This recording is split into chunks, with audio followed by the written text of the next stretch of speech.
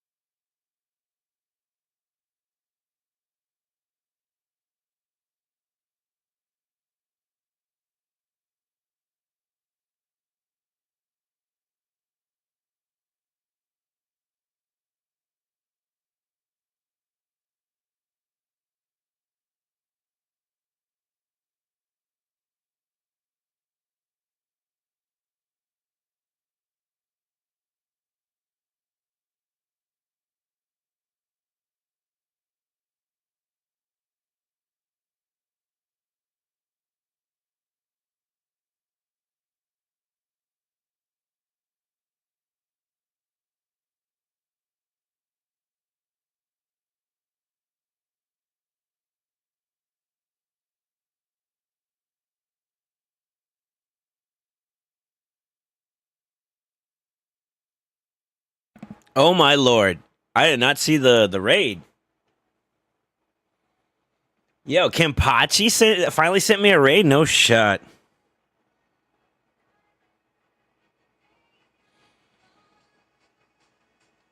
I feel so bad. I was over here making some coffee real quick.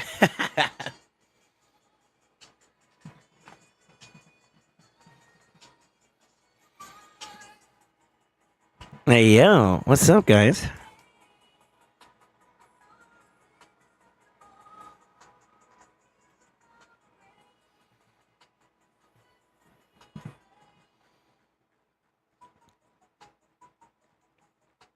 I blame Kenpachi, bro. He didn't give me a heads up. I didn't know we were gonna have some dedicated sexy time, you know? Hold up. Yo, my coffee's still not even ready, by the way, which feels bad moment. I was too busy for like the first couple minutes of the like trying to get the stream up and running. I don't know what it is lately, but like, you know how we had like network problems yesterday? Like some of my stuff wasn't connecting as a byproduct of that stuff, and it's just like, all right, bro, like just let things work, you know? So I ended up getting that up and running, thank the Lord, but you know how it is.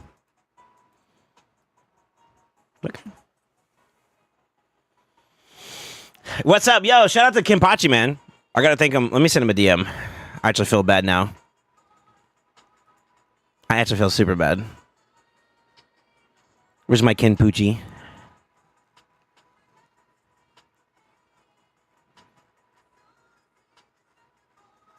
There he is. Yo, man. Thank you for the raid. Smile. You guys show your gratitude. You know what I mean?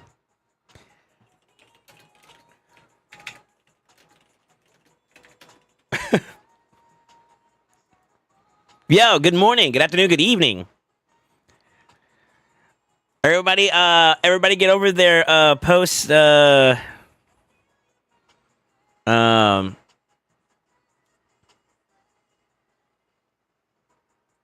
get over there, post, Fyna depression.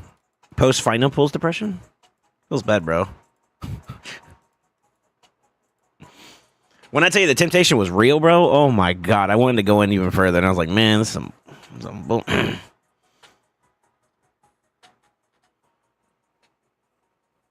Can't wait for his Hard Wars faction reaction. Faction reaction? Yeah, we'll do that in a little bit. So when are you and Kenpachi doing a bathtub stream? Soon, TM. Kidding, I'm kidding.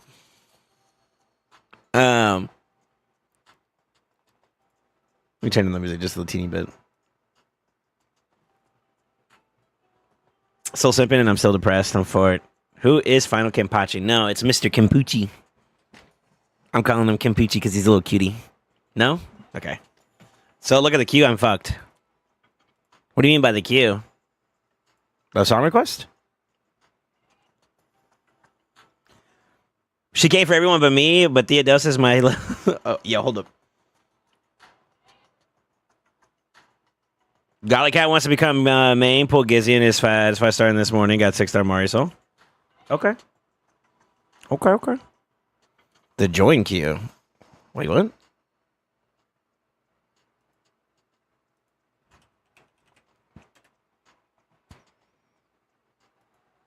Gotta log into this too now, dang.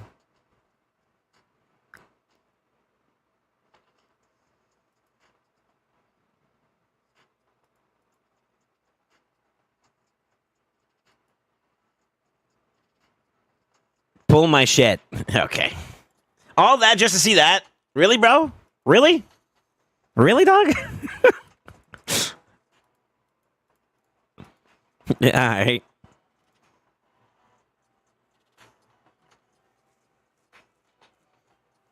I don't know if you guys know, but my title is alluding to something.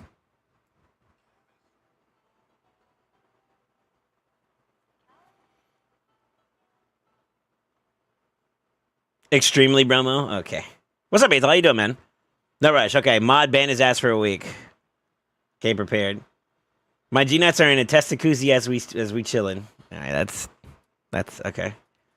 Really good rewards for Summon Rush. Yeah, let me look at it real quick. 6-star Speed Glyph is not bad. Mortal Soul Stones. Okay. Energy. Holy legendary books. But see, here's the thing though. Like, how many? Like, it takes way too many shards to get to like 10,000. I do need mythical books like a mofo. Like, it's bad. It's so bad. Yo, stop showing me packs. I don't need this negativity in my life. Thank you, Plarium. Doing good, man. How about you? I'm doing all right. I'm not fully live yet, boys. Like, I'm here. I'm present. I'm loving you guys. You know how it is. But I will be taking a quick 5 minutes to go get my coffee in a second. I gotta make it, so, creamer and all that crap. It probably don't take that long. I probably just need, like, a quick minute to go get it and then real fast.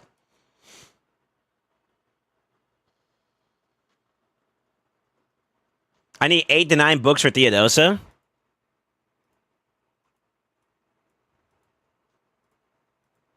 One, 2, 3, 4, 5, 6, 7, 8, 9, 10. Dang. She takes 10 books. Poverty OP. All right, let's see what we got for Clan Boss. I gotta get my Chimera stuff too. Yeah, what's up, Hack Tech? How you doing, man? Just put Warlord and have a 3-star blessing. How should I build them / bless them? I guess it kind of depends a little bit, but Stone Skin for sure, if I had to take a guess, because like you could, depending on your matchup, you'll end up getting some counterattacks and whatnot from the lockout, and it'll be good to be prepared to survive that. Like Taurus, when you lock out Mariska and Taurus, right? Then from there, I don't know. That's where it gets a little open ended. I would almost argue that like Supersonic would probably be the play for him, because like you can cut in on people and cut them off, with the lockout. I'd probably go Supersonic. Stone Skin Supersonic would probably be a good idea, or just Stone Skin and whatever the fastest speed build you can do on him is. Decent accuracy, you gotta land the lockout too, right? So yeah, that's what I would do. Creamer. Blessing wise, that's kind of a little bit more open ended, to be honest with you. You go temp chains. You gotta just watch out for counterattacks if you start going to the higher inside of the blessing. I don't know. What's another good blessing for him? Maybe Life Harvest? I don't know.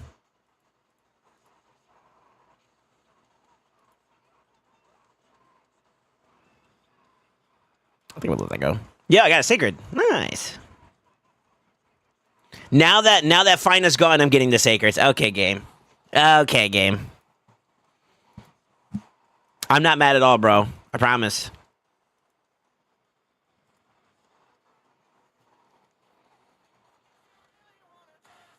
Coffee and then cream? Cream in? No, I gotta put the coffee inside the cup and then the cream inside the cup and then the sugar inside the cup and then stir the cup and then drink the cup.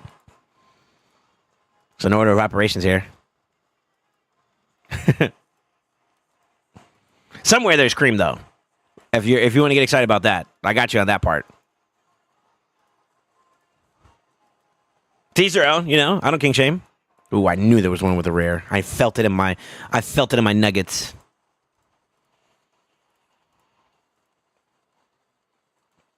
Hey, wrong one.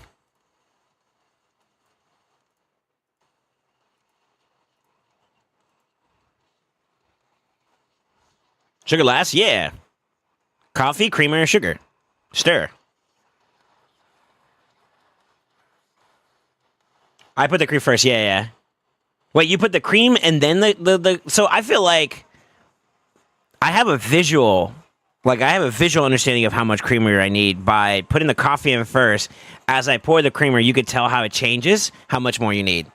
Because the color, the more lighter the color, that means the more creamer you have. The lesser the color, like you kind of tell a little bit, no? So you guys put your creamer in first? That's interesting. Do you have like a number already, like you have in mind? Like, okay, the cup has to be about this full, especially if you have like a cup you commonly use. Oh, the creamer needs to be about here. I didn't try it that way. I could try it that way, but I normally do coffee, creamer, then sugar. Sugar, then coffee to melt the sugar. Add creamer after while stir. I feel like Since my coffee is fresh, it doesn't matter if I do it before or after the creamer. It's going to get dissolved pretty well. That's not a problem. Color change from cream for perfect ratio all day. Okay, so you do cream after you pour your coffee. Yeah, okay, so we're on the same page there. I do coffee, then creamer. Yeah. I know just by looking at it, coffee first. See, yeah, Gopher might be the only one here. That's actually, I mean, I wasn't expecting you to say that, to be honest with you. Interesting. Interesting. All right, let's see what we got. Do we got a banger?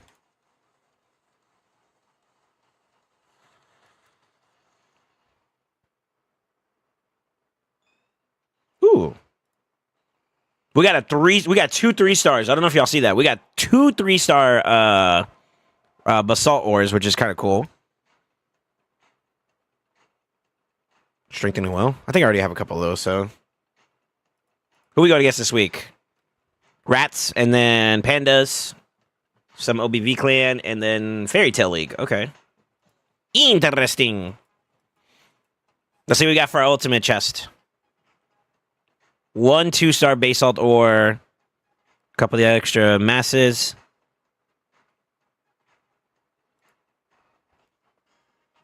And a dungeon delver. I got like a lot of these. I think I'm good on circular legendary gemstones now. I'll show you guys real quick. Let me show y'all what I got.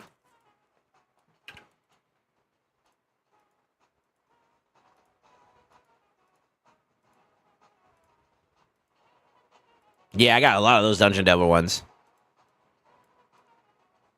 Dun, dun, dun, dun, dun, dun. Yeah, I had one of these already too.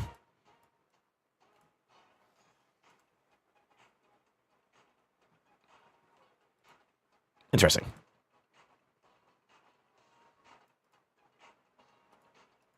I'm for it. I don't think there's any other ones that are like just as prevalent, right? Let me see. I got a couple Puppet Masters. I got a couple Explosive Powers. Definitely got Dungeon Delvers. Uncontrollable. I think I got a couple Uncontrollables and Puppet Masters, but not like as much as I have Dungeon Delvers. So would like a little bit more up here. But honestly, I want the freaking Boss Slayer, man. Boss Slayer, Bolster Defense, and stuff like that. The mythic ones. It'd be nice to get those. Which means we gotta keep winning. I think the class chess. Yeah, mythical's there.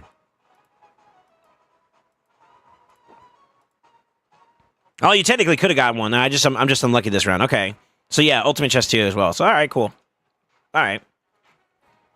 Okay. How the fuck do you know how much cream if you can't see the color of the code after you add the cream? That's what I'll say. It's different. What is this? Don't you have machines for this? I just one button get it all done. Huh?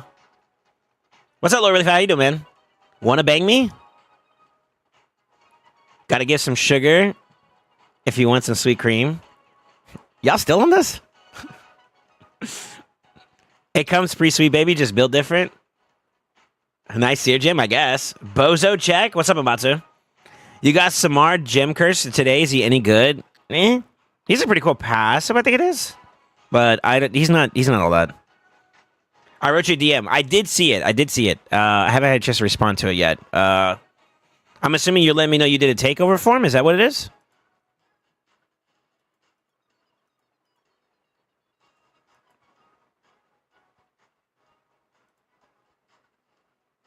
No,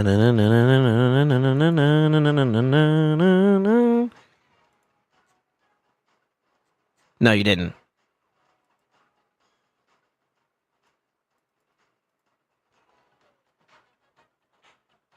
Are you like? So I saw you asking about stuff that's related to Marius, right?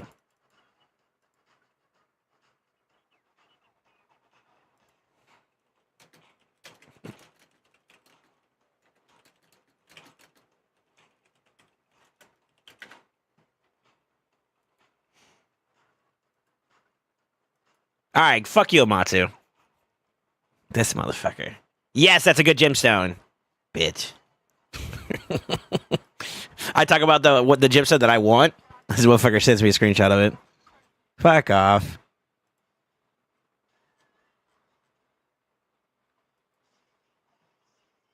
That's why your mushrooms are small and your garden's overgrown. Yo, hold up. I miss that Ed and Eddie, man. Go for it.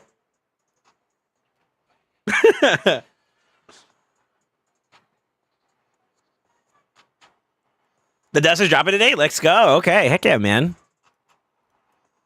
That's a good sign.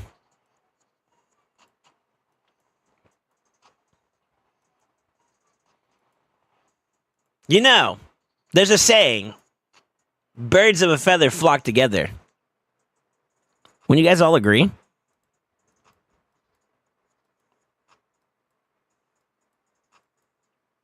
What are the ones that eat like dead stuff, like corpses and crap?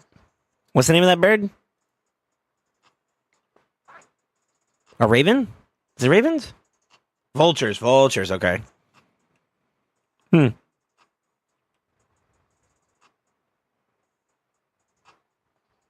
Hmm.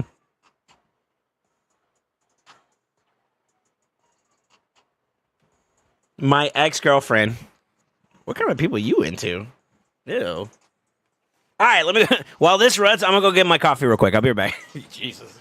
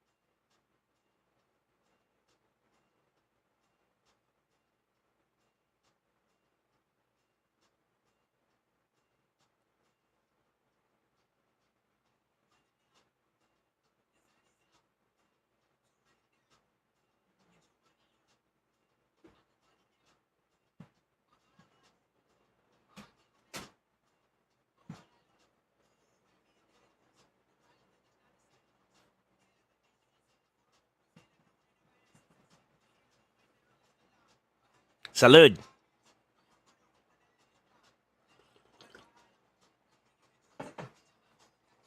Oh yeah.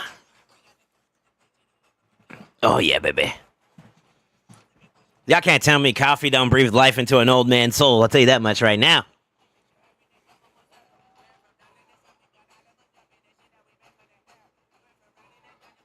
When I met Queen Copian and life has been good, this man already talking about his ex-girlfriend and shit. Like, yo, she's someone that eats dead meat.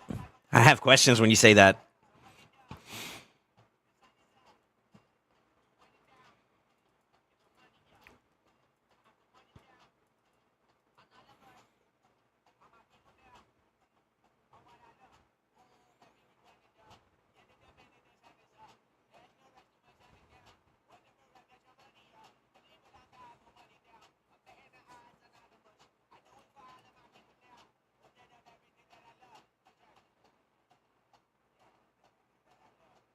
We should be able to clear this out, right? This is like a slow as hell team. I don't even know if this team has like any gear on them. I think they got like leftover shit. Yeah, but it gets done. Let's go. There's a nice little stall tactic. I need you guys to watch something while I you know. You know?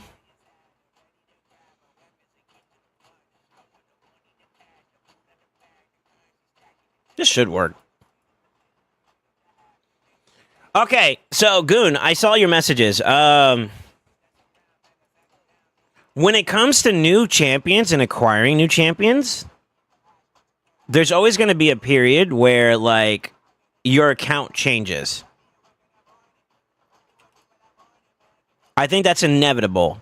As you get new champions, especially ones that are relevant and very prominent, you're going to be exposed to the reality that you may need to consider. You need to consider being willing to take pieces from other champions to prioritize it better on a champion that is new.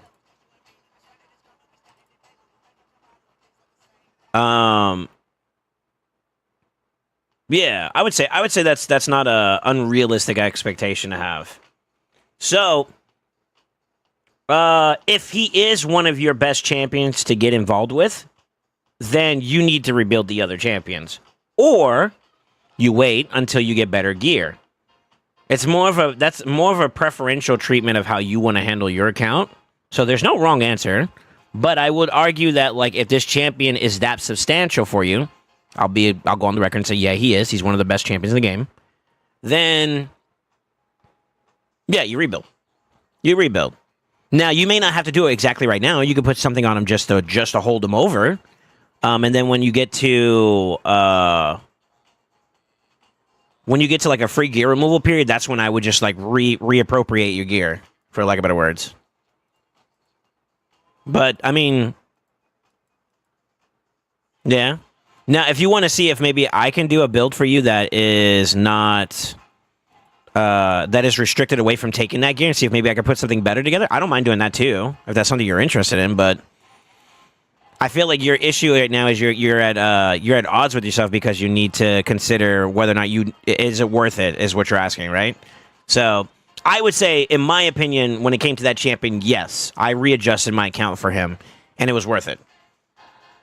So hopefully that's that gives you some clarity, I guess. I hope that's what you were asking. But I would argue that, yeah, you probably want to consider maybe making the account, tailoring the account around him a little bit more because of the fact that he's such a good champion. Your call, though. I mean, if you want me to do a takeover for you, you just let me know.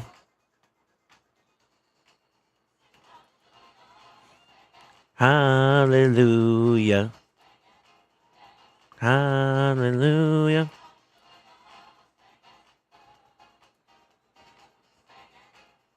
I forgot how good this song was.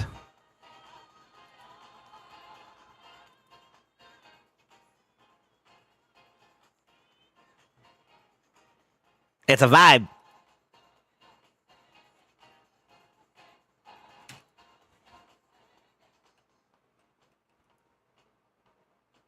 Oh, let him groovy.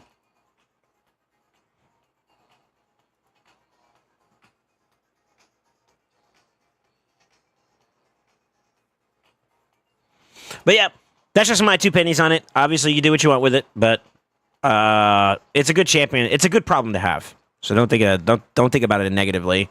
I think as you get new champions too, you're also exposed to the reality where it's going to be like you also need to build quality builds. In order to get those quality builds, you either need more quantity of quality pieces, or you need to sacrifice somebody else that's not worth holding on to anymore. And that's the truth. There is a shelf life for certain champions, whereas like others have more longevity, and that's just simply because of the fact that your account's growing. That's basically what it is. In the summer, your account's growing. Yeah, actually. Oh, ton of Boogie Boys.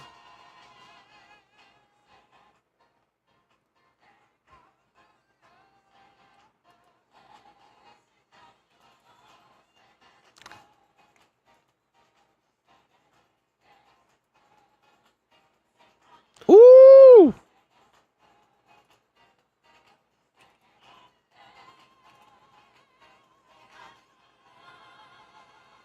All right, let me see. Fuck, man, thanks for listening to his TED Talk, boys. Yep. Here for you, baby.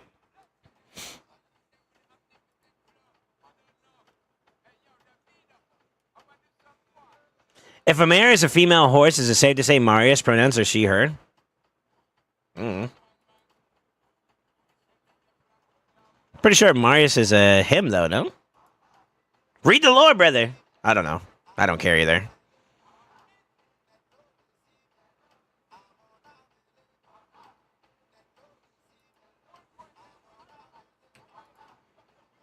This is going to be the most improper thing to say, but, like, Marius is the GOAT.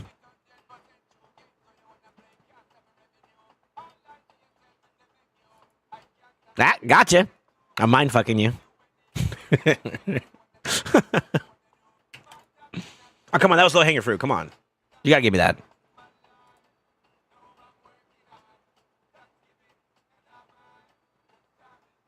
The flat HP kind of mid.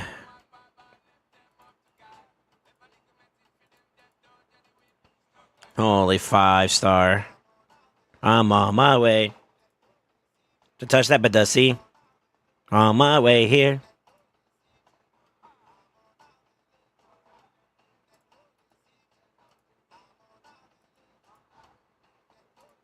Damn, unlucky. I don't even know if I want to keep that weapon either, to be honest with you.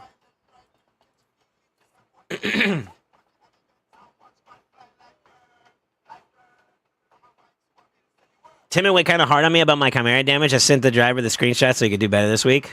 That's crazy. Marius is a horse, not a goat. You cantaloupe. First off, why you calling me names? So acronyms aren't a thing? He is a cat. What? Apparently we're trying to drive damage. I don't get it because I thought we were trying to better our accounts with relics, not win the right thing.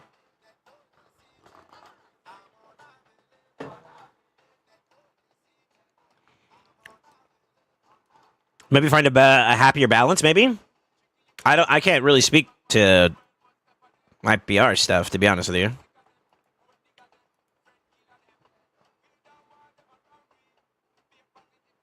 Yeah, the only thing I can think of is maybe you're too focused on trials and the damage output's gonna low. Even I feel like that for myself, to be honest with you. Like, I get good trials. That's not a problem. But I do want to improve my damage so that we can also contribute pretty well towards the clash points, because clash points are they're relevant too. It's tough because, like, you got to find a balance, right? That's really what it is at the end of the day, is like finding the right balance. And, you know, you'll have moments where, like, all right, it's hitting or it's not hitting, and you got to find, like, okay, how do I fix this and clean this up just a teeny bit, you know? All right, we're free to play. That's cool. Fuck two. Dead? Alive?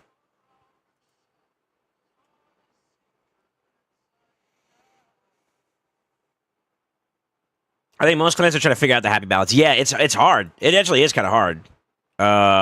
If you don't have, like, the most luxury of items and stuff, you know? Obviously. I should just increase my whatchamacallit. That's all right.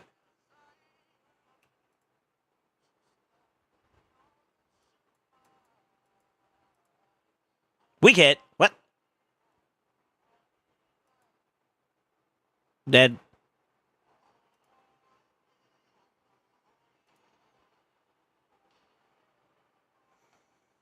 He was 18 at 30, so I wasn't low end. I was in the middle, but I got a shitload of red crafting materials. No, I hear you. I hear you. Yeah, it's a weird one. It's a weird one because, like, you're trying to find the answer, and I don't necessarily blame you per se. I guess maybe the best thing to do or to consider doing would be to, like, you need to have a conversation, obviously, but, like, identify what is the how do you say it?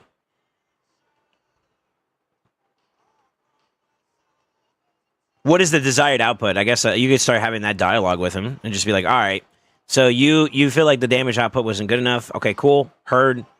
What would be acceptable according to you? Because, you know, obviously I'm assuming you want to stay in the clan and all that good stuff, so I'm about to lose this just because I fucked up. God dang nabbit.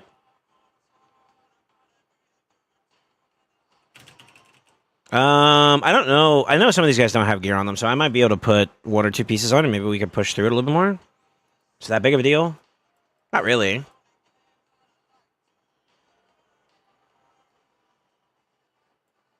I could skip it for now and come back to it. We could do it this way.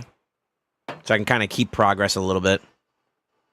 Yeah, we can do it this way. I'll just come back to it whenever... Because I think we got to use that same team in another difficulty. We're fine. That is so loud. Damn, Archer.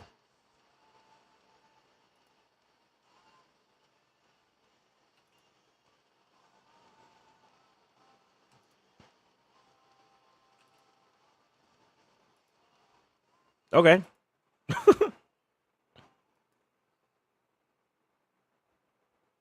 I think we can hold it.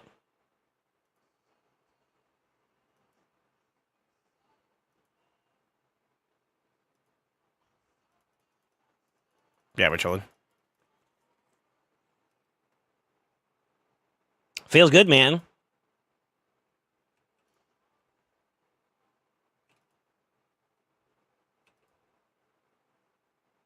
All right.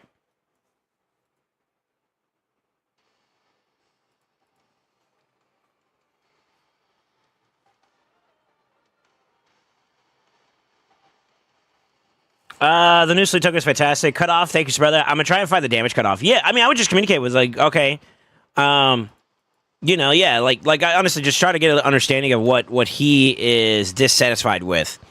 You can show him your results, like, hey, I got like a crap ton of like mythical ore, which was healthy for my account.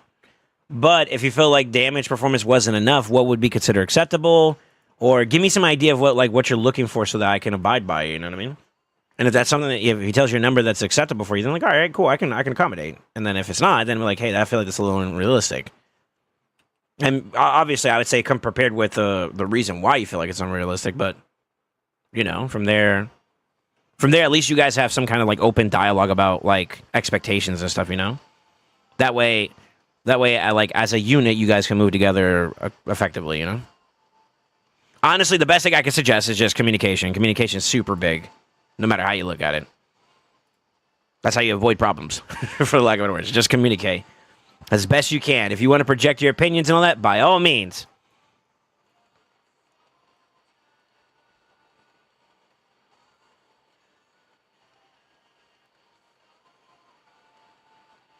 I don't think she's got enough gear on her. I might have to swap some stuff. Let's see.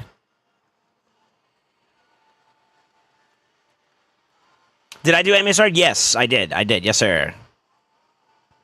Yes'm.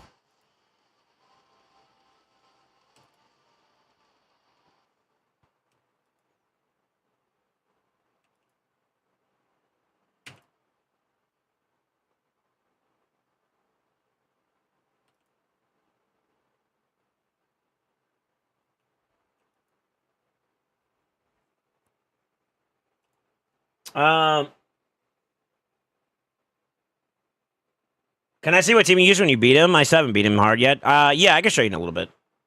Also, since I was 18th, what about the 12 people under me? I feel like that's deflection, you know what I mean? I wouldn't do that. I wouldn't do that. I feel like you'd end up creating like a hostile conversation. Like that's, to me, that's just you be like, all right, why are you bitching at me? Look at these guys, you know what I mean? It's like, it's deflection in a sense, and I feel like that's not healthy. I wouldn't do that. Frustration is understood, you know. Don't take it the wrong way, but I definitely feel like yeah, that's just stirring the pot. I don't think that's healthy. But if you feel like you're being targeted, you can also voice your opinion on that too. I think that'd be wise too, though. So, tomato, I guess. Oh my God, it's SoulSaint. Always, baby. What's up, Zero Bro? I'ma own it. I don't feel too attacked because I pay for my Chimera. Yeah, no worries. But I do think conversation need to be had, though. If you want my opinion. How you been, Zero Brew? You've been neglecting me. It's your fault.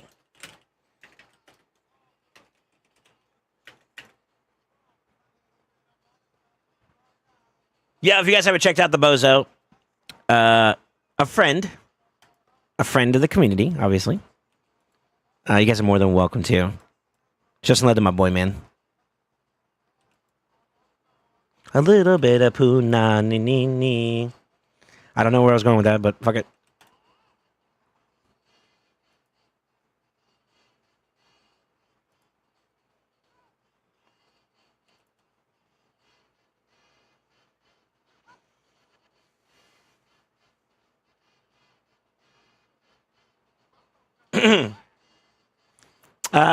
So if it wasn't done to the standard, it's really my driver's fault.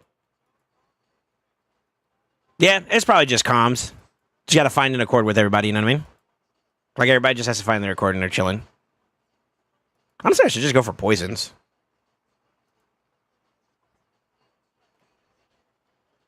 So I walk, I ain't ready to drive. Is anyone pulling today? That's a great question. I don't know. Actually. I don't know.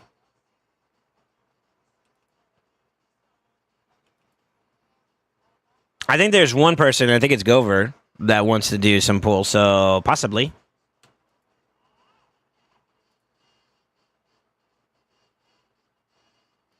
Just some more poisons.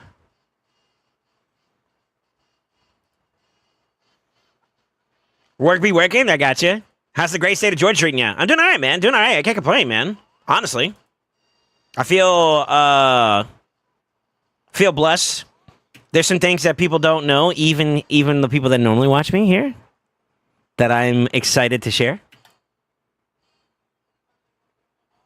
So I'm excited to see how that plays out for everybody when we get around to it, you know?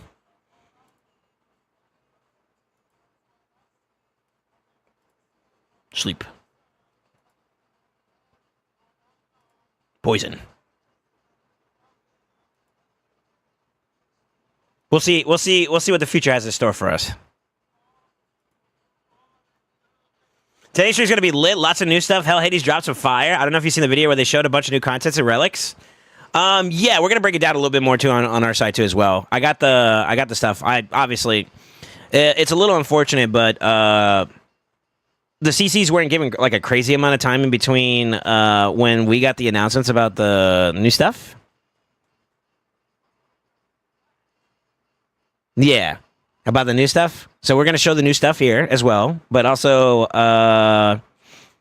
we'll break it down even more because I even have the highlights too as well.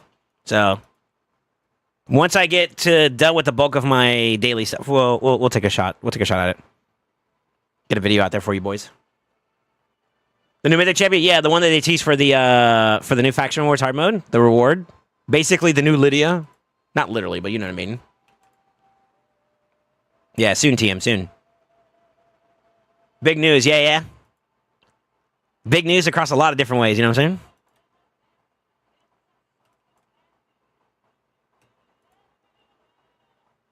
Honestly, I'm a little worried because, like, we got a little bit more to do here, and I haven't been able to get my debuffs situated properly. Sleep. Fuck. Oy.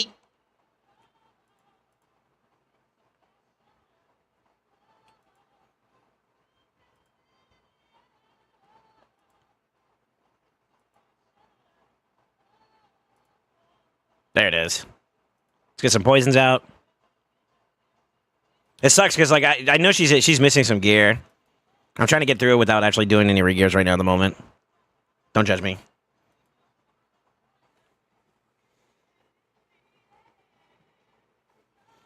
Video out there for us? Yeah, we're going to work on it. We'll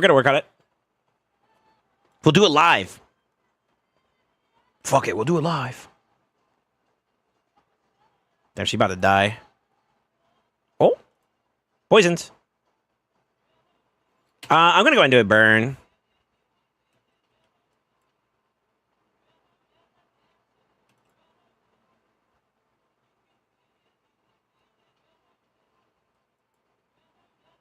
I think we shoot our shot for the finish here. Let's go. There we go. Nice hit.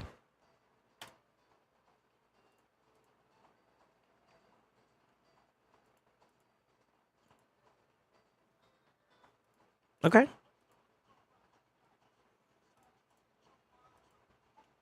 Dark Elves. I think I actually hold on to this piece, see if I can flip it. We can hold that one too. All right, there we go. All right, so we're in Soul Cross for this rotation already. Who was it that was asking me about my team for Sin City? It is obviously very free to play. MVP is Morgan. She's there for heal reduction. Honestly, the rest is just there to either damage. It's really there to damage, honestly. And you know that like they don't get slept whenever he flips them, you know, and stuff. So they just kind of do their support rolls or their damage rolls, and they kind of just keep it going.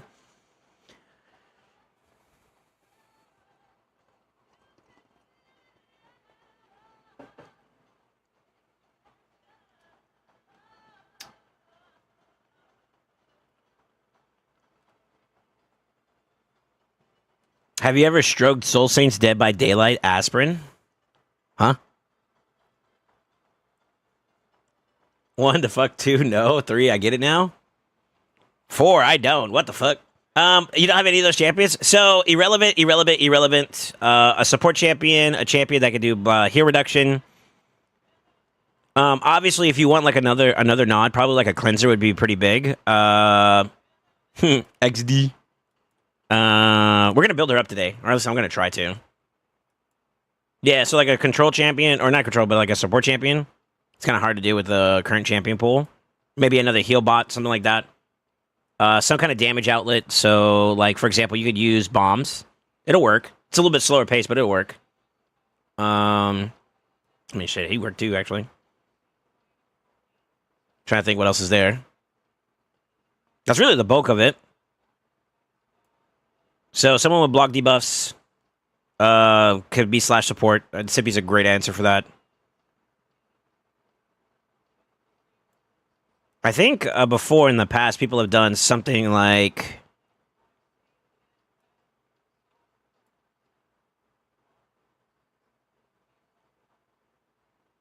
I'm trying to figure it out. Hold on.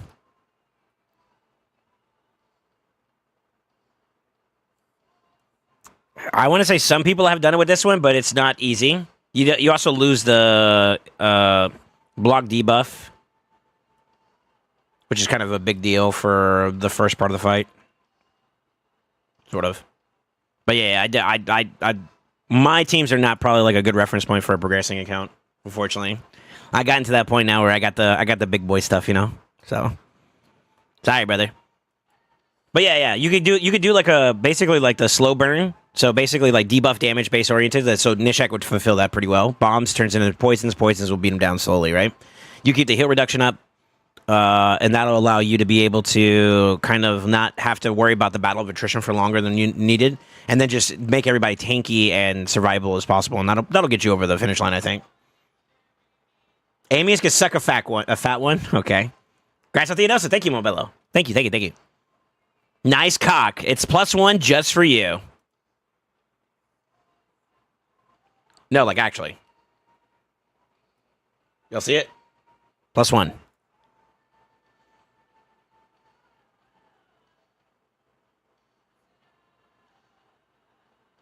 Four, I don't, Lameo. Arbeus, Mashalid, Ugo. Yeah, they would work. Those are all great champions to kind of help you get along. I mean, Mashalid could be like your damage dealer as well as like... So Leech is actually... Here's something that's kind of cool about Leech, in particular for Arbeus' fight. I don't know if I have a champion that I could do it with real quickly. Let me see if I can... I think she doesn't have gear on, though. So, if you want a really, really quick... this is like 5 minutes or less on how to do it. This right here is his big heal. This is one of the ones you want to have the heal reduction up. This is the one that flips any debuffs. You don't typically want to go too debuff heavy on him until this is on cooldown. So the way you do it is you bait it out with debuffs. You need at least 3+ to bait this out. If you have like burns and poisons, he'll do the flip thinking that he has debuffs to flip into positive buffs for himself, but poisons don't have a flippable alternative. Same thing with HP burns and same thing with Leech. Decrease accuracy will turn into increase accuracy. Block buffs will turn into block debuffs. You know, like you have to watch out for those that do have a reflective positive buff associated to it, right? So, if you're wanting to survive a little bit more, you could technically do it that way. I don't know if memory serves me correctly, but I believe heal reduction gets changed over to like a continuous heal. So you don't want to place that just yet. But the way you would want to do it is you want to control the fight to to get enough buffs to bait this out, then debuff the shit out of him, while also landing the heal reduction after the fact. Also, since he does the stun, which is irresistible, I believe, you need block debuff up. And that's where that part so you can still get to your next turn after that to really control the fight. And then from there, he's going to flip. You keep those debuffs active during that period, and then let it fall off towards the tail end when he's about to flip back. The way you'll know is the Archon's Ascendance, which is basically his Eclipse Shades. If he has Eclipse on and you kill him, he comes back. TLDR. Block Revive does work here, just so you're aware. But in the aspect of like available champions and restrictions, you may not always have an answer towards that. And then the second part of the fight is basically the inverse of this, where he's taking your buffs, turning them into bad buffs, and then, of course, all that other good stuff. So basically what you want to do is go into the second wave with minimal buffs, cleanse, that's where Cleanser will come into play, and then just tank it. Tank and spank it at that point, really. And that's where, like, once you got past this yellow buff right here, this yellow ability, his A3, if you want to call it that, decrease attack is really big at that point. And then from there, you just rock out. With my team, though, and what I had, just to show you context, Gizmac and Mythicals, they don't get stunned whenever he does like the big those big abilities. They just get flipped. So you just play with that in mind, and that's where Mythicals are kind of busted. So like during that period where we get flipped and he's in his second form, basically my Seek Friend becomes like a cleanser in a sense, because his A2 cleanses and puts block debuff up, and we're back at play. Also, he heals. And then at that point, my Gizmac goes offensive, and he's big damage. Cock just does cock things. He's just kind of been there, and there really is no point for him being in there. And then Morgan, a little underrated. I did a video on her showcasing, I think it was Scarab? Scarab? Nether Spider, where heal reduction, you know, like if you didn't have a Geomancer, this is many, many moons ago, but she has a 100% chance to do it. It's on a pass, so she just got to get her turn. So as long as you got the accuracy and you get to her turn, she'll always put it on the enemy with the lowest HP, and most boss fights, they're by themselves, so you basically just, you know, you put it on that one target, and that's it. And he can't cleanse it, so you don't have to worry about whether or not he places it before that yellow buff or not, and that's kind of where she's a little bit of an MVP. But she's replaceable. You could put Mashalit, I think he does heal reduction. That's fine. He's also a little bit of a sustain champion, too, so that's good. The leech, increased speed, crit damage, all that, that's all good. Mashalit's fine. You just got to be aware that, like, one of the worst things you can have in Amius is you don't want to die. Dying is a very bad thing in this game when it comes to this boss in particular, because he capitalizes on top of it. And you don't want to lose control of the fight. So champions like Mashalit are a little bit squishy. You could technically build them with a little bit of like sustained tankiness and whatnot, just to kind of make it through the fight. That's fine. But just be aware of that. But yeah, that's TLDR. I know it sounds like easier said than done, but yeah. Dude, those are nice. Thank you, sir. Thank you. Of course, the cock is missing gear. Yeah, that's on purpose, though. I prefer my cock unprotected when going into battle. It does. Sleep token, Exelda, yeah. Thanks, I'll try to remember it. No problem. She's MVP with a protect debuff. Yeah. Morgan goated, same rotation for normal and hard, too. I don't know if she's in the normal team. I actually didn't look. I'm assuming so. More often than not, the normal is basically the less restrictive, same restrictions, though. Yeah, so I could probably run something very comparable. As you can obviously see, could literally run the exact same team. I might actually make a play. I want to build up the Adosa today, if I can.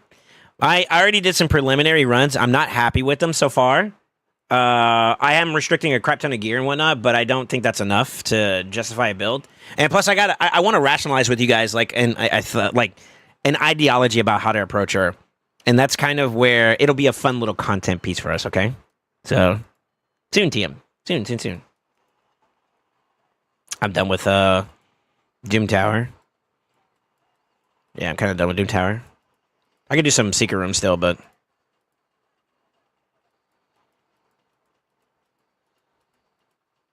I do need to do some secret rooms. I'm actually pretty close to the next champion, I think. I don't know. Let's see if it works. She's the MVP with the Protect debuff. Yeah, it is really nice. It's really, really nice. Not mandatory, but a nice little quality of life. Amrius, him? Okay. Eh.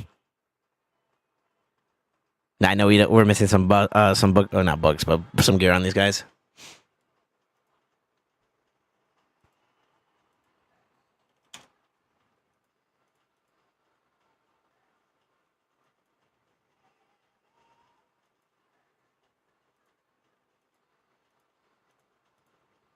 I'm gonna do an optimize for her again. I did not like the way that build looked though. I left it to run overnight though, because I was like falling asleep. My best time that I do like builds and whatnot is normally like just before I go to bed, which is kind of weird. Like 3, 4 o'clock in the morning. Don't ask. My schedule's different, all right? And yeah, I end up doing my best tinkering. I don't know why, but some of my best tinkering happens during that period, and yeah, I normally get some really cool shit done during that period, but last night I couldn't like sauce it up as much as I wanted to.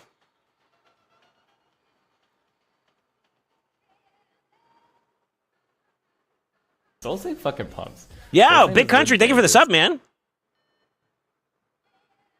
Prime for 17 months. Also, I didn't do this properly. Goon, are you here? I went to go make my coffee when I saw you sub. I did the O face, but yo, both of you guys, welcome back to the Brotherhood. Welcome back to the family. Welcome back to tonight's. We don't forget, or at least not intentionally. 12 months for Goon. He hit that solid 1 year, and then Country with the 17 months. That's crazy. Big boys, big boys. The Gooning hour is why. Huh? Wait, is 3 o'clock in the morning considered the Gooning hour? That's crazy. That's a crazy statement. What the fuck?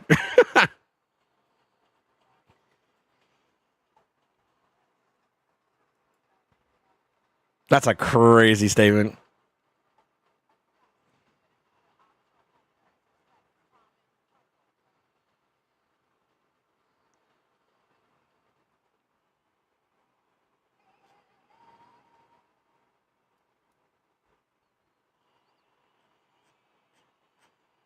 It's only 8 p.m., fucker.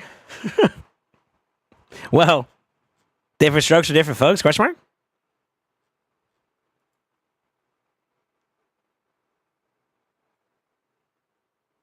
Yeah, it's actually pretty good that this team is actually doing pretty good. If my stream looks a little choppy right now, I'm actually doing an optimize. I forgot to disable the whole brute force mode, or burst mode, whatever you call it. Hopefully I can get a decent build, though. I want to see what I can do for her. I don't know exactly how I want to build her, though, because like I have some qualms with like the approach. It's like I either have to choose one or the other, and I can't choose both, which is kind of frustrating. In summary words.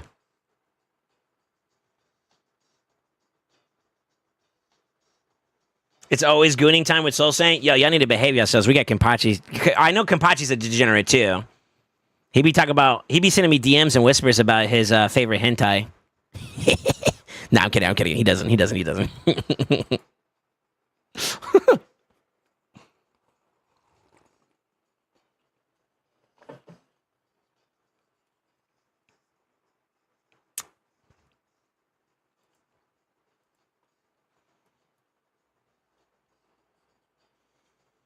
Kenpachi has AI doing stuffies. I saw some of it. I didn't watch all of it.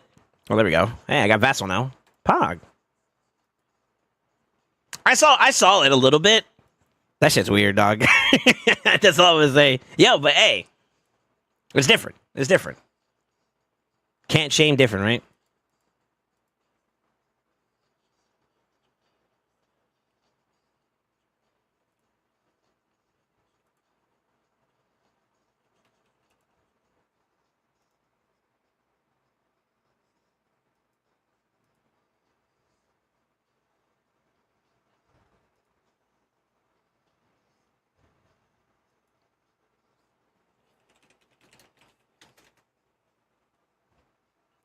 Oh, wait, this is a video.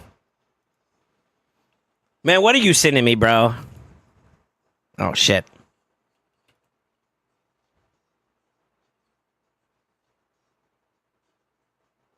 Uh-oh.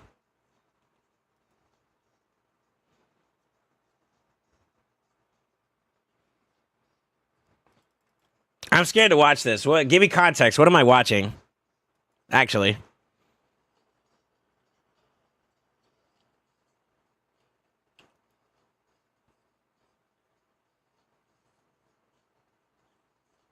All right, I'll come back to that one. They got sniped by a Trenda cheese. Oh boy. Basically said, "Oh, this is just like a Kraken using the best gear possible." Oh my god, someone just nuked us. Oh. No.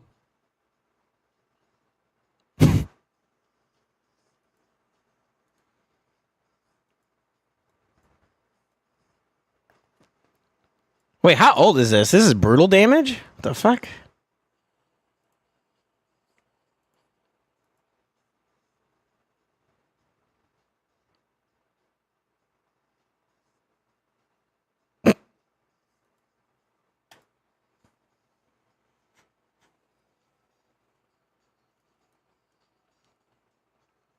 All right.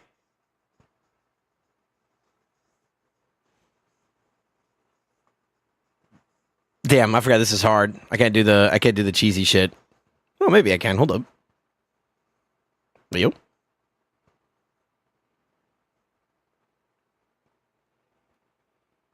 No, I can't. I lied.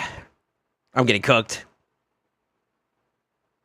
All right, let's try doing 2 champions instead of 1. Definitely him. Maybe him? Question mark? Let's see how this looks. I'm trying to be like as minimalist as possible. It's not working, obviously. Did?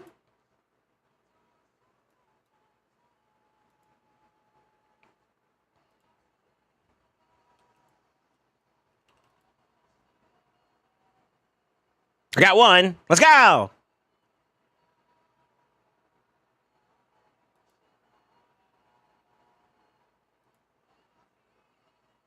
Yeah, doesn't matter.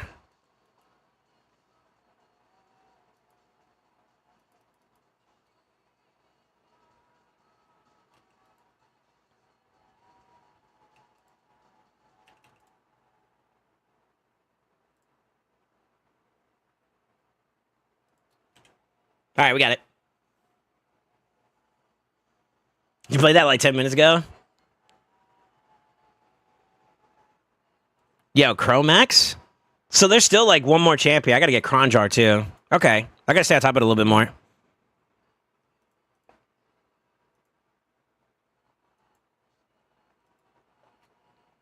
This might be a good time to segue, by the way. I keep getting messages about the new stuff, so maybe we jump into it sooner rather than later.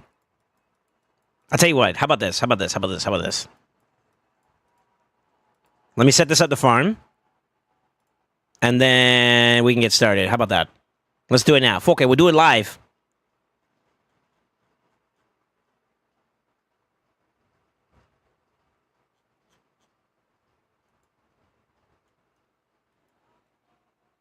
Holy moly, did I bring the whole thing? Let's bring just that one. There we go. Alright, so I saw that there's a new update preview. I'm not exactly sure what's in it outside of the fact that they're kind of highlighting Faction Wars mode coming out soon, TM. So soon, meaning sooner rather than later, finally. It's been a minute since they announced it, so it's kind of nice to see that we're getting progress Hey this way. everyone, it's time for another update preview video. And this Yo, time announcer man, you're we're loud. covering Faction Wars' new hard difficulty.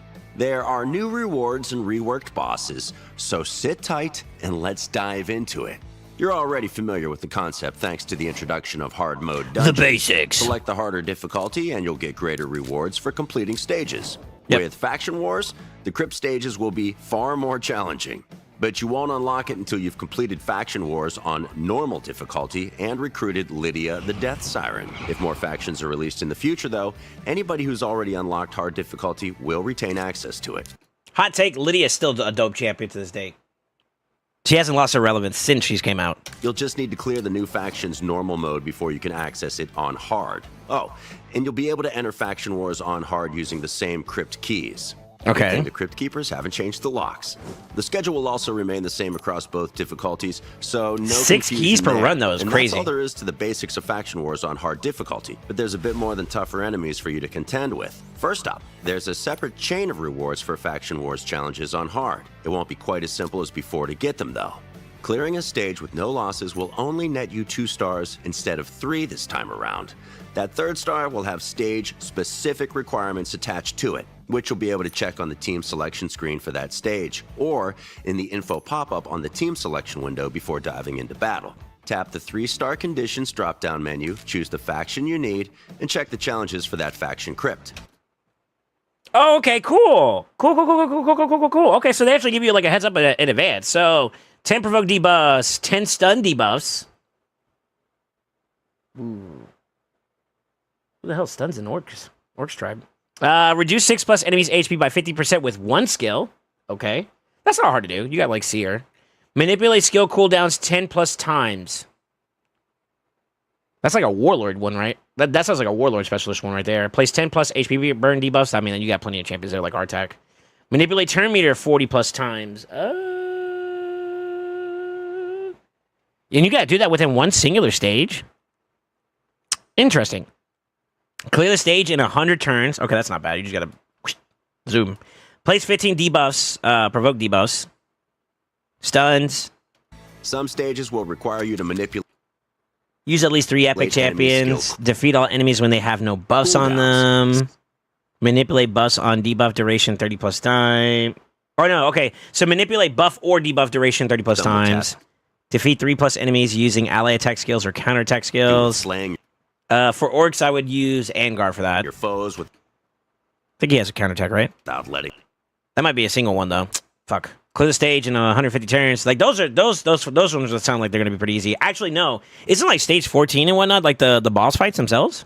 Them heal. Perhaps you'll need to land killing blows when your enemies have no buffs. The challenges are tough, Don't let your enemies use any active skills. It's nuts. but we've chosen them carefully to suit each faction's roster of champions. Conquering these challenges will be worth it, though.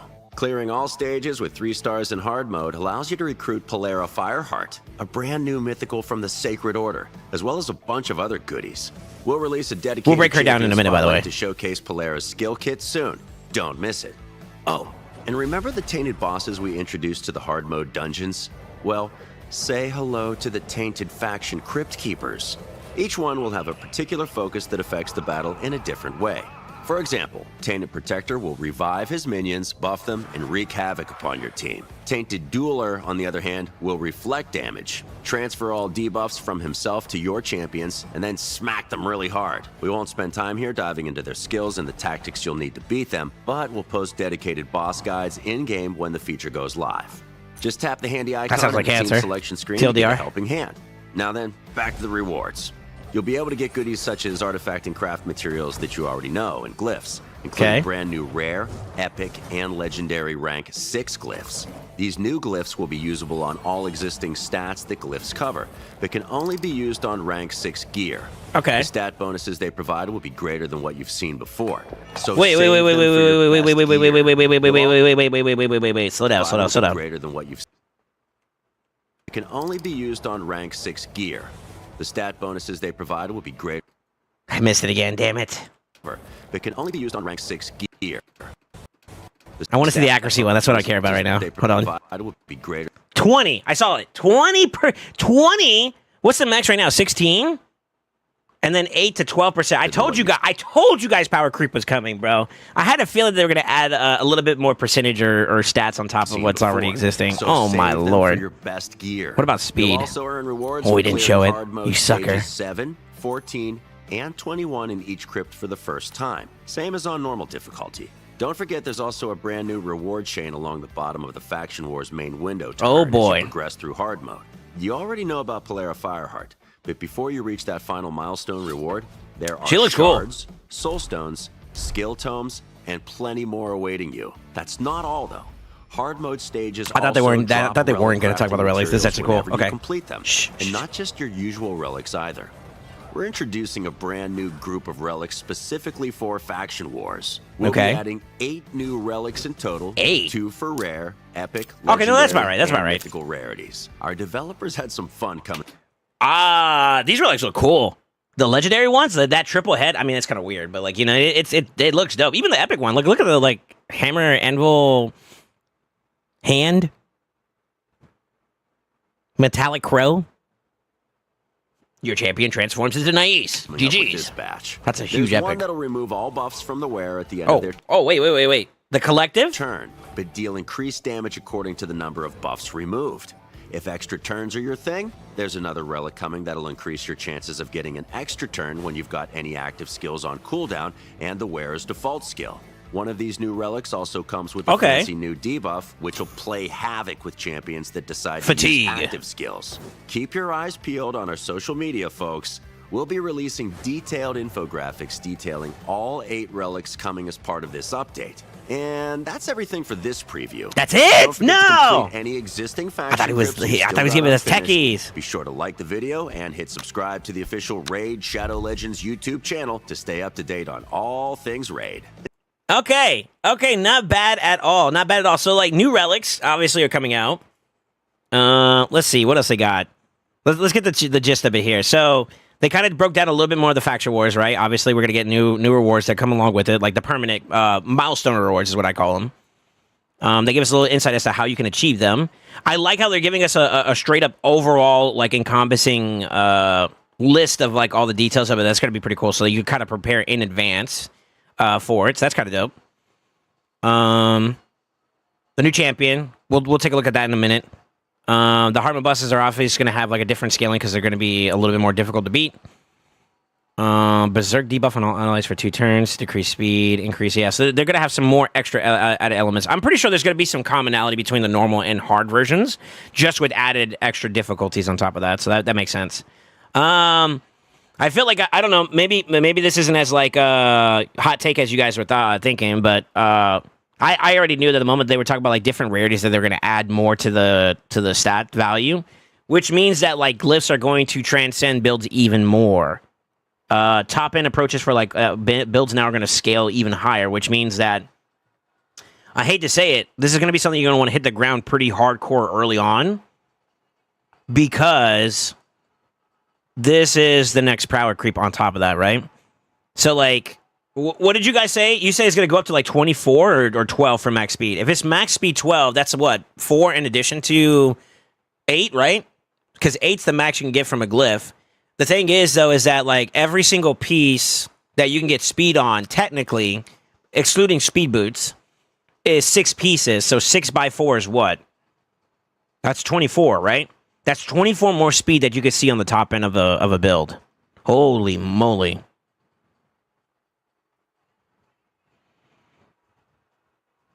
Dang. Dang. Dang.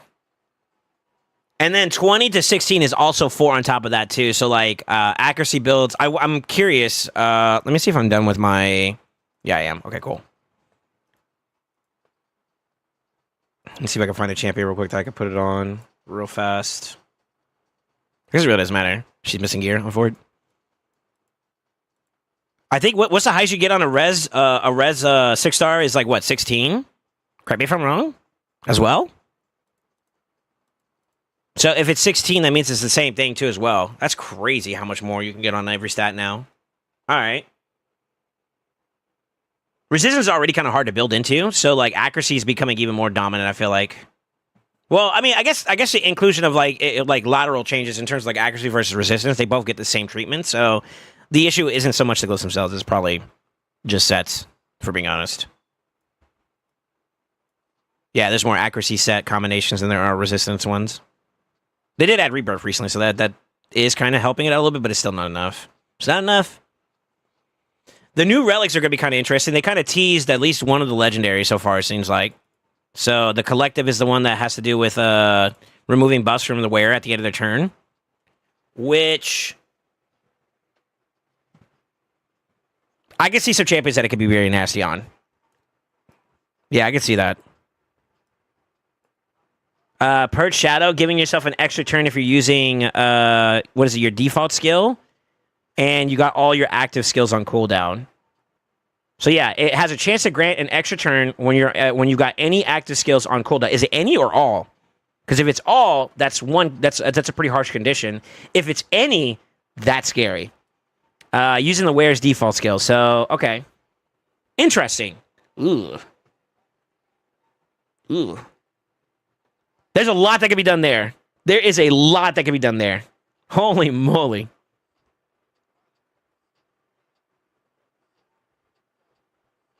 They differ faction to faction personally. Yeah. I think when we were looking at the conditions and whatnot, each one's going to come with its own set list that's kind of tailored towards the faction itself. I agree with that. Yeah. But I like the fact that they're giving us the full list for every faction. So, like, you could be dealing with Bannerlords today, but you can also technically get, like, an idea of what Demon Spawn is. You don't have to wait for it to open up to kind of start knowing, you know what I mean? That's a W. That's a nice little quality of life thing so that, like, as a player that's trying to be, like, super competitive and try to get the ball going early, I could just start preparing in advance so that when Demon Spawn does open up, I'm ready. You know, that's kind of what I was alluding to when I said this. That's just a nice little quality of life thing. That's all that is. That's literally it. Now,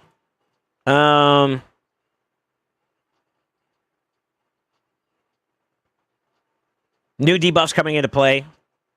I don't think this is going to be like overly oppressive, but I do think that it does change some of the playstyles that you would do, particularly with like PvP. So I think fatigue is going to be a very interesting one. I know a little bit more about it than what this video is alluding to, but I can't talk about that just yet. So we'll see if they can give us a better rundown when the time comes. As a whole, that's not bad. Okay, so we got a new scaling factor to consider when we're talking about builds now for like top end stats. 24 is a lot. I mean, if you think about it, that's like a whole relic's worth, no? Like the top end relics. Yeah, 24. Am I in the way? It's kind of hard to show, but like 24 for like Hollowed Hilt or Chrysalis, which are some of the more desired ones for the speed purposes, they cap out. They cap out at 24. So just gems alone or like glyphs alone with the new system, you can get a whole relic's worth, which means that 500 plus is now easily on the table. Holy moly. That's your speed. I guess resistance builds could definitely easily be in the thousands, which is also the same thing for accuracy, even easier. They showed a percentage for the stats there too as well. Jungle sent me something, and we'll see if this is accurate too as well. I'm gonna pull it up. Yeah, shout out to the community. We're banding together over here.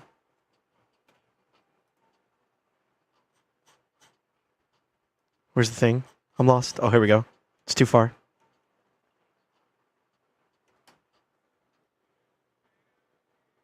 Okay, there you go. You can kind of see it there. Okay, cool. So, we saw 12. We saw 24. So this is what? HP percent, attack percent, defense percent, and then their flat values. Speed, resistance, accuracy.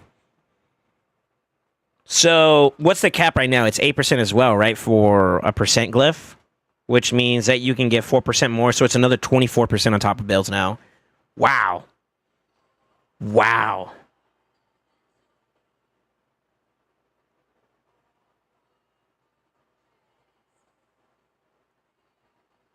Yo, shout out to Jungle. Thank you, Jungle. Flat stat values. Does anybody know? I think it caps at like, what, 40 or something? Let me see. I don't know if I have a 6-star. Yeah, I do. Okay. Yeah, it caps out at 40. Which now is 20 more flat stat on top of that. What about HP flat? I want to say that's, what, 750? I don't have it, unfortunately.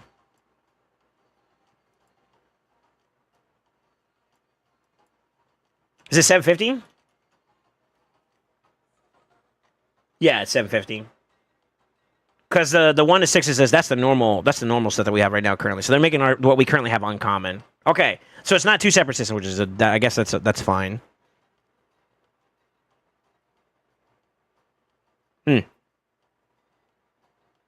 What's the difference of that?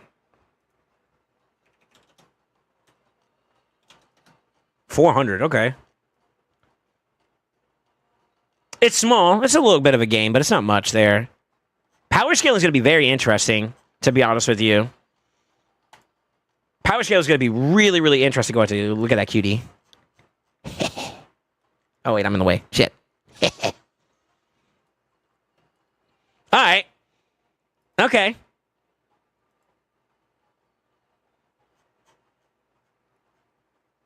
Interesting. What do y'all think? Y'all think that's going to be y'all think, are y'all excited for Faction War Heart still? Or are y'all like, kind of like, oh man, really? Like, what's the sentiment right now for you boys? How do y'all feel about it? I feel like it's exciting because there's going to be new content to deal with, obviously. But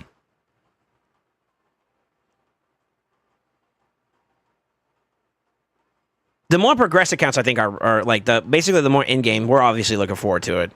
I don't think anybody's like, oh no, I'm not excited for this at all. It's more like, it's going to be pretty cool. I think progressing accounts, man, it's going to feel weird, especially if you haven't already finished off the normal mode. It's going to be kind of tough. It's going to be kind of tough for early accounts. That's the part that kind of just sucks a little bit, because like no matter how you toss and turn it, they're not going to be ready for this.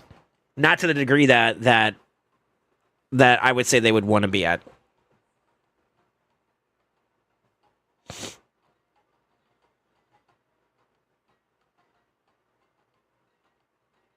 Wouldn't you be able to get 28% more on top since you get like defense percent on 7-piece rings and stuff like that? You know what? You're kind of right. I took into consideration, my number was like what? 4 by 6 is what I did. Whereas it's 4% times 8 for the percentages. So it's way more, actually. Yeah, you're right. Kind of.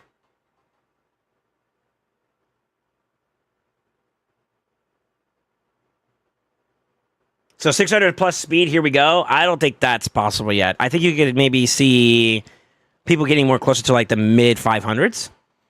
500 is achievable today, by today's standards. It's not easy, but I mean, it is possible. I think if you add the plus 24 on top of that, yeah, you're getting to like 525 or something like that. You know what I mean? Like close to that. 550 at the very most, if I'm thinking of it right. But 600's not that close yet. Yeah. That's a bit of a jump. New content's good. This is going to cost a lot of silver to do those challenges. Maybe. I mean, it's going to cost a little bit to adjust that, no matter how you look at it. But is it worth it? I'd say for the one-time clear, yeah. After that, you could just clear it normally, right? Like that's how we do it with when we do Faction Wars now. You do what you got to do to get your first initial stars, and then once you're done with that, it's just farm, right? I would be curious to see what the loot drop rate is for each of the different each of the different stages. That'd be kind of exciting to see. Great with new stuff, but they should have kept the glyphs where it's at, where it was, and just be 5 and 6 stars only. Interesting. I'm excited to like get those dumb 3-star missions. Don't like that they're power creep glyphs. They're power creeping glyphs even more. True, but I mean, it just only adds more relevance to Faction War, which is, to some degree, I think it's understandable, because like we got into the monotony now. Just like, all right, it's something that we need to do, but it's not something that we have to go out of our way to like overly commit our accounts to. This is going to take some commitment initially, and then it's going to restabilize again. But the time it's going to take to get there, though, is going to vary per person, you know? So.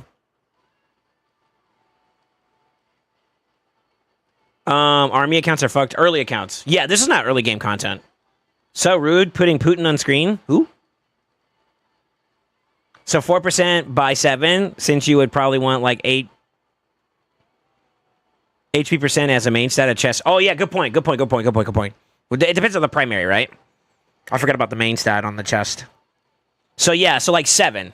I was thinking 8 because you would just disregard crit damage, or not crit damage, but like the amulets don't have percentage stats to glyph. They're all flat, right? So, excluding crit damage, but you can't glyph that, so. Do them during free gear swaps? Nah. Well, To each their own. Obviously, you could approach it in your own way. If you're more on the more free to play and you have to be a little bit more frugal with your resources, obviously, yeah, that's what you do it whenever it's best for you. I think accounts that are really aggressive in terms of progression, they're going to dedicate resources to make this happen sooner rather than later. And I think the best way to do it is just to hit the ground running hard, get it out of the way, like the mission part of it, and then have the last stage or whatever. Because I'm assuming it's going to be similar to like how our current difficulty is, which is like the rates in terms of like what you can get go up. Do they have that in the video? Let me see. They probably do.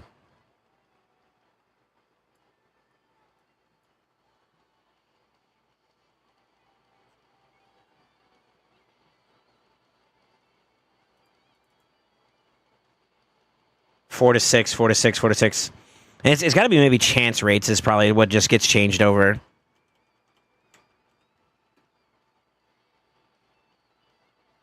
Yeah, so we don't know until we actually get to the point where we can click through that a little bit more. But I'm going to assume it's just the chance rate of with dropping a 6-star glyph versus a 5-star glyph and like the type of rarity. That's what influences like it's just chance rates basically. So in that regard, if you're going to give yourself the best chance, you obviously want to get to the very last stage, right? So I think the way that the mission would go is you go hard to finish off first time clears for your like stars, get the clears like fully, and then from there you're just hard pushing towards like the last final stage so you can reap the benefit of having the best drop rate, right? And then from there you're just farming the best drop rate. And I guess it's going to vary per account. I guess if you don't have the means to fully complete a stage, you keep going. You obviously keep pushing. You don't stay stuck there, but you consume your keys to get all the way up to the very top. So like no matter what, if you can't like 3-star a stage, you're at least still farming the top end. You would still do that for sure, but that's just common sense, you know. Can't wait to battle mythicals and faction wars. We already saw Commodus and Toshiro. Oh no. When they do double primals, does it double readiness percentage? No. Double primals only affects primal shards. Aren't subs percent to glyph? But these glyphs are going to be hard to get. Will take a long time to max glyph each piece of gear. Of course. But this is where the new power scaling is going to go, though, right? Fastest in the game, tankiest in the game, strongest in the game is now shifting. It's now shifting. With every new update, there's always going to be a shift in what's considered like true in-game nowadays, you know? So this is going to be another new addition to that.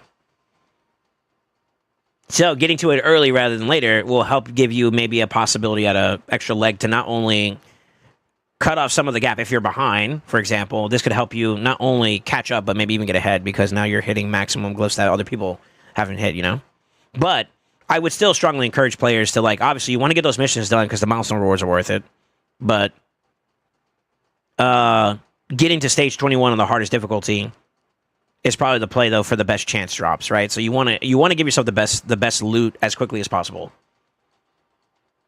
So obviously, commit to trying to get the 3 stars. If you can't for a particular stage for some whatever reason, skip it, keep progging, clear, and then when you have the means to do a full star, then you go back and copy those, you know, like hit those stages again, and then go back to farming the best stage. You know, that's probably what I would do. Obviously, it's going to depend on like all the restrictions and whatnot. Some may be easier, some may be harder. We don't know. We can only guesstimate right now.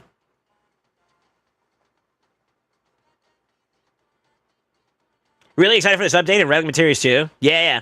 2 teasers at the relics are kind of interesting. They both have some potential. Obviously, I need to read the whole thing in order to know, but they kind of alluded to like the 2 that they showcased here, which can be dangerously strong. Basically, would you guys say that outside of the condition, one of the new relics that they showcased, which is the head one, right? The collective is a relentless? That's a relentless relic, basically. And then the other one is... No, sorry. Collective is the remove buff one, so it's like a cleanse or transfer. No. Well, removes, but then you do damage according to the amount of stuff removed. Okay. The other one, the Perched Shadow, is going to be like kind of like a relentless one. Like a mini relentless. That's kind of interesting.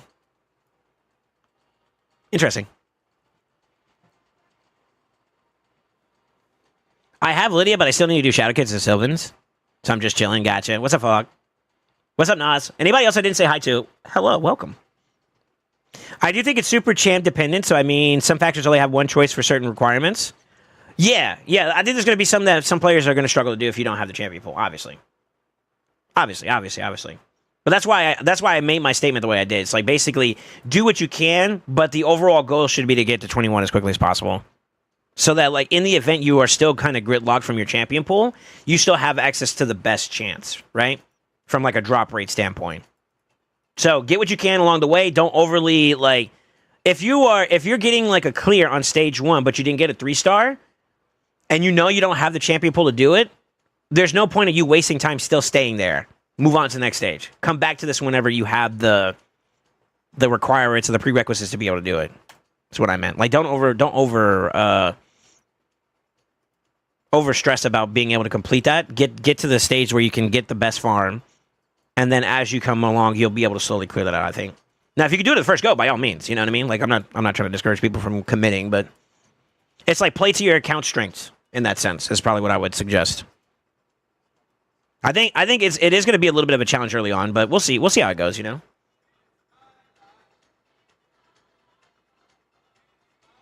Do we have to clear the individual crypt or get Lydia to unlock? My understanding is that they said you have to get... hold on.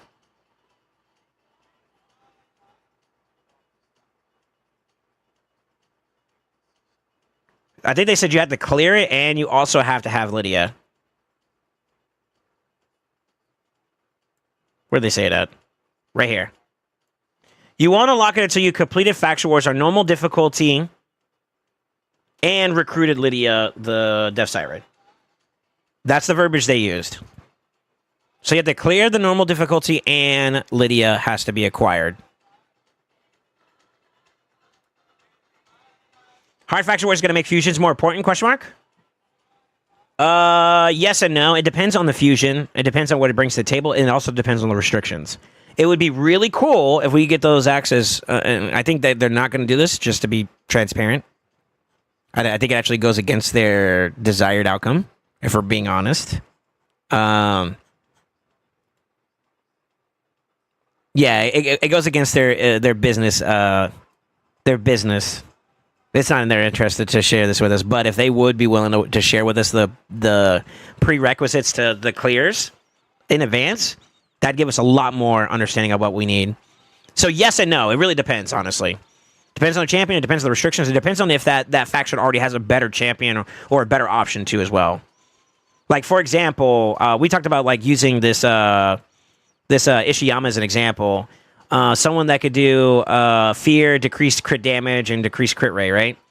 Is there any other champions that could do that in this faction? And that's where it gets a little nuanced. And I think we talked about it. Like, I did Gameron for, like, a champion that could do fear, I believe. True fear, yeah. I think the decreased crit damage, crit rate. Rio is another example, I believe, that does at least the crit rate run. So I forget who it was. I think it might have been Big D that gave me, like, hey, don't forget that one. You know, that's a good option. And there's other champions you could technically use. So, like, is he... What makes him unique to a point where he's mandatory versus others? And is he a better option compared to the others? And that's where you can kind of rationalize it from there. So, I think it depends on the requirements, the prereqs, and then, you know, the champion versus the currently existing roster of Shadowkin. You know what I mean? Oh, this is all subjective, just so you're aware. So, I'm not standing on any pillar. This is just like just going off of what I perceive so far. So, like, obviously, my opinion will change and adapt based on the information I get, you know? But it is going to be something that I think a lot of the in-game players are going to be progressing pretty hard towards, I think, though. I saw a question earlier about someone emphasizing about the need to do faction wars. I think you need to wait. Let's wait for the content to come to us. Because who knows? Well, I guess it depends, right? There's no negative, per se, to upgrading your faction war, what you call it. Getting it done is fine. If you want to do it now, by all means. If you want to do it later, by all means. Normally when they make an announcement like this, it's about like a week or two out, right? So I think you can make a decision more closer to that time frame if you want to hold on to your medals just a little bit longer. I mean, obviously, if you want to be preemptive, that's okay too. But They showed it for one faction so you get an idea. Yeah, we were looking at the orc one. You just need a number of debuffs in this faction. Scratch streamed it. Really? Okay. Well, shit. I want to see it.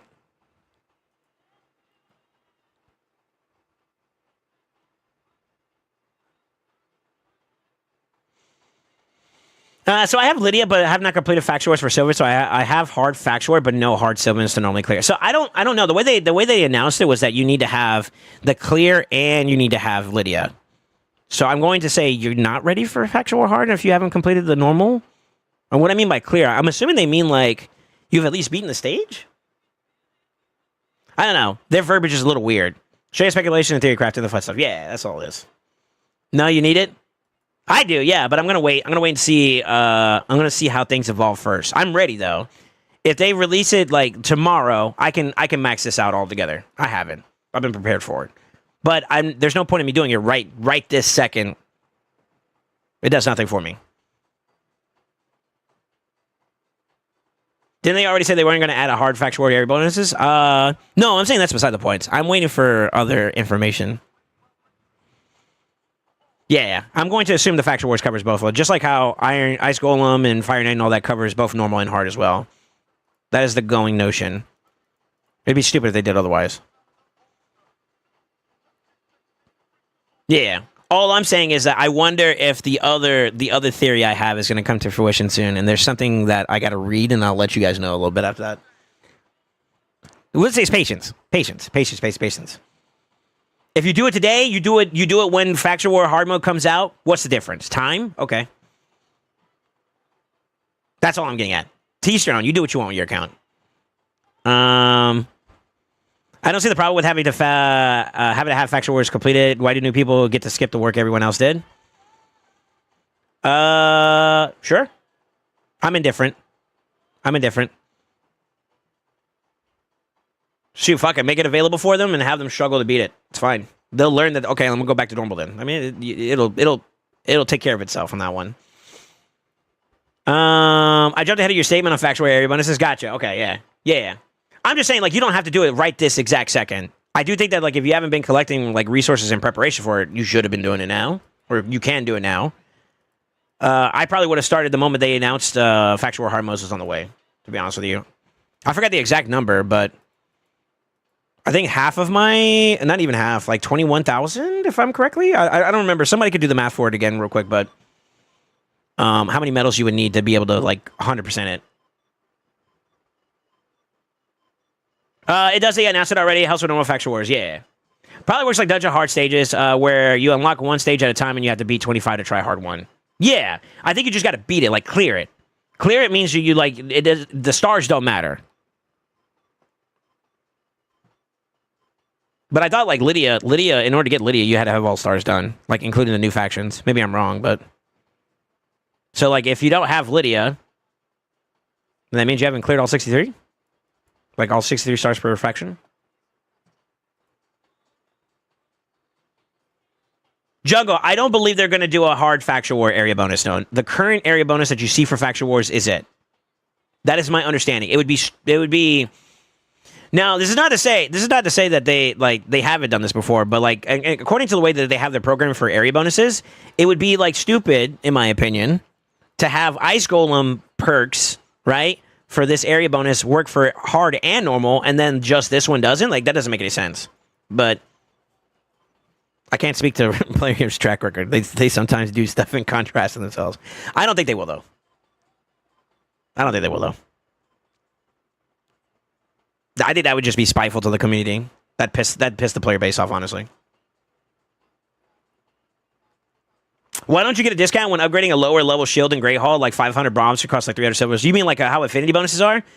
I don't know. My only rationalization is that your ability to acquire medals is higher as you go up, so that kind of makes up for the difference.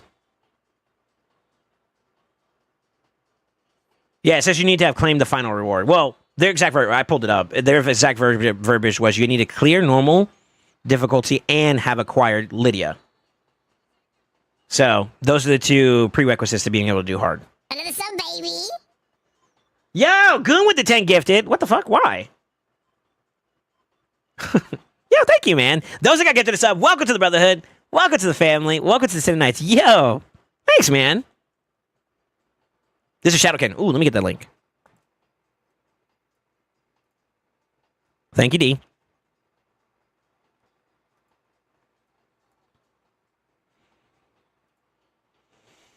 They're going to move Faction Wars to Grade 3 with the release of Hard Faction Wars. Then I mean, we could all be pissed there too as well. I'm down. Fuck it. Rito. They already announced it works about Pass Raiders Digest. Yeah. I'm saying, well, like, the possibility that they would change that to add a hard difficulty, I think it's unlikely, is what I'm trying to say. It's unlikely. It would be stupid. You're like, what? Why? Why would they do it? Like, justify why they would do it. I think it would be literally just to piss people off, and I don't think they want to do that right now. Honestly. Yo, shout out to Scratch and Big D for sharing this screenshot with us. Actually. 10 stun debuffs is Freeload. That's Makage. Provoke debuffs. Haruma?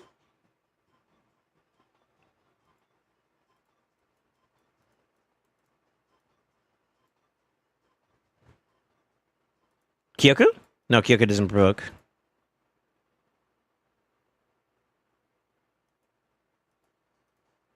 Imagine they made a mode where Ginro's relevant.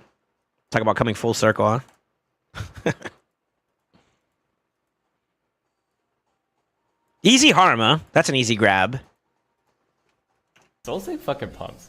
SoulSaint is the dankest. Yo, Doomsday with the resub. 6 months. Thank you, sir. Welcome back to the Brotherhood. Welcome back to the family. Welcome back to the Nursery, dude. Thank you, man. All right, let's keep this going. Place 10 plus HP burns. That's Mishinaki. That's Kyoku. Technically. Fucking pumps.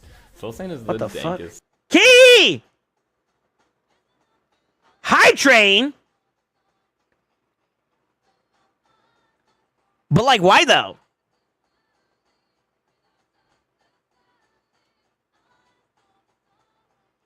What the fuck?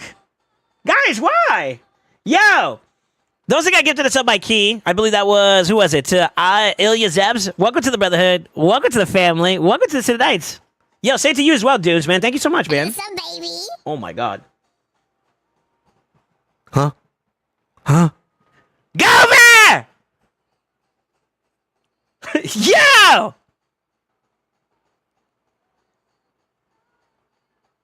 Sent in the takeover coaching thingy. Where's the payment thingy, though? Give me a minute. Send me a ping real quick in Discord, Guitarni. I will respond to you there. You just want a coaching session? You could probably just use exclamation don't know. That's pretty much what I'd suggest people go to. Why not? I feel like I like to earn my stuff, man. That's all. And I feel like I'm just chilling. This is just me kind of like brain blasting just new content, you know? Yo, you guys are super generous, man. Thank you guys so much. Whoa. Gover, thank you for the 5 gifted, bro. Thanks, man. Thank you. Actually, those that got gifted a sub, shout out to the people that gave it to you. First off, give me some salutes for those boys. Welcome to the Brotherhood. Welcome to the family. Welcome to the City Knights, man. Thank you guys so much, man. I appreciate it. All right, let me continue this. So far, Makage, Mishinaki, Haruma are easy grabs. Provoke-wise, I mean, we can even break it down a little bit more for the more free-to-play likely. Taragi provokes. Stuns-wise, you got Borangiri with his A2. Hits all enemies. It's a little bit of a lower chance. I feel like Makage would be better, but there's that. Manipulate skill cooldowns 10 times will be kind of an interesting one. Obviously, there's Yumiko. Not everybody has them, but I wonder if each individual tick of like increasing it by 3 turns or whatever triggers that, or if is it like you have to do that like 10 times. I almost feel like there's going to be some, depending on the difficulty, obviously. You're going to have to slow down the fight. You can't just like brute push it because you got to take your time to achieve the goal and then go. Let's see, what else we have? Land 40 plus hits on enemies while they're under leech debuffs. Leech can come from, obviously, Toshiro. Where's she at? Kunoichi, I believe, is an AoE leech there as well. Sachi. Yeah, I figured. That's a single target, though, one. So if I had to pick, I'd probably go Kunoichi. I think those are the only ones that I know of that do it. Manipulate turn meters 40 plus times. Well, there's obviously Shuzhen. Manipulate turn meter 40 plus. Technically, Yumiko counts too with her A1. If that's what they mean by manipulation, as long as you're able to like drop it or steal it or whatever, right?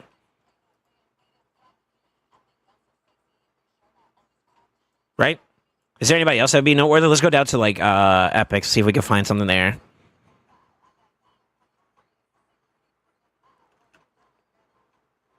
Well, turn meter manipulation doesn't have to be reduction. It could also be positive, right? So like like a booster. Kinagashi. Technically. Maybe. I would have to see the semantics on that one. That would probably be an interesting one to kind of make sure we verify. Manipulate. Turn meter.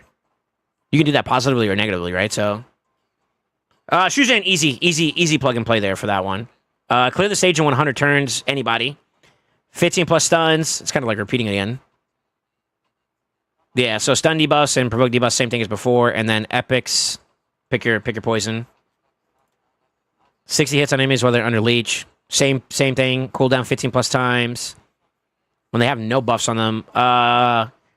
So depending on the champions that are in play, Mikage, because you could strip him. Or you could just beat them before they get their chance to buff themselves, for the most part. It depends on what's in there, though. That might vary. Anyone? Beat the stage with all champions alive at all times. At all times. They can't die at all. That sounds like I have a feeling that stage is going to be cancer. Oof. 15. Is that a boss one? I'm assuming they're going to have, like, same thresholds for bosses. No, it's actually the one before. Okay. Ugh. Defeat 10 plus enemies while your champions are under... I'm going to assume that says Perfect Veil.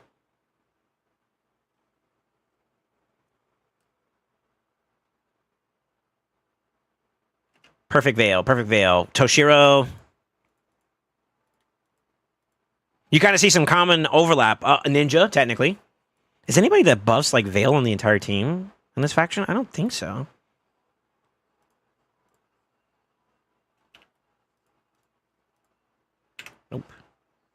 Nope.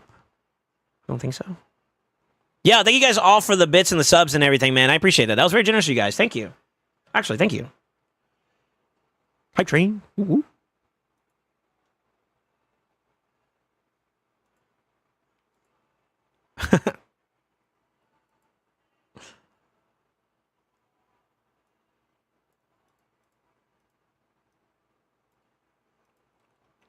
Oh, he technically is also a provoker too. But it's only one enemy though. Mid.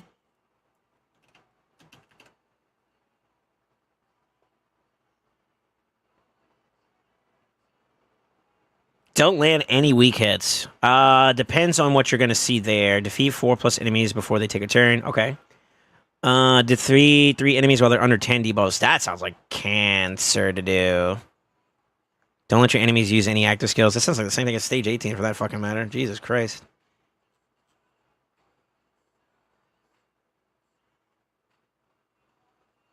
Oh, there you go. It's less zoomed out.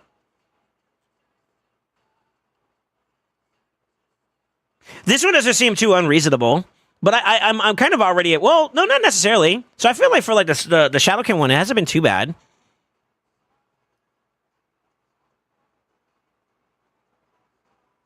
Yeah, because I've been able to identify some epic versions for some of these, but not all of them. The cooldown one, is there anyone inside the Shadowkin that could do cooldown reduction? Oh, there goes a Veil. That's just for her, though. Has to be a perfect Veil, too, on top of that. So that's a key thing. Yeah, is there anyone else that could lock out or put, like, skills on cooldowns besides Yumi? Because if you don't have a Yumi, you're just shit out of luck on that one, no?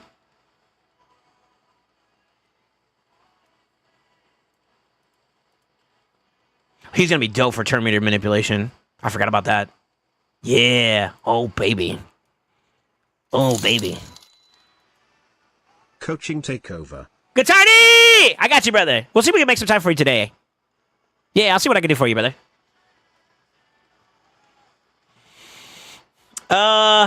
I have full requirements for hard faction wars on every faction. Could I send you a DM in Discord if you want to? Yeah.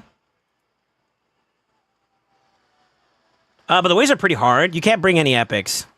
I feel like realistically, yeah, you shouldn't expect it. You shouldn't expect it to be easy if you're using the lesser versions. But I'm just trying to say, like, what are some options you could try out, right? Obviously, your experience is going to be better as you go up on the legendaries should always be better than epics, right? I don't think that's an issue. That's not an argument. But what can you do to complete said content? Like, maybe you can allow one epic on your team if the rest of your team is all legendary mythics and they can kind of carry, and you can still achieve the objective. So I'm trying to give like options that are going to allow players to maybe try to, like, you can still capitalize on the objective, but you also have, I mean, technically, like, what Faction Wars is like a 5-man team, right? So one epic plus 5 of like really, really strong OP build champions. I don't feel like that is too unrealistic to maybe try to consider. Granted, gear is probably going to be the more bigger conversation there, but you know, so that'd be. Come on, please, thank you. That's all I was trying to rationalize. I don't think you just go in, okay, I'm going to bring in, you know, Kunoichi, Taragi, and, like, you can't expect to have the same experience, you know? Yeah, thank you, Suitcase. I'll take a look at it in a minute. Is the future champion going to help in that? No.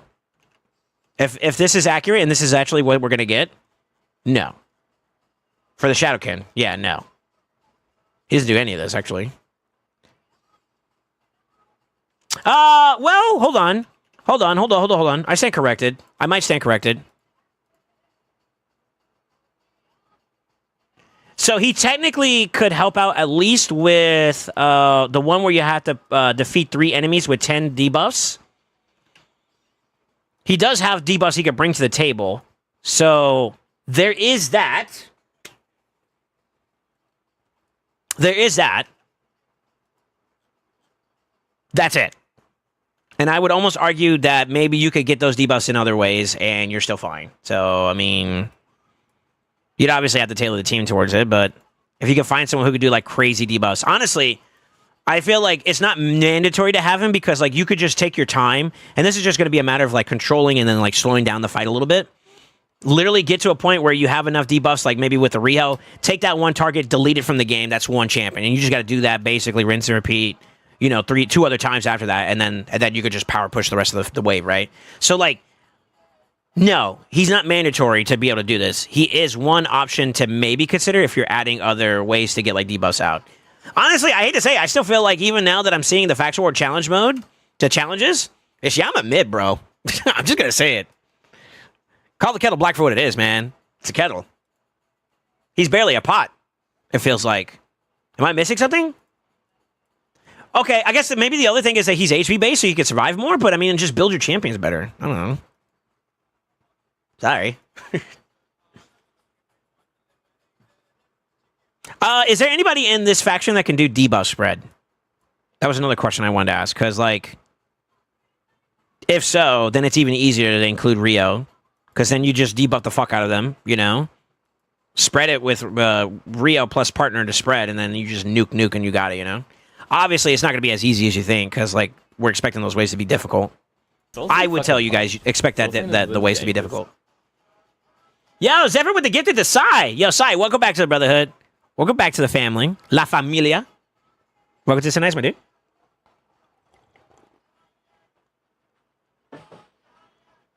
No, I answered Gacharni.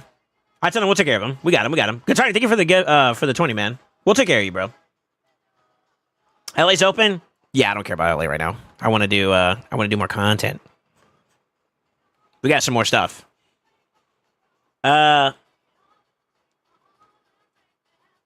You got it already? My bad. What? Got what already? Imagine you have to build a fusion Lego to complete one stage in Faction Wars. Yeah. Not doing this in stress, but I won't be on for that many hours myself. I still have disc golf tomorrow. Don't know if it's better to fit for tomorrow or a later stream. I'm at your mercy. If you want me to be a little bit more, we'll do it.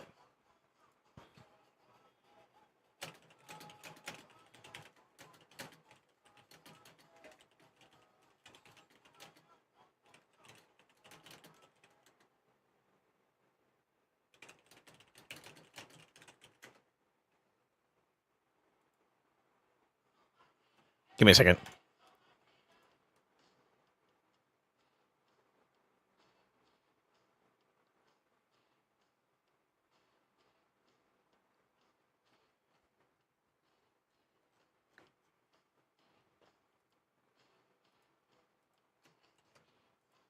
Actually,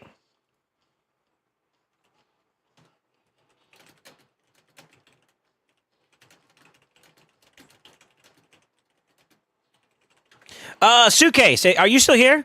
Who provided this? Who created this conditions? Tyraku? We got to give a shout out to Tyraku then. And this is for the new restrictions coming out, right? Yeah, it is. I see it. Okay.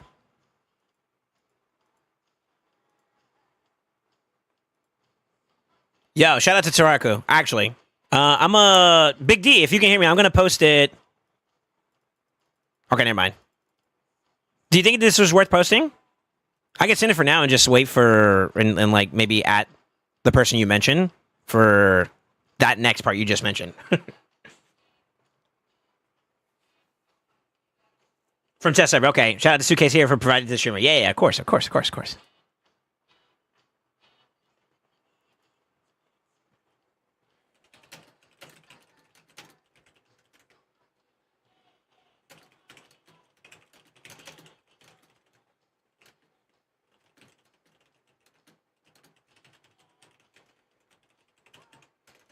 Good Tony, responded to you in Discord, by the way.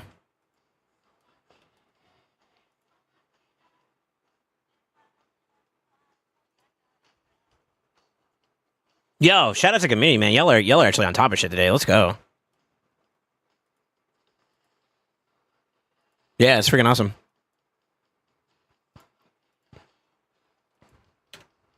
Get rid of that too. Charge. I don't know if you saw that just now. I'm sorry, I didn't respond to it because I was like in the middle of like my thought process. But yeah, we saw the new gliss. It's plus 24 to speed, and then I think we all agreed it was like what 20 something percent, 28%. It's technically yeah, 7 plus the 7 times the 4% extra that you can get now. So give you an idea of where it's 28% that you can get on top of what your current builds are. In relation to gliss for primary stat values. Flat is a little bit more nuanced, but I mean, very microscopic gains of flats, to be honest with you anyway, so I'm a little indifferent about that. Okay. Yeah, Guitarnia, I'll take give me like maybe roughly about an hour's worth, and then we can do the next hour for you. Maybe not even that long. I kind of want to get some more stuff out of the way because we're all like kind of hive mining everything right now. If that's okay with you. Obviously, I think community, you guys will all agree with me that someone that's willing to go out of their way to support me via a takeover, as well as themselves, we want to show respect and our appreciation too. So we care about and respect y'all's time. That's all it is. As I make you guys wait every day 15 minutes when I start my stream. No, I'm kidding. Okay. Too far.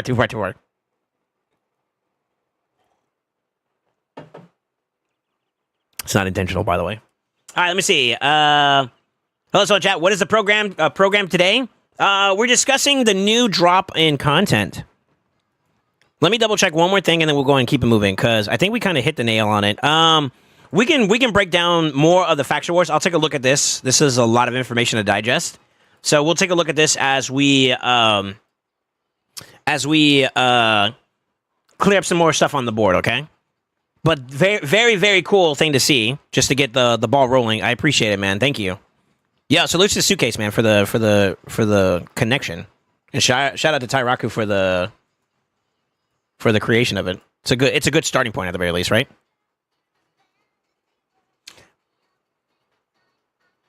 Let's see. All right, let me just make sure I'm in the clear to be able to show this shit to you guys. I think we are. I'm gonna do my own double checks for myself because I don't want to get in trouble.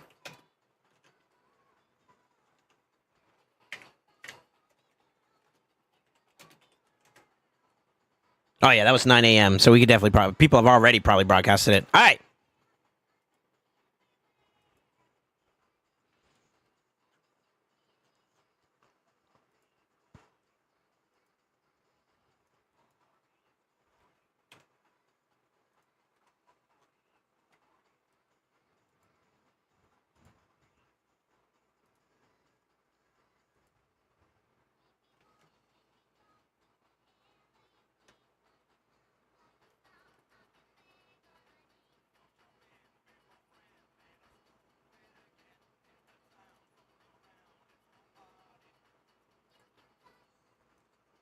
feel like I look ugly when I flip like this, by the way. I don't know why. Don't ask me.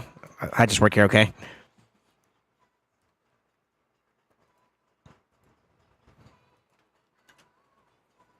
Alright. New mythical. This is the reward for clearing Faction War hard, the conditions and all that, right? So basically, if you get all the stars done, it's like Lydia. So if you're familiar with the way you get Lydia, it's the same thing, just for hard difficulty.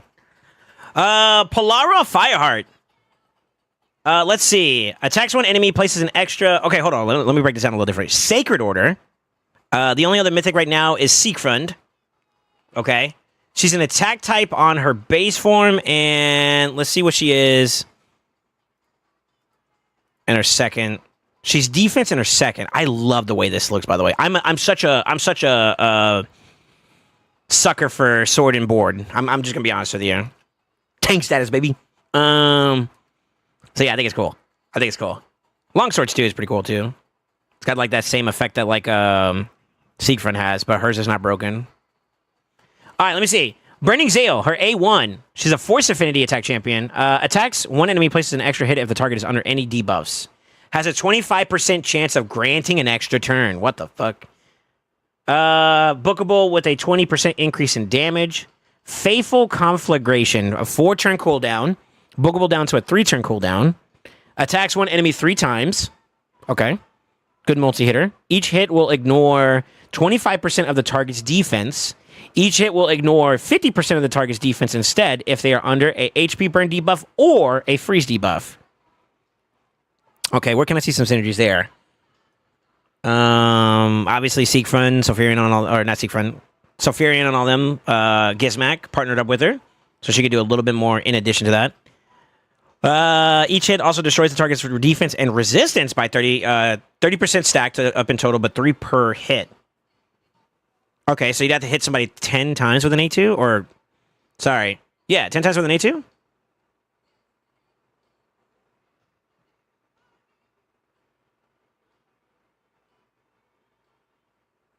Interesting. So that's like, what 4 A2s? 4 A2s put you at cap. Yeah, 4 A2s would put you at cap. Okay, interesting. Fights won't go that long, though. Place an HP burn debuff on all enemies for 2 turns if the target is killed by the skill. This debuff cannot be resisted. Nice. Okay, so she doesn't necessarily need other people to get the ball going. That's cool. Pyro Maxima, 4-star cooldown, or 4-turn cooldown, bookable down to a 3-turn cooldown as well. Attacks all enemies. This attack deals single target damage to each target individually, rather than AoE damage, so that's like Thor. Will ignore shield, block damage, and unkillable buffs. Instantly activates any HP burn debuffs on all enemies. Nice. Places a block revive target debuff on targets that are killed while under HP burn debuff and or a freeze debuff. Okay. Holy fuck! Really?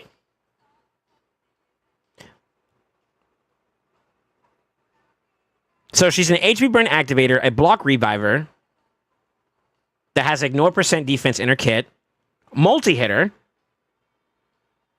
Okay. Okay. Elemental Mistress, passive.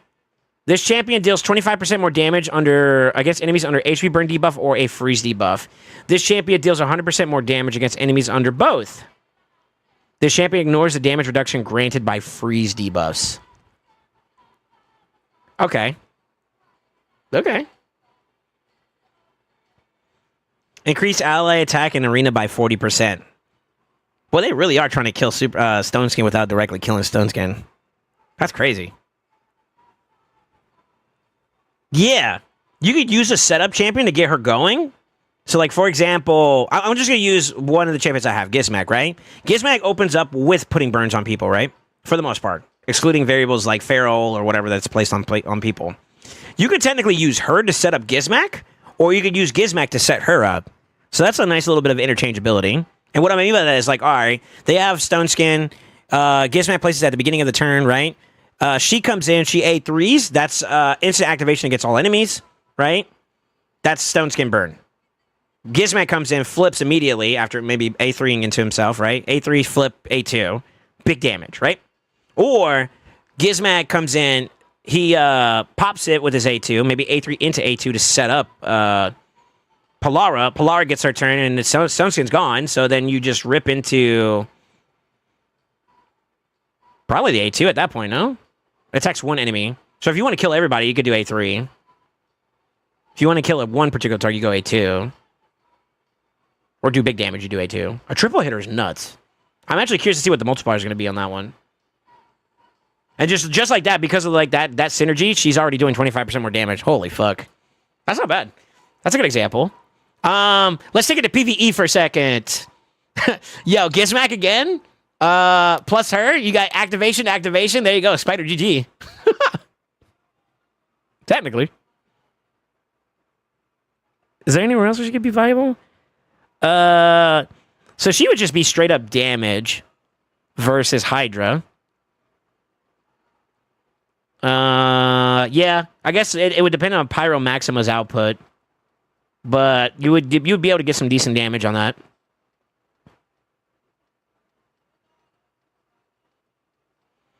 Ice Golem for block revive. True. The A3. Yeah, true. Technically, yeah. I'm going to assume because the second form is she looks like a frosty queen. I'm going to assume this is where her freezes and stuff come from. All right, let's check out her second form. Her alt form, she looks really, really cool. Attacks one enemy. This is her A1. Glacial Carve. Places a 50% ally protection buff on a random ally. Accept this champion for 2 turns. If the randomly selected ally is already under ally protection, places it on another randomly selected ally. Okay, so it does a double down. Okay. Heals this champion and any allies under ally protection buffs. The value of the heal is proportional to this champion's defense. Okay. Interesting. So places the ally protection and then heals. Okay. And it scales. You have a damage increase and a healing increase for the book side. Frozen Tendrils is a A2. 4-turn bookable down to a 3-turn. Places block debuffs and a strength debuff on all allies for 2 turns. Places a 100% ensnare debuff on all enemies for 2 turns. This debuff cannot be resisted by enemies under an HP burn debuff or a freeze. Control. Okay. All right. Ice Blade Tempest attacks all enemies. Before attacking, places one intercept stack on all allies.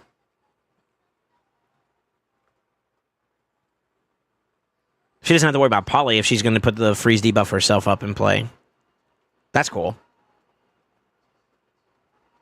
Yeah, so the way it would go, intercept stack, freeze with the damage, right? So you can still technically weak hit with that. Then she has her Metamorph, and then her passive on this one. So yeah, she has 2 effects. One's passive, one's active. Allies under a freeze debuff receive 90% less damage. If there are multiple champions on the team with this skill, only one will activate. Wait, what?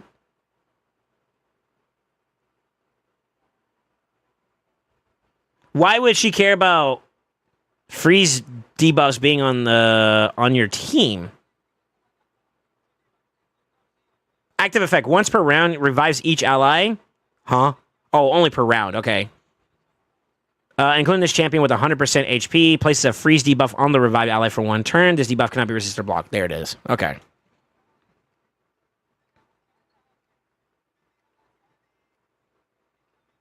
Who wants to be frozen when they get revived? That sounds like ass. I guess at the very least, you're just not going to die, right? You only take 10% damage of what you would normally receive. Sort of. That doesn't necessarily mean you can't die.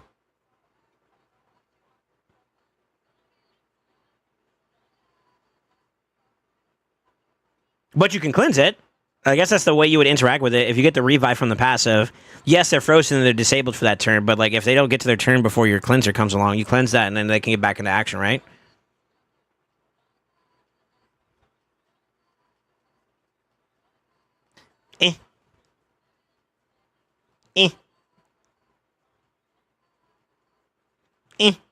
That passive's kind of, it's okay. There might be some play there, but I like the revive. The revive is not bad. 100% HP is pretty nice. It's like they didn't take any damage after dying. This is an interesting champion. I'm kind of excited about her base form more than anything. Yeah. That's pretty sick. What do y'all think? Am I missing something? Would Fabian remove it if he gets his turn? Yeah. So, like, he would take the CC initially, if you're talking about him being on your turn, like, in your team.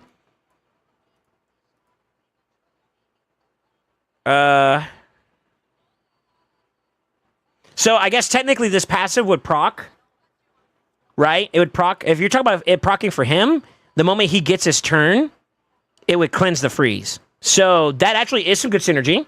Yeah, he will technically get his turn appropriately. So, like, what happens is, you know, he gets revived, 100% HP. He gets to his turn. He's still technically frozen when he gets to his turn. But once his turn starts, cleanse, and then he can go on doing his thing.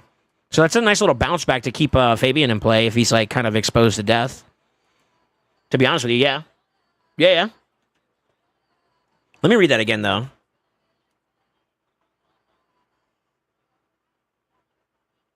Once per round, revives each ally, including this champion with 100% HP. Places a freeze debuff on the revived ally for 1 turn.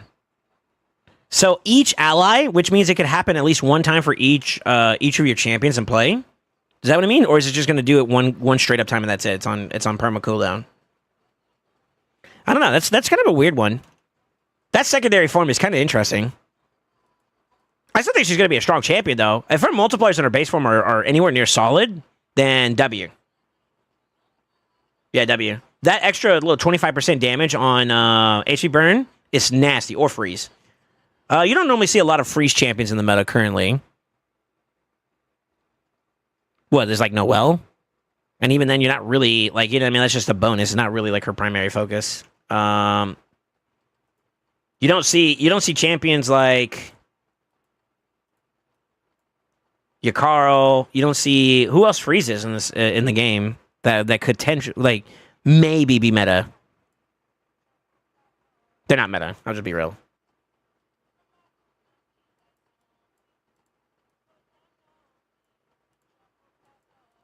Maybe. Yeah. Gregor could be one. Gregor could be one. Yeah. Yeah, Gregor could be one. How would that work on Darko Hane? Ooh. Ooh, that's interesting. So she would receive the freeze debuff. It does have a cooldown, but she would instantly remove it. And she would instantly do her Death's Majesty. Yeah. So it would proc that way.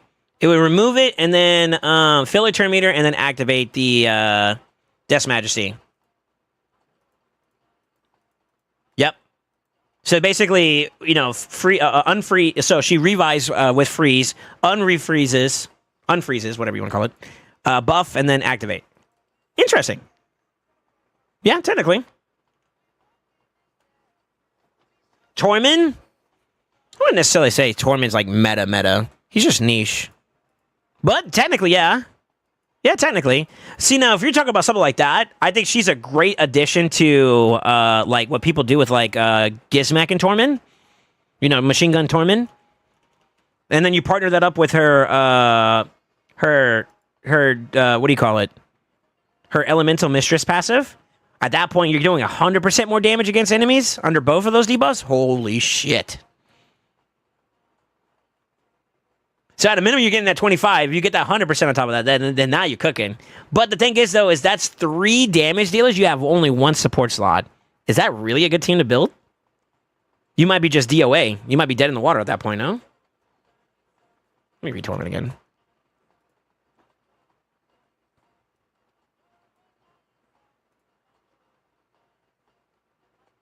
Yeah, so his counterattack with the A1, or his activation of the A1, only happens if they are frozen and HP burned.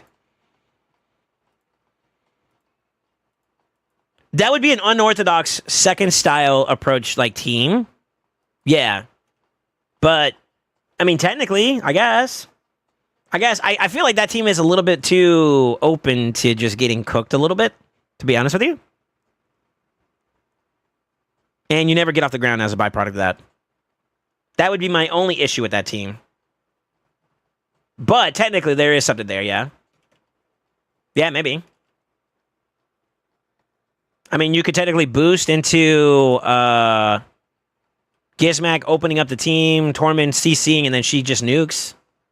Or if her multipliers aren't good enough, then you just flip the Gizmac and her. She would activate to open up the team, and then he freezes, and then Gizmac cooks. That's very interchangeable there. Yeah. Quick little speed team. I still think it's not without its fallacies, though. Like, you throw a Mariska in there, that automatically cooks this team, that whole team's premise. Because then she's protected, and you're like, who gives a fuck, right? What's up, Lord Jock? How you doing, man? Volcanos could be an interesting one with Torment. Okay, fair enough. Ninja has both burn and freeze, technically, but you don't use Ninja in PvP like that, right? I know some people have where they use like the AoE freeze and whatnot, but today's meta, I don't know if that opens that door. She isn't really attack based. Well, her base form, I'm under the assumption that her base form will be. Her secondary form it shows her as a defensive champion, so it's kind of interesting.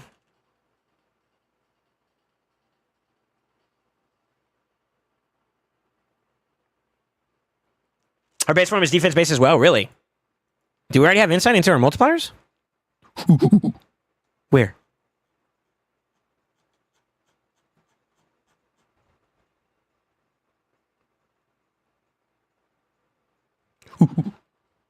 It shows in the game.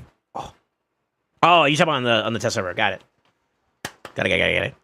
Multiply defense before attack. Okay. I mean, I'm a little indifferent about her, like her output source. I mean, yeah, you just build her up with her damage multipliers in mind, right? I don't think that changes anything about what I'm saying so far in terms of. Well, it does a little bit because, like, I was wondering if there's going to be something in the kit that would convert. Like, you know how, like, what's a good example? Aphodus. I think he's literally a copy pasta in terms of like attack and defense, right? So like the way his scaling works in his second form, it actually scales off of the attack modifier. So you could build him in raw attack, and technically the second form will still do decent numbers considering that it converts the attack into defense, right? Basically. So yeah, fair enough. So she doesn't have that, and she's just straight up defensive on both sides. That's fine. Fuck yeah. I'm almost done with the second set of missions. So multis for both a defense and attack. That's something, probably. But I'm going to assume though that like her primary value is still going to be based off of defense, if that's what Big D is kind of alluding to.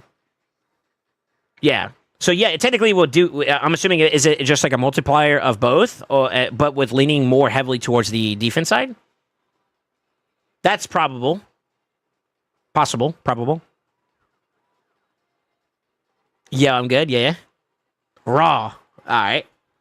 4 LA wins to go. 40 for the 4. Yo, keep it going, good Tarny. Hell yeah. Probably scale attack, other defense, Arbor, Arbaeus scales this way.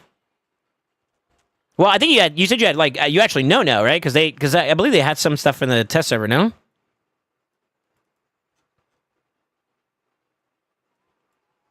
Scratch, he has a link. Let's pull up the homie. Senpai, please.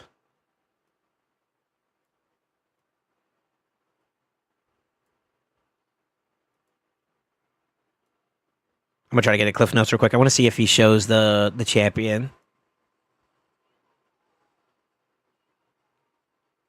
He's just showcasing some of the stages, it looks like. Yep.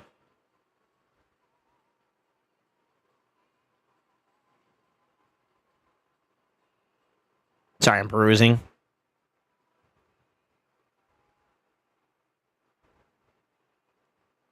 Doesn't look like he talks about it. Unless I missed it somewhere. Nope. I'm skimming through it. Oh, found it. Found it. Oh, it looks like he also breaks down fatigue, so they actually already have it in the test server now. That's cool. Hell yeah. Wait, where the fuck was it? You showed it. Go back to it. Senpai, please. Oh, there we go. There we go. Champions under fatigue debuff will receive a sleep debuff for 1 turn after using an active skill. Yo, big head, get out of the way. Coño. I'm kidding. I love you, Scratch.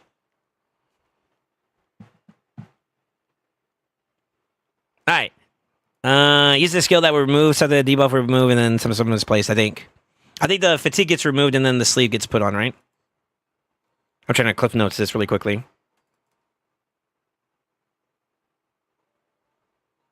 Let's go to the champion, though. Holy shit, she looks cool. No, go back. Take me back. Oh, there you go. So you can kind of see it right there. So, defense and attack, but it's going to lean more heavy defense. That's what that means.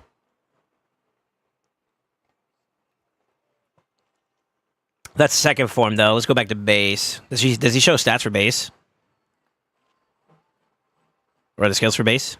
I'm going to assume it's be the same thing.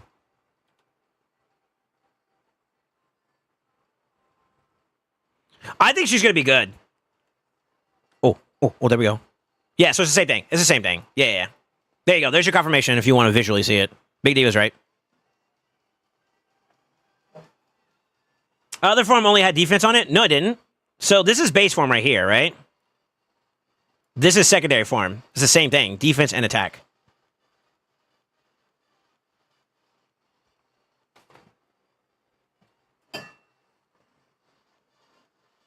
Me and Scratch have the same haircut. I'm not going to go there. I'm not going to go there. Yeah. Fireside's base form. This is the, I don't know if you can see it. You can see the ice right there. This is their second form. It's the same. Yeah, that's base form right there.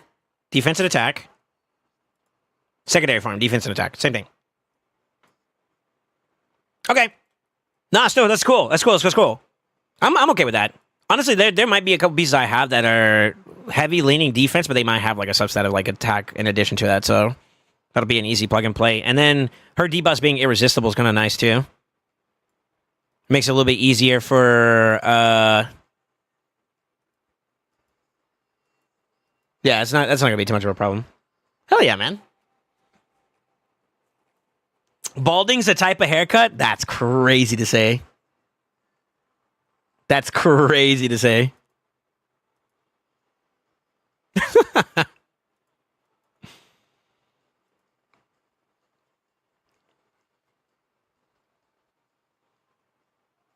Okay, one more quick side jab here. And then we will jump over to takeover mode. Let me find the link. I'm assuming you guys already seen the champion, but if you want to, let me download it real quick and I can show y'all. Mementos, por favor. Avatar, profile, whatever you want to call it for her. Beautiful. As always, design department knocks it out of the park. Let's do the first one here. Give me a second. Mementos, por favor.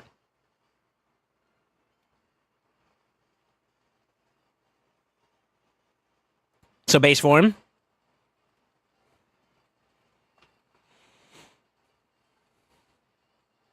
Flaming book, flaming ball in her hand, flaming candles on her head. God, that's gotta be heavy. Flaming sword, she gotta be hot. Wait, do you see the earrings?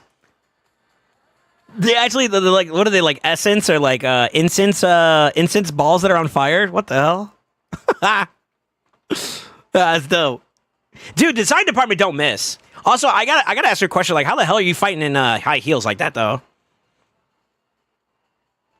Yo, the ladies of Teleria, they build different. Like, actually.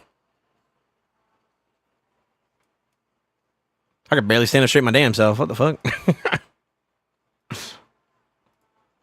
Alright, check the second one.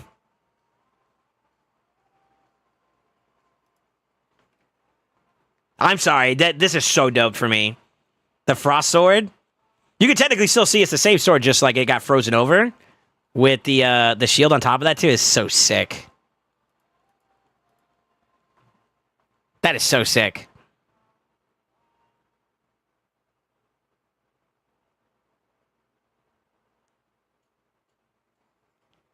I fuck with it. I fuck with it heavy, dude.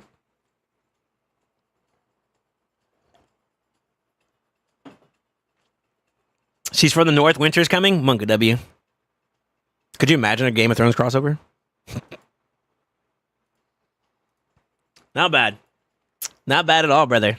Not bad at all. All right. One more thing. I think you guys have already seen all the different like shades and design looks of the new Factual bosses. Basically, it's kind of like just a recolor reskin. It doesn't look too different than what you normally already see. Just assume like green, purple, some light bluish, silverish looks, light green, dark green, blue, and then there's like an orange one, right? Which is kind of like more of like a aggressive, fiery one, you know? So you got that. You got that to look forward to. I don't think I'm going to show that. You guys have kind of seen it already in the previews. But the update. Is there anything that we missed so far? So we already talked about the Factual Wars hard mode and what to expect with it, how to get into it, the challenges and what to expect to as well. We got to see some of them so far. More to come, obviously.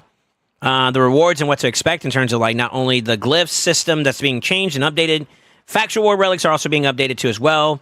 With 2 rares, 2 epics, 2 legendaries, and now 2 mythicals. We got a teaser of 2 of them so far inside the What's Next video that we just watched. Leaderboards. We're starting a closed test of the new leaderboards feature and will provide additional information when they are ready to go live. When they do, you'll be able to see the top 100 players of all arena modes, 6 dungeons, and the top 3 players who excel at these. All leaderboards will be available in regional and global variants and will be refreshed regularly once per week for arena modes and once per 2 weeks for the dungeons. Climbing to the top of these leaderboards will earn you new badges and new avatar frames. A little bit of a vanity reward, if you care about it. Miscellaneous. Instant poison HP burn activation effects will be reworked. What? As of update 10.45, the damage inflicted will account for buffs, debuffs, and other effects that increase, decrease, or otherwise affect poison and HP burn.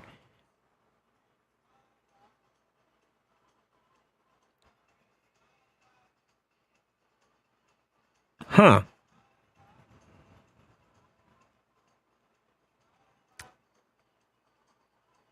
To what effect? So, like, say, for instance,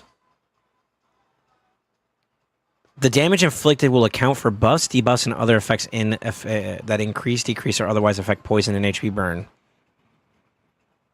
Was there any buff or debuff that affected HP burn's output? The only thing I know of that actually impacts the poison and HP burn would be, what, lethal dose and incinerator, right? But those aren't buffs. Those are blessings. I know that, like, weaken affects bombs, but that's it, right? Does decreased defense, or strengthen for that matter, or increased defense affect the output for HP burn and poison? I don't know the answer to that question, actually. We'll add 100 unlockable slots to the Champion Collection and 100 unlocked slots to the Reserve Vault. Pog! More space! Do that for gear, please. We've already talked about Gallius. His update is going to be pretty nice, I think. Norog is also healthy. Is it enough to warrant him to have a spot in Hydra? I think that's going to depend on your champion pool and what you have and what you need. I think he's more comparable to Ugo, which is kind of saying something. That's an epic. Instead of getting like support healing / utility there and a leech, you get just straight up damage mitigation, which is kind of nice comparatively. Less to heal. We just broke down Polara, which is really cool. We got Niami. Niame? Nia? Niame? Niamhi. I'm going to say Niame. Spear of Nyresa. Void Defense Sylvan Watcher. Legendary. Attacks one enemy, places a 50% decrease attack debuff and a 30% decrease crit rate debuff on the target for 2 turns. Has a 50% chance that these debuffs cannot be resisted or blocked. When booked, it's 75% chance to land. Okay. Cerulean Guard, A2. Attacks one enemy. If the target has 50% HP or less, this attack is always critical and will ignore 50% of the target's defense. That's not bad. A little conditional on the HP part, but still not bad. Place a shield buff on all allies for 2 turns. The value of the shield is equal to the difference between the target's current HP and the target's max HP. If the target is a boss, the value of the shield is proportional to this champion's defense instead. If the target is killed, also reduces the cooldowns of all ally skills by 2 turns. Oh. Oh. Okay.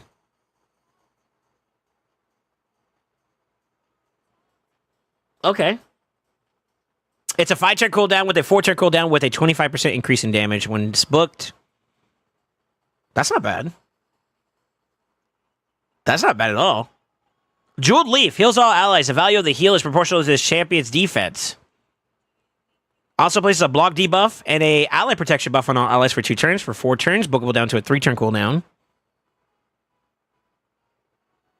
So I noticed that they're adding more and more healing effects that are based off of champion's defense, which is interesting because you can scale that.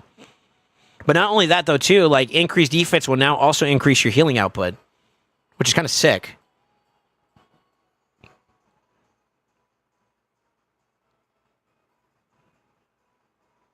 Yeah, I wonder if there's going to be a comp like this that does something similar where you could do... What's that rare that does damage based off of how much healing he take? Is it an orc? Ironclad?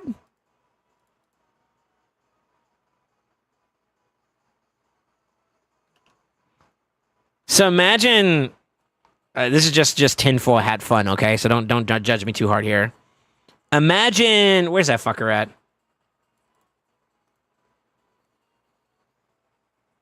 Right? Plus increased defense from whatever source you want to get. Then she heals, plus him being in play. Alright, Shield Mistress. Places a block damage buff on all allies for 1 turn at the start of the round, and each time this champion's HP drops below 50%. There are multiple champions on the team. This will only activate 1 time on one. Only one will activate, basically. Okay.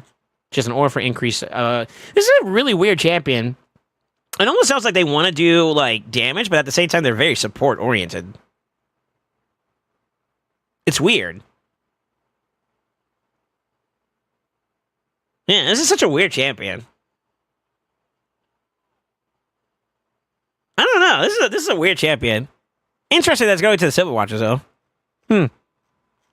Uzol of the Jade. Legendary Spirit. Attack type Dwarf.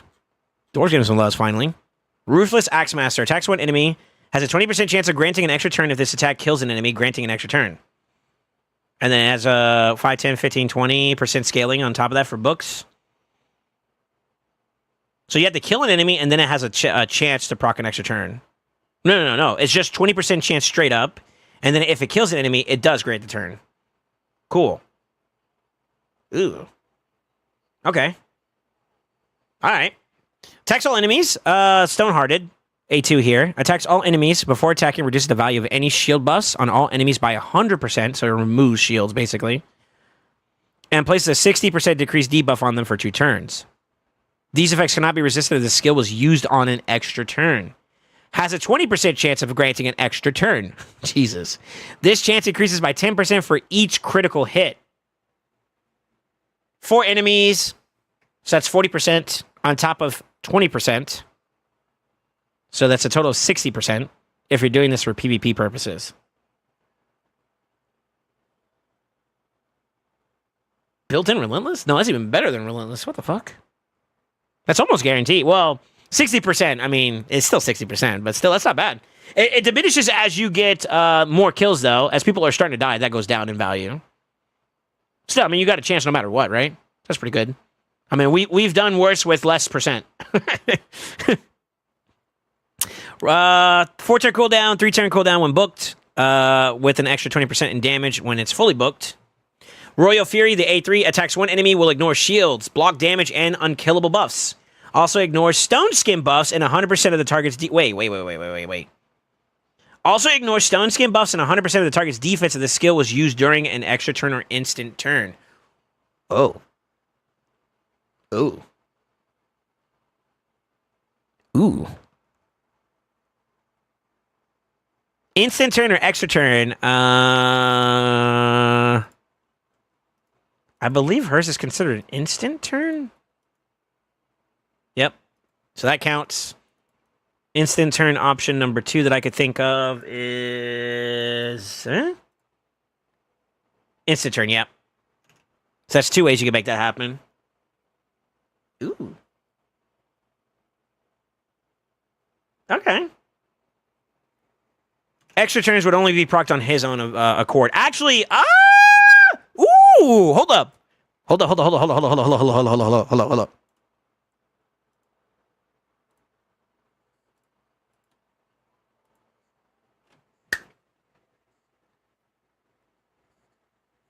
No way, right? No way, right?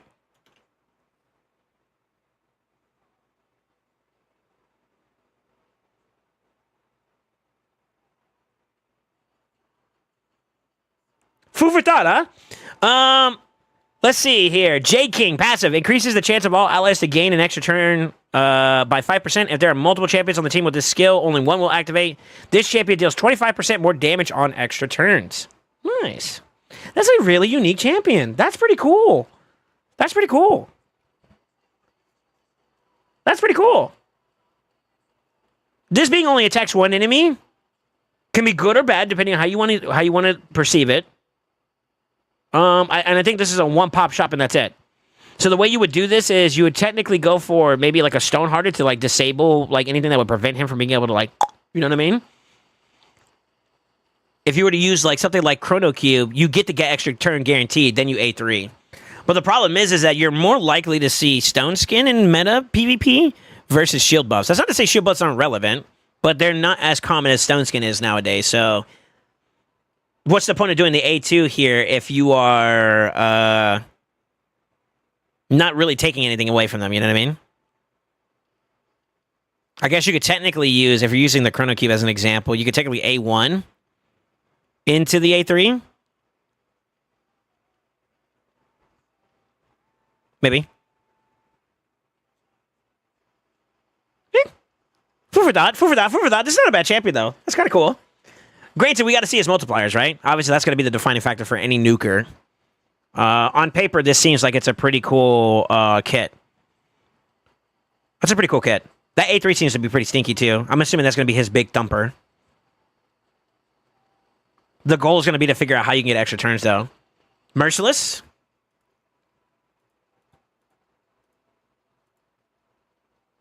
Who has Merciless on right now? So it doesn't matter. Shouldn't you get to the set? 9-piece Merc. It's a bit of a gamble, though, because he's kind of exposed.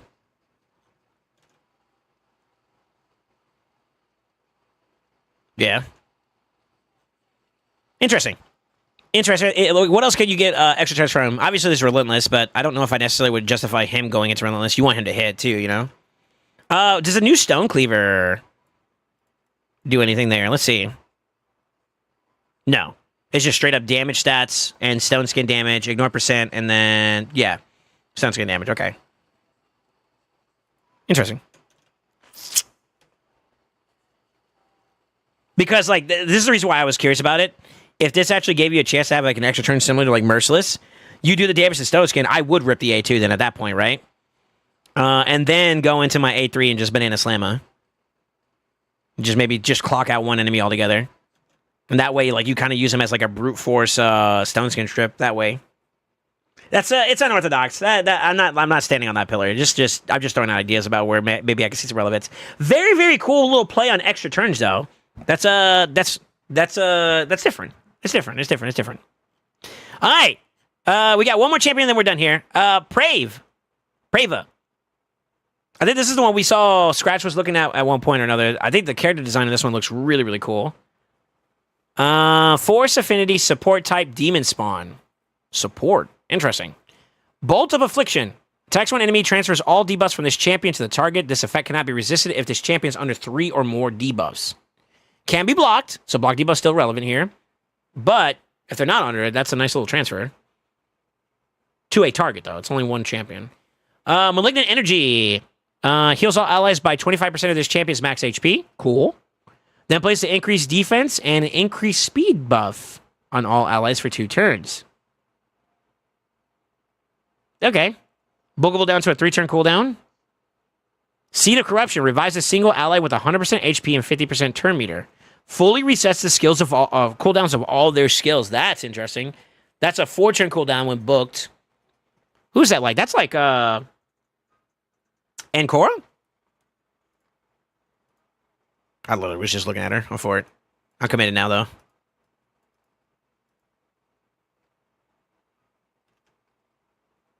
Yeah. You get 100% HP, but less turn meter, though. So that's the only difference maker there. Okay. That's kind of cool. The heal's also kind of nasty, too. Increased speed, increased defense. Why would that be valuable for a demon spawn faction? Macro scale. I mean, that's applicable to a lot of different champions, but... Okay. Sacrificial Servant. Let's see what this does. The passive. At the start of this champion's turn, transfers 1 debuff from each ally to this champion. Will not transfer stun, sleep, freeze, petrify, basically hard CC. This effect cannot be resisted or blocked. If there are multiple champions of the team, only one will activate. Okay. At the end of this champion's turn, fills the turn meter of all allies by 10% and additional 2% for each debuff on this champion. Which, at worst case scenario, is 10 debuffs. Unrealistic, but still possible. Which means that's 20% on top of that. So that'd be a total of 30% turn meter boost. Realistically, you'd probably see like maybe up to like 3. So 16%. If there are multiple champions on the team, only one will activate. Interesting. And then she has a speed aura of 20%. Okay. Okay. Interesting.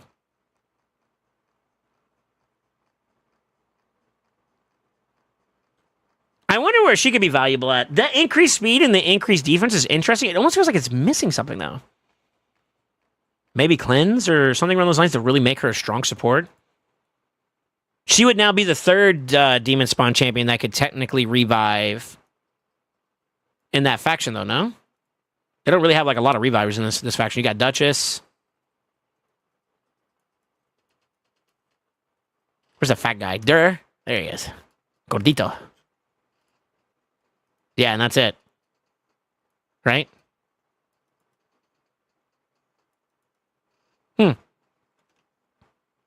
Interesting. Interesting.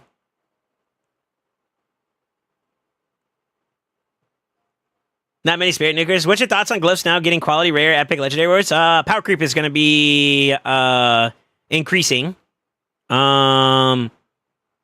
TLDR, yeah, I'm looking forward to it. Faction War Heart's going to be interesting in Prague. But yeah, stats are going to be a lot more higher. There's a higher ceiling now. That's what that means. Yeah, what's up, ABG? How you doing, man? Do you need more revivers? No, not necessarily. It's interesting. It's interesting. This is a very interesting champion. It's kind of weird. It's a little bit reactive in a sense, it seems like. You're responding to like debuff intake, which is kind of like the demand here. Unless there's a way you could self-inflict it. And I don't know of any champions like just restricting it just to faction as a conversation. That's not true. Sissia, I think, places burns on everybody. Right? When she does her burns, she does it on herself. So you could transfer that to yourself. I think this one's kind of a little bit harder to justify. Where's she at? Umbral, when she does her provoke, she technically puts block active on herself. But that's protected. It's resisted or blocked. Yeah, it can't be resisted or blocked. It cannot be removed. Transfer is different, though. You're not necessarily removing it. I wonder if that's I wonder how that works. I'm gonna assume it's like it doesn't go anywhere. It stays on Umbral. But that'd be kind of interesting. Yeah. Very, very curious to see how we can see those. Niame, hopefully that's her name, and Brava, I would say, is interesting. I am actually big excited for Uzul, though. I feel like Uzul of the Jade is going to be a really, really cool champion to explore. But nevertheless, they're all very, very quirky champions. They have something like a little interesting about this, and I think that's pretty cool.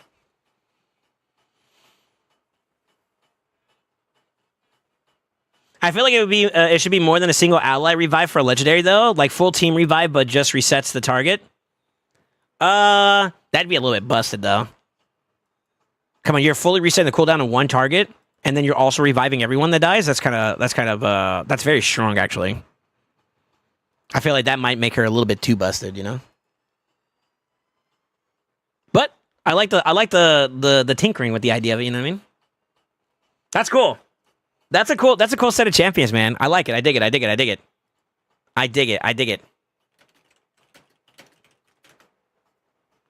What do you know? Roughly about like an hour later, we're there. Katani, are you about ready? I think we can go ahead and jump on your account if you're interested, sir.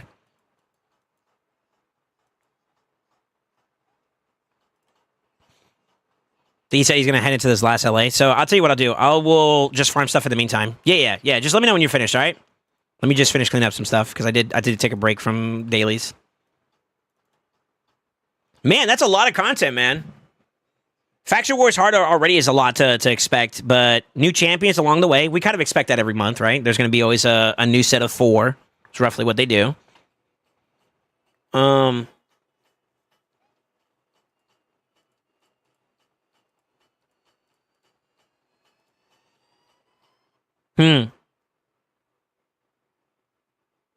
Pull my shards real quick, cutie? I can do that too as well. Yeah, let me finish this battle up. I completely forgot about the shards, brother. I got you.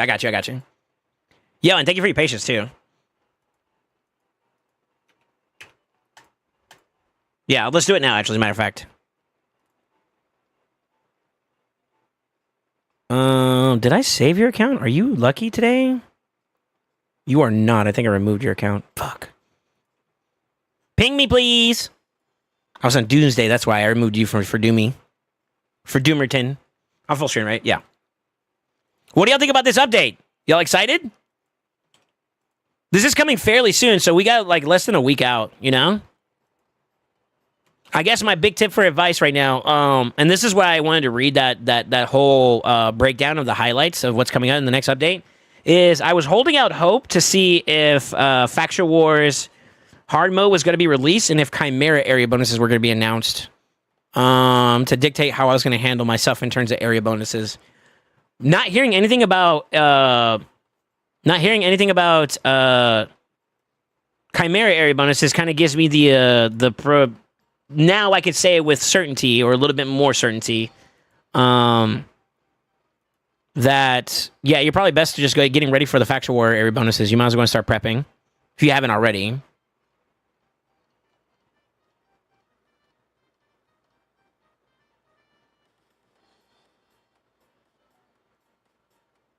Looking forward to it, yeah. All right, so let me see. What am I pulling on your account? You just said pull your shit. Like, what am I pulling?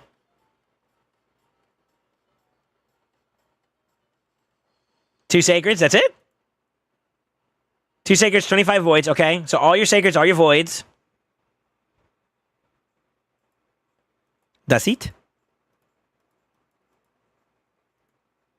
I'm assuming you're going for Ishiyama, is that why?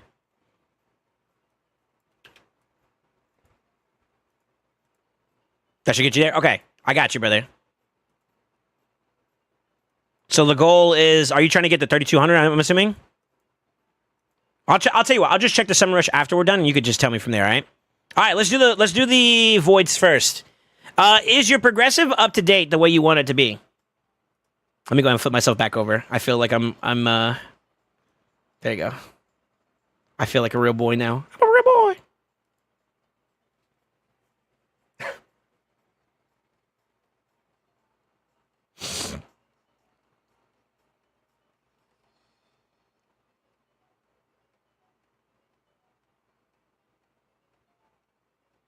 I'm too mid for the update to mean much for me. That's all right. It's good to know, though, so that you can kind of be aware of it. You know what I mean? I think that's still healthy. All right. Let's find you a banger real quick. Let's do that one. All right. Put your fingertips together, baby.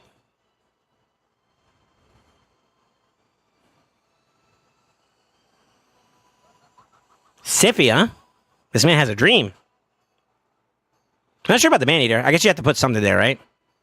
All right, we're going to pull the 5, and then we'll pull the 20. P. Not in your pants. R. A. Y. Don't forget the Y. G. E. Page! Yeah, I feel like we pulled a lot of shards these last couple days. Feels good, man. Delay for dramatic effect. Imagine that was a yellow. Monk of W. Come on, baby. Do you want a man here? Because if so, then we need to hopefully get some purples too, huh?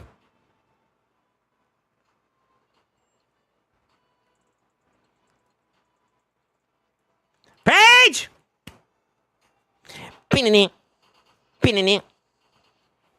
Cold art. How many people are still looking for a cold art nowadays? I got too many.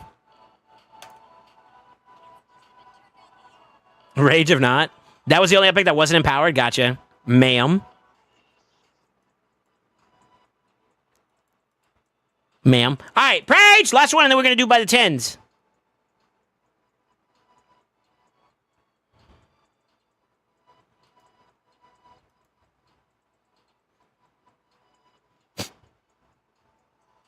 Here we go. The moment of action. Page! Come on, baby. Let's see a yellow. Harvester! Yellow! Ooh! No, no, no.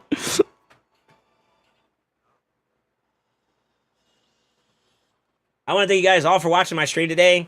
It's been fun. It's been real.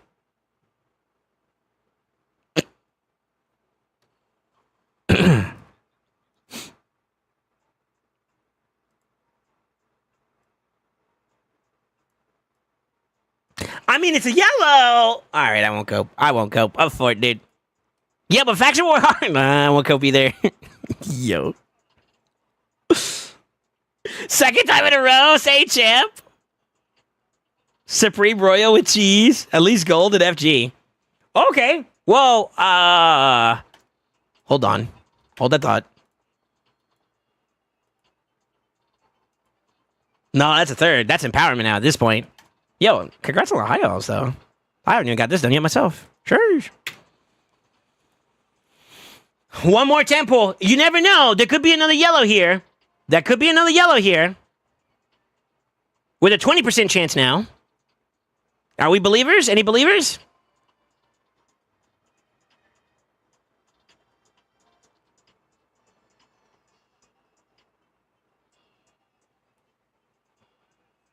Page! Consensus says blue. Blue. Oh, God. Blue. Blue. Top row text.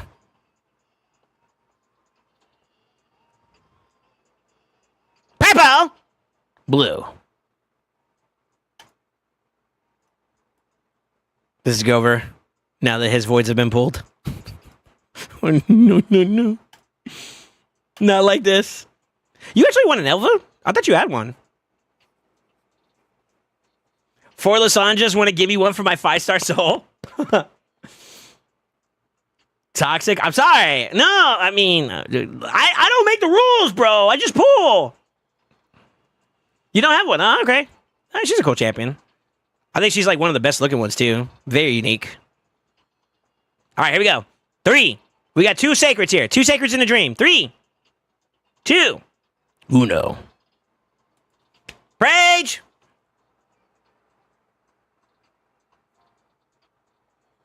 A stewarding thug! That man looks zooted. Rage! Final! Final shard! Final shard! Purple! A Kaiden! Eh?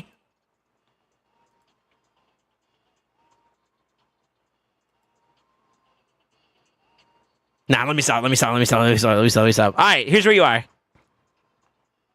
You are at 4,000 points, which means you have achieved Ishiyama. You have achieved Ishiyama's, whatchamacallits, and then a barrel. And some other stuff. Yeah, sorry about that, brother. Damn, dude, the Supremo Haim feels bad, man. But it is nice to see yellow. How close were you to Mercy? If you know. I don't know if you're tracking it like that.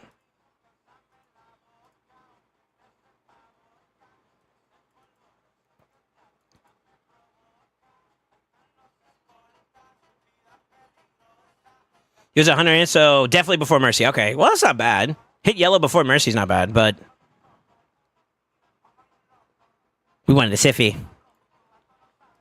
We wanted a Siffy. All right, let me full screen. Gatarni, am I good to log in, sir?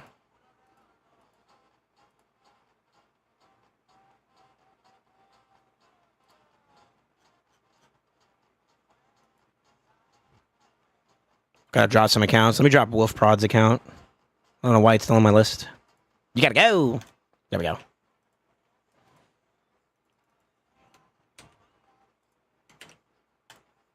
I'm in. I'm logged out, so it should be all clear for you. Okay. All right, let's get on. Let's get on. Yo, I want everybody to give me a big salute to the homie Gatarni for this takeover. He saw what I did for a coaching session the day before in regards to another account. So he kind of wants an overview on where he's at, as well as to kind of give some direction in terms of what he needs to prioritize, where the focus should be at, and stuff like that.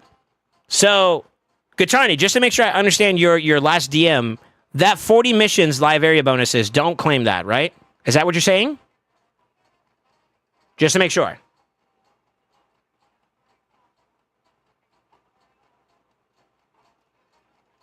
Okay.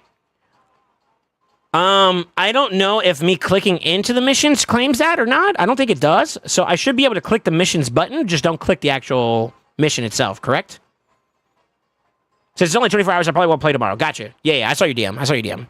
I'll tell you what, if anything, I'll just skip talking about it, the missions, because the only thing I would really want to see is like if you got Ramontu and how far away you are from basically Marius, which I guess I could do it another way. Here's another way. We could do this. I just want to be careful, that's all. Yeah, let's be careful. Better to be safe than sorry, right? We want to handle an account with respect.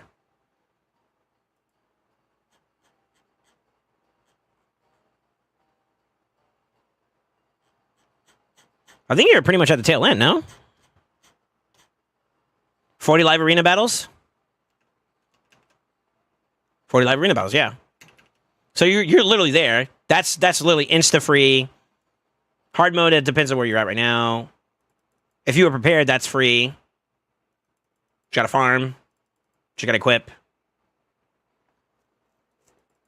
Just beat him forehead. And then brutal kick. Yeah. So you're pretty much home stretch.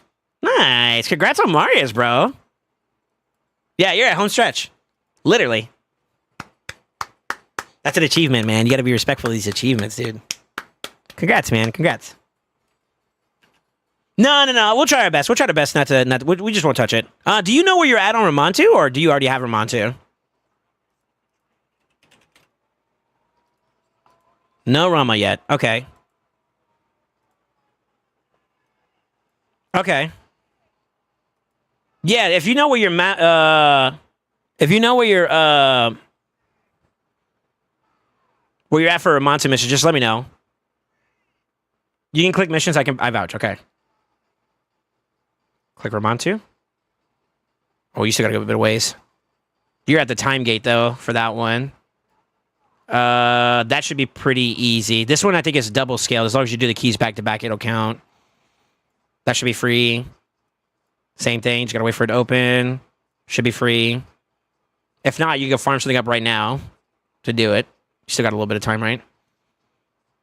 That one could be a little tedious, but I think that one's not fairly hard to do either. You just gotta prioritize it, basically. Same thing. Time gate. 70th floor on hard. You should already be done with this. I think when this unlocks, you just got to go back and beat it one time, and that's free at that point, right? Got to craft. Done. Just time gate. So you're still a couple days out, it looks like, depending on the rotation of factions right now.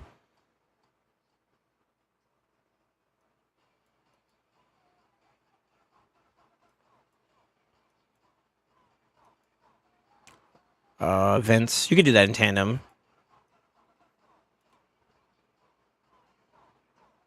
Okay, that's another big one. You already have Gomlux, that's good. So yeah, so you're just time gated by the factions, but you already have Lydia, I'm assuming, right? Yeah, you already got Lydia. So it's not so much the factions themselves that are difficult. You just gotta go beat them whenever the time pops up. Got it. So depending on the rotation, you're about like a week out. That's good. As long as you stay on top of it. Yeah, but I will probably spam 1-star glyphs on some new gear and stuff like that too. Yeah. I'm not bothered by those. None of these are really like difficult to do. It's just more so time gates, which is why I say like Ramontu missions you don't want to slack off on if you can help it. The two big, or there's like at least 3 or 4 big ones that are big in Ramontu, which is the faction ones. Unless you like, I don't even know if you can gem out like opening the factions. Like if I want to do this one right now, I can't. I have to wait. So those are just like hard time gates. The other one is affinity bonuses. You have to get certain amounts done, which you're kind of well ahead of that. And then the glyphs. There's some where you have to hit like certain max glyphs at 5s or 6s or whatever. 4s and 5s, something like that. Where you have to hit a certain amount of maxes at that point in time. So you just save glyphs up until that point. That's really it for the most part. All the other stuff is just farms, very similar to Marius. So that's fine. Okay. All right. Just get an idea. Shard count's looking kind of low, brother. We did pull your shards yesterday, so I guess that makes sense. Does make sense. You're a mad lad, by the way. He got caught in the FOMO. All right, let's see what else we're dealing with. Great Hall. Very impressive. Looking pretty spiffy. You already started investing towards this. I wouldn't spread, though. I think I still hold the same mindset where you want to do quality over quantity. So just a little bit of feedback there right off the rip. It'll get done eventually, so it's kind of a minor point, but I'd rather you have like a full 20 versus like 12. It's a lot more impactful than trying to spread out so much, I feel like. That's better. That's better. Put some in Iron Twins and Demon Lord too, huh? This might have been when this first came out, maybe? I was still trying to get top chest 1 key when this came out, so I think I did maybe 1 or 2 myself here when it first came out, but I immediately pivoted away for it because it's not valuable long term. Unless they do Demon Lord hard.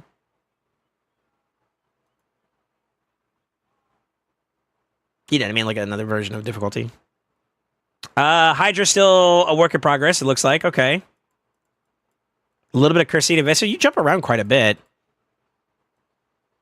For what it looks like you invested a little bit here and there to help you get over some finish line hurdles. And we'll see that in a little bit. Once you hit those, you moved on. That's okay. For the most part, that's okay. Still would say if you're going to invest in something, see it all the way through. But that's the whole quality conversation.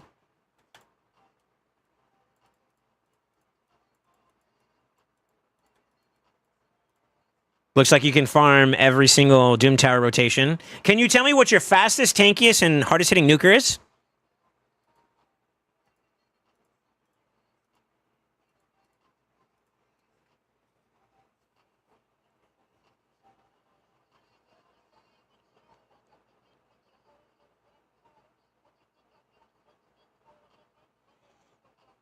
He has a feral. Somebody ban him. I'm done with this takeover.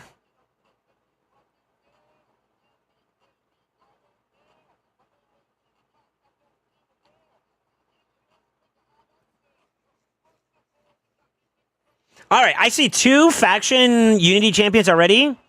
I see the Skinwalker. I see Tatsuya.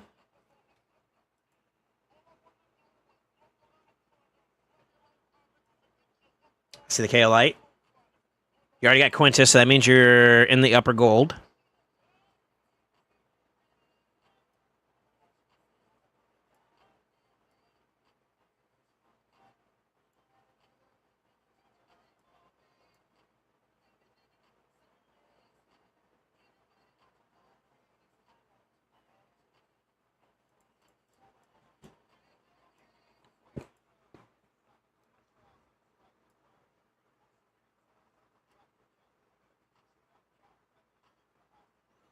You have a very interesting spread of like champs.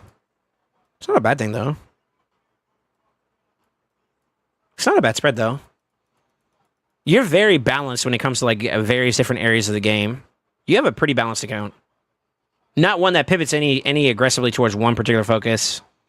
Maybe Hydra a little bit. Yeah, maybe a little bit more Hydra focus in terms of like the champion pool selections, but decent overall. Cool. Very cool. Very, very cool. That is cool. Yeah, the IG of some of the other randoms in the areas, I had zero idea how to use it. Gotcha. Almost all the copper was put in while I did hardly did LA, and I was like, fuck it, I won't get medals. Gotcha. So bad decisions. Fastest champ, shoes in, hardest hitting. Okay, let's see shoes in.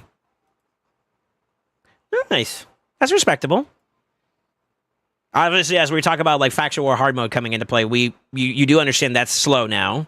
But you got roughly about 3-star, or not 3-star, but like mostly triples or higher. Okay, 1 double, but I just saw like 2 quads, 3 quads. Okay. Yeah, so 1 double. That's probably the one that hurts the most for your build right now. A triple, double speed, and then the banner's probably like a double or triple.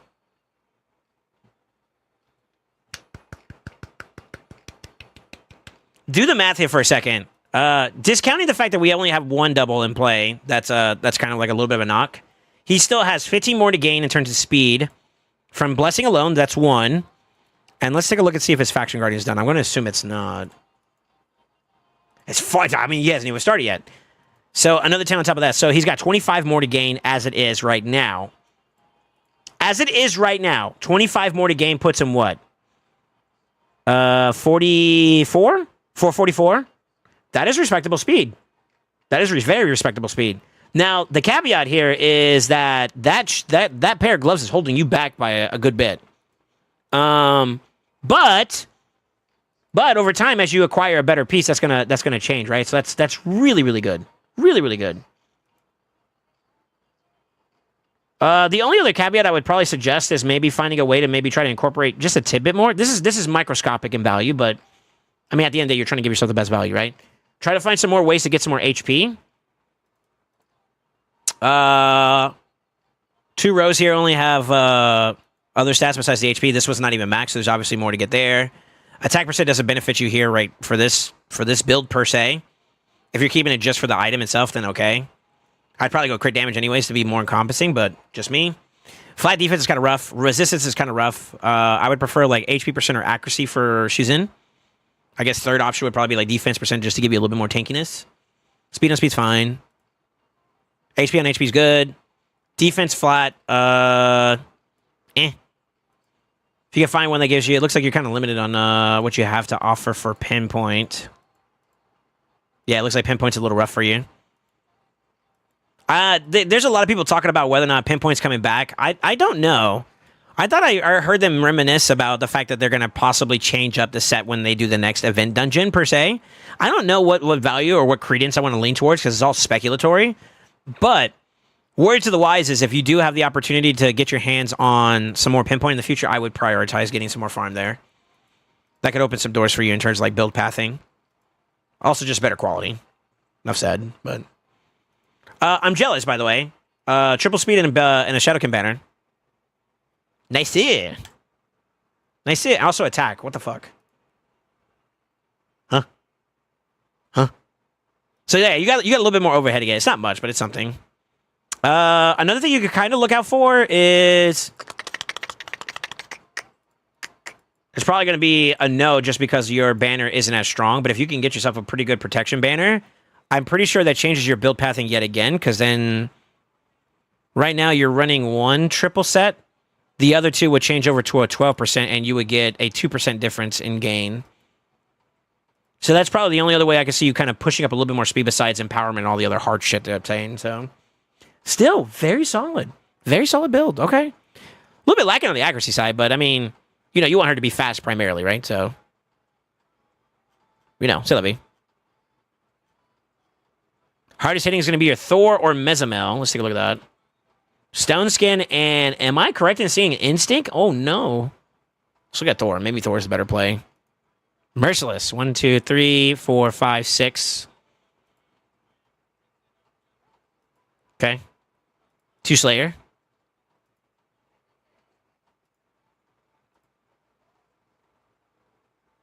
Good crit damage. Very good crit damage. Tech is okay. He's fully awakened, though, so I think maybe a little bit more to expect there. Looks like you're leaning heavy on the crit damage side, it looks like. 237 speed. For PvE content, that's fine, depending on where you're using him. That's fine. That's fine. I figured. I was wondering why your attack modifiers looked a little bit low there. Gotta find an upgrade for that one eventually. Another one where you can get, like, very microscopic gains, but... That's okay too. Yeah, that's okay too. Both of the rolls are pretty healthy for this build. Yeah. It's just a ring a little bit, but small gains. Let's see.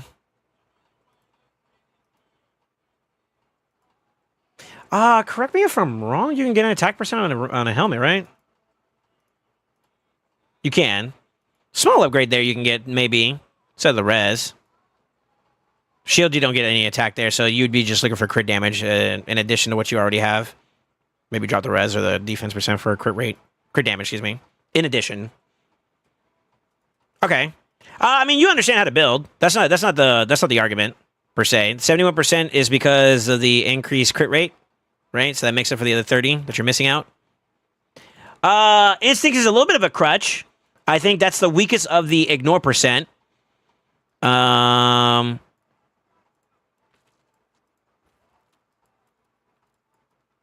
Okay.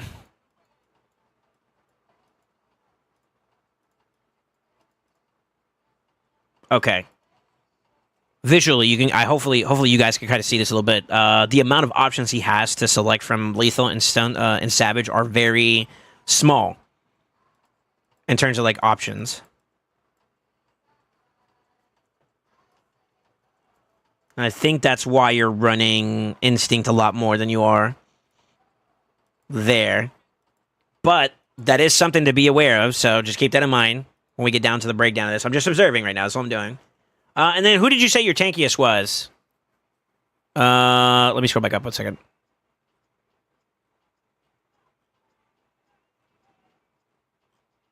UDK would be your tankiest or Harma, you guess.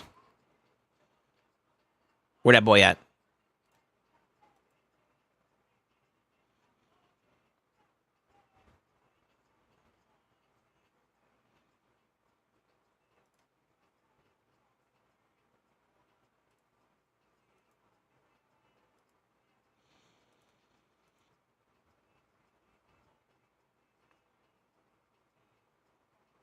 Okay.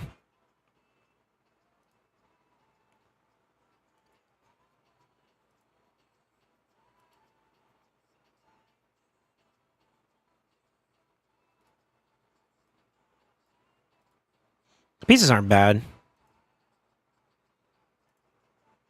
Good defense. Crit damage is a bit low, but that kind of almost seems synchronisant with what you're dealing with here.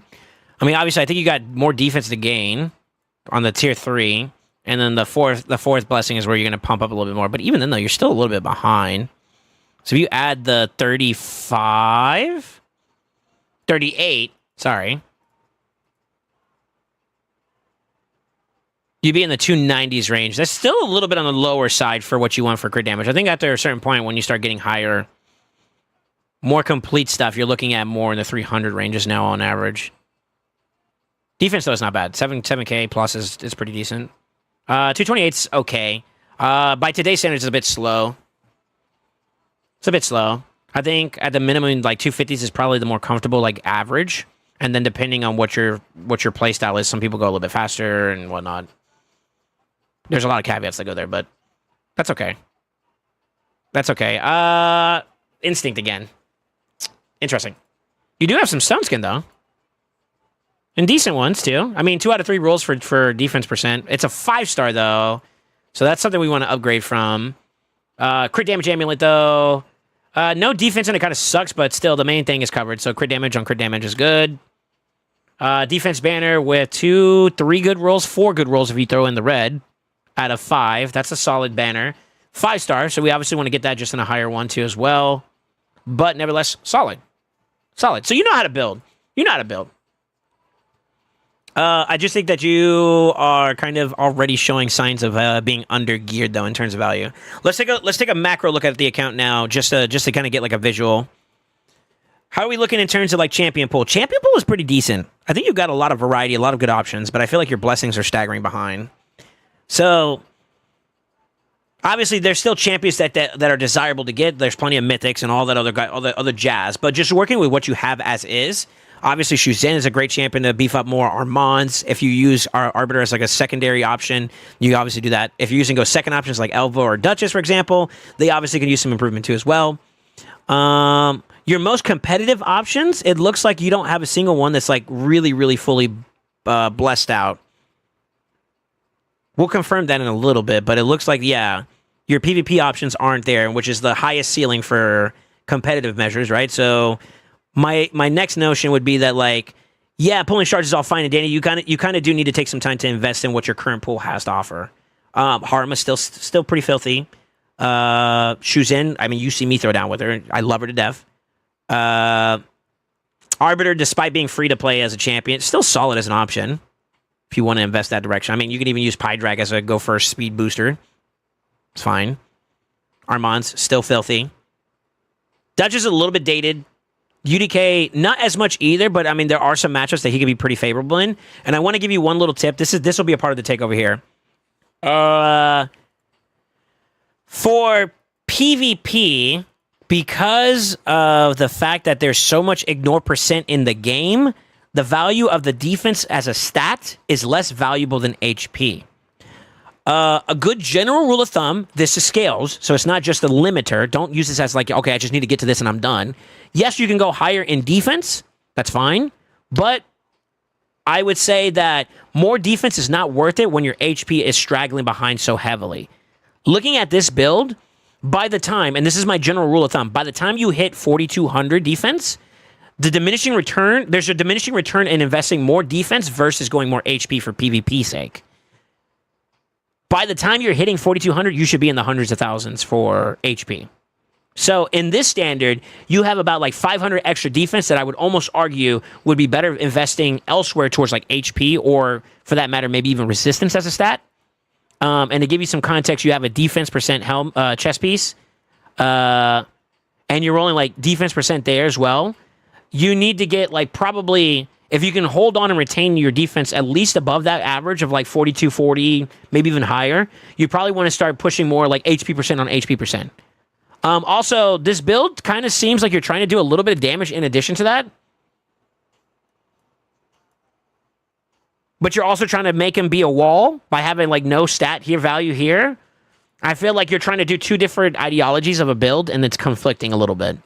My suggestion would be to commit to one. He's tried and true as just being a straight up pillar, a wall.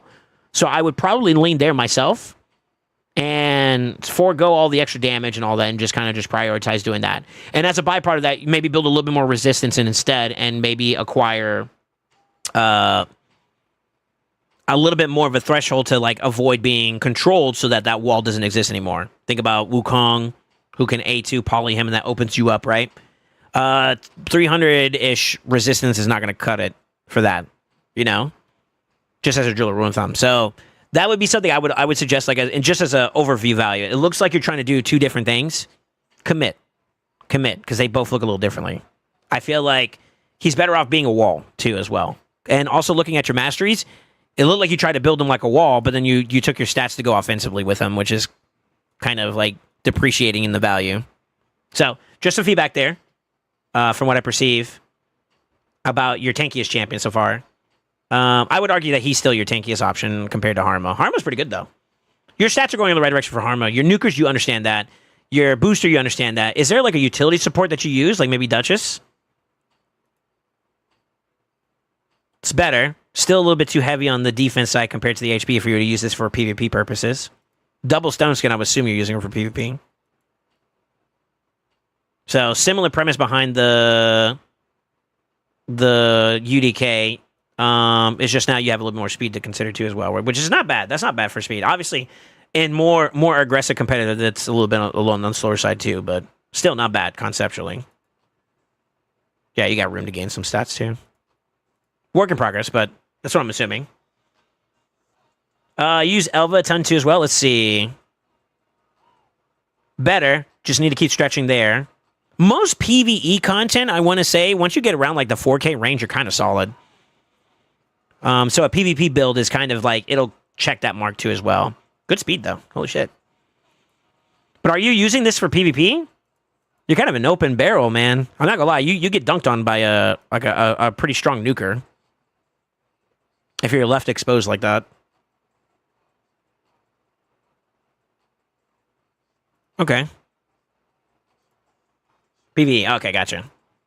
What about Duchess? Do you use your Duchess for PvP? Maybe I'll use her as my reference point for where you're at. Or maybe the Ancora. That's better. That's a lot better, actually. Defense is dragging a little bit behind, but like I said, I think you want to kind of keep this level of elevation at this point. That's better. That's a little bit more balanced for PvP purposes. You obviously want a little bit more, though, on both. And this build is far from complete, from what it looks like. Do a little bit of resistance there, too. Okay. That's not bad. Kind of forgot to use him. No, it's okay. I'm just trying to get an understanding of your gear. So when I ask all these questions about like what your fastest take is, you remember like how I did it before? I'm just getting an understanding of what like what's your top end. When I ask for your best of those categories, it teaches me like, okay, this is your limitations in trying to go in either of those directions a little bit. So I'm kind of at that point where I'm just trying to understand where your gear is at in tandem with like blessings and all the other stuff you got going on your champion pool. That's all. I'm doing information intake right now at the moment. Okay, cool. Now, the tips I did give you about your champion pool already so far is kind of keep that in mind. Let's see. Iron Twins, are you able to complete all difficulties or all affinities? I feel very limited of being able to go second and maintain tankiness. Yeah, that's a byproduct of gear, blessings, and FG/empowerment. So it makes sense. You got a little bit of groundwork to go in practically all directions. It makes sense. All IT-15 on farm. Okay, cool.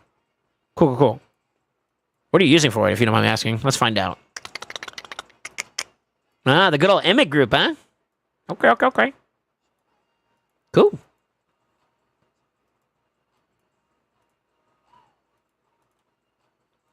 Two minutes and 10 seconds. What are you using? The Dren comp. Okay. Are you running Drang in addition to Elva keeping him going? And it's just you duo at the end there? I saw Elva's build. Let's take a look at Drang. Yeah, you're reliant on him. Oh, you're reliant on the Elva to keep your team going, or to keep the Drang going. Okay. Got it.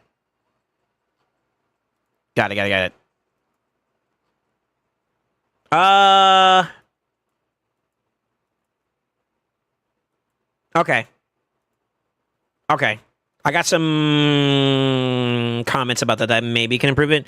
Roughly, to be honest with you, unless you're running like a super aggressive team that like an in-game team could do, I'd say averaging out around like a minute to a minute and 20 is probably like reasonable for like a late game to end game build.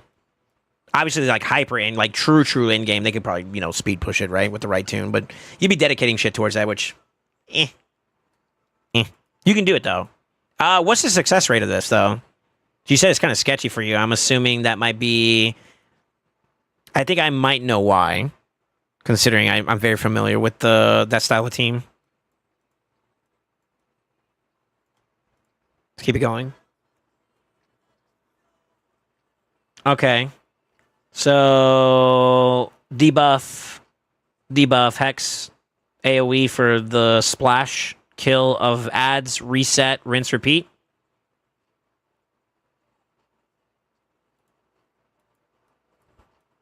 With food. I peep it. Yep. Okay.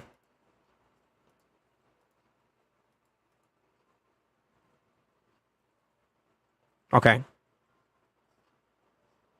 that's how fast you do it? That's not bad.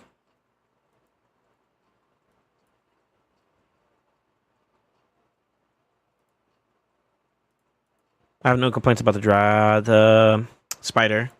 See what dragon is. That is not your dragon team. Where's your actual dragon team? If that is your dragon team, Pog. Is that your hard 10? No way, right? That is. That looks longer than 40-something seconds, though.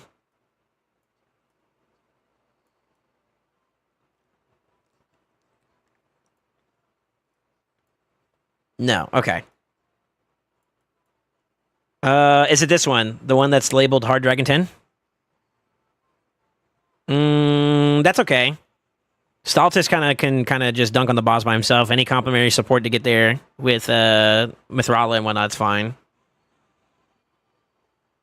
Stultus storage under 1 minute. Okay. Okay, cool. I use Stultus myself personally still, so that's fine. I use like a Seer Clear Team plus Stultus, and that does roughly about comparable. Actually, no, nowadays I just do Stultus and Theodore. That's about a minute. But I could do like 3 food with it. Eventually I want to get to like Theodore myself, but no complaints. That works. That's fine.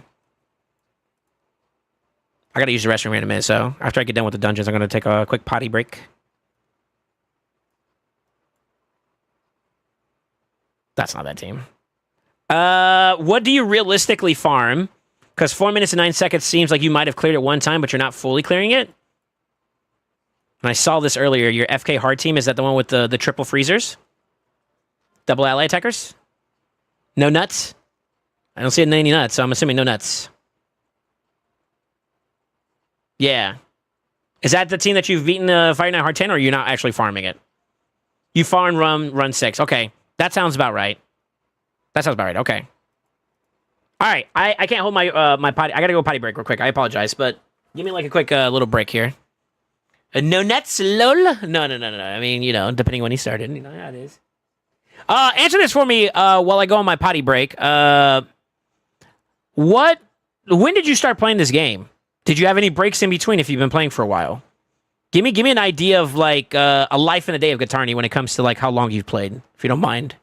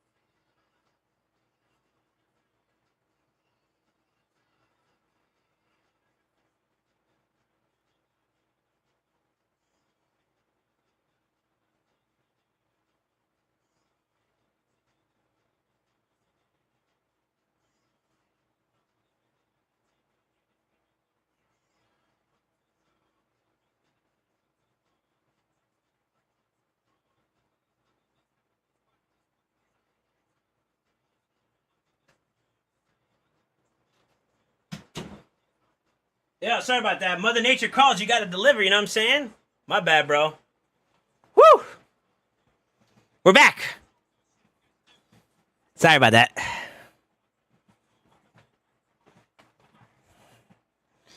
Okay. All right, let's see. What's your job to be on camera? What do you do at work? Not be on camera? Listen, I had to go potty. Takayas. Also, you're like 3.5 hours late. You're fired. Takayas. Matter of fact, we're taking a deduction of your pay. No, matter of fact, you owe us money now. All right, here we go. Let me read your statement. So in answer to my question before, you started playing back in 2020, but I have a year-ish break from June 2021.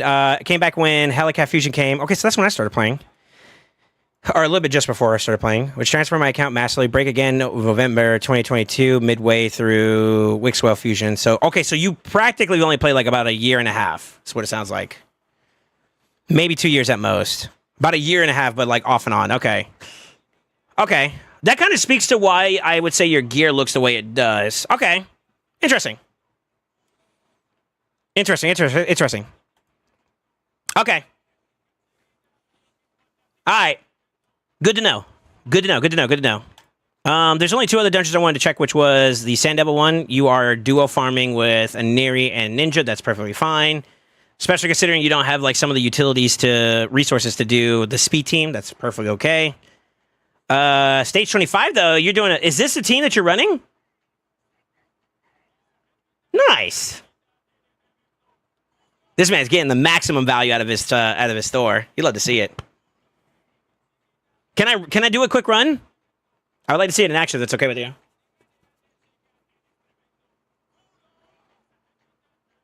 Yeah, may I do one run?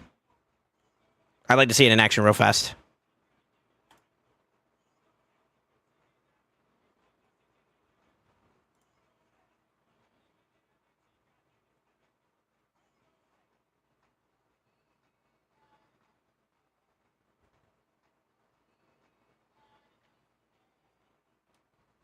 I started off with the 1x, so I think that's why I delayed it a little bit there.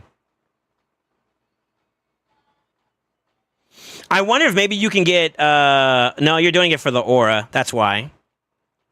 I was going to say, if you can get like maybe Ninja in a higher priority position so you can enable the Thor to do his hit there.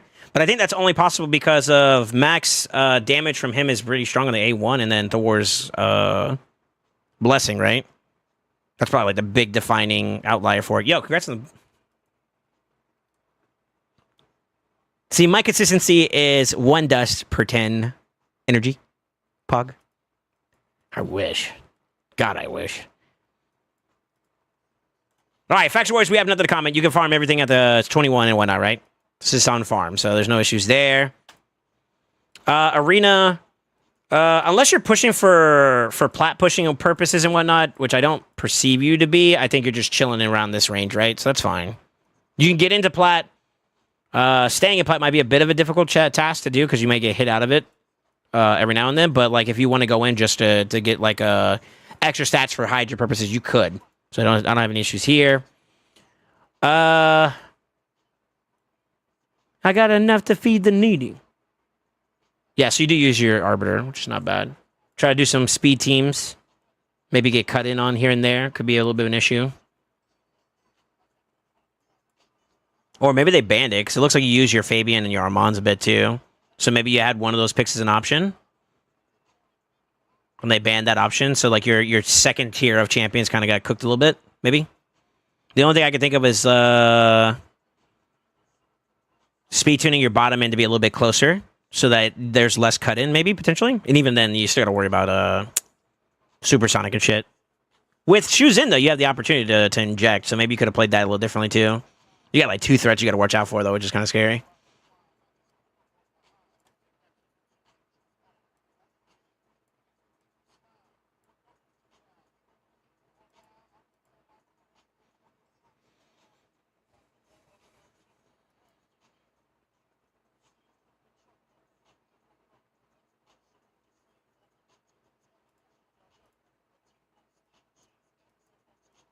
Considering how long you've been playing the game, And I think this kind of goes back to where you were at before when you were saying, like, oh, I'm not going to get medals and whatnot.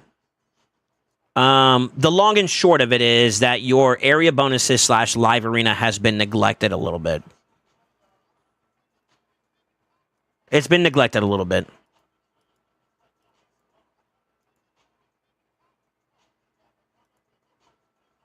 All right, let's see. Tag team. Silver 3. You said you started back, you came back what? So you came back around May 2024.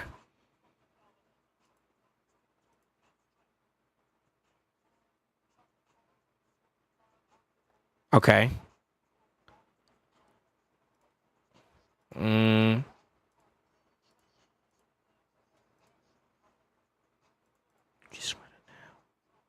Oh, yeah. So you're using him as a buff stripper. Okay. I'm tracking it. I feel like Elva here is kind of a weird piece to plug and play with this style of team then.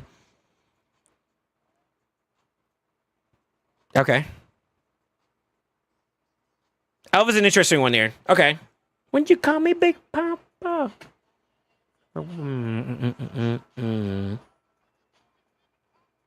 Okay.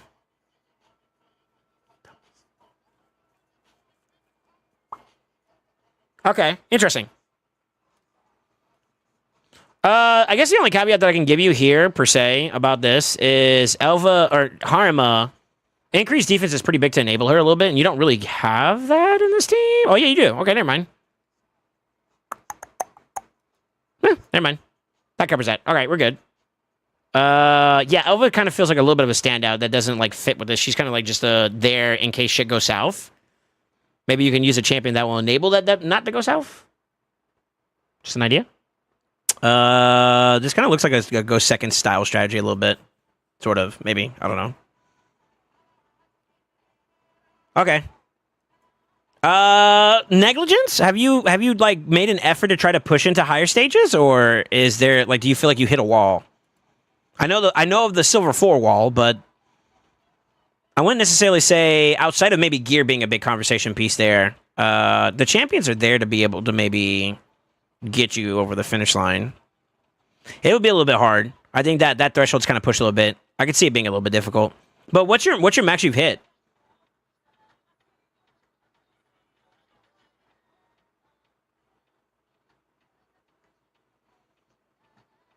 I sent a link, recap link if it works. You could see I don't have many LA battles. Yeah.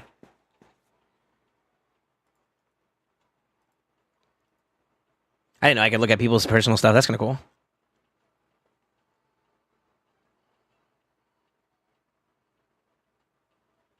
Is this your stats or is this mine? I don't know if this works. I think when you use this link, it takes you to. Yeah, this is mine. 144 legendaries. Yo, I'm getting doxxed. Shh, stop snitching. Yeah, it's mine. You'd have to send me your UMID number and your current name, I think it is. Like what it looks like up here. I mean, I can technically do it. Shit, fuck. How do I do this? That.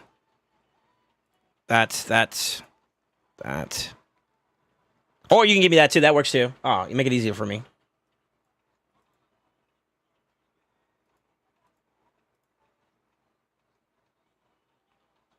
Yeah. It's a bit on the lower side. I got too many links open. Hold on.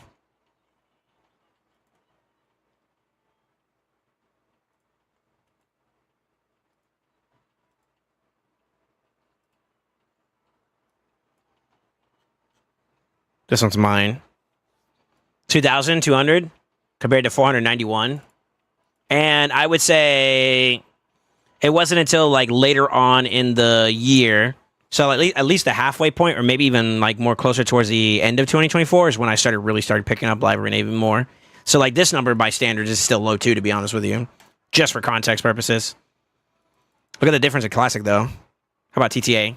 5K versus 3.2. So yeah, there's a bit of a difference there for sure. For sure. Okay, so we can accept and acknowledge that there could be a little bit more elbow grease that goes into that. Both TTA and Live Arena.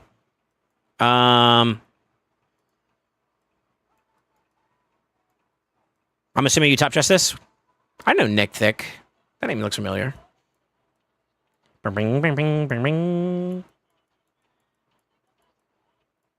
Where you at? There you are. Yeah, top chesticles. Ooh, traditional team too. Sheesh. That boy abusing that ninja. Okay. Yeah, so this ain't a problem. All right, we ain't gotta worry about that. You done one key so far. This is your nightmare? Very good. Very good. Yeah, you have no complaints from me here, actually.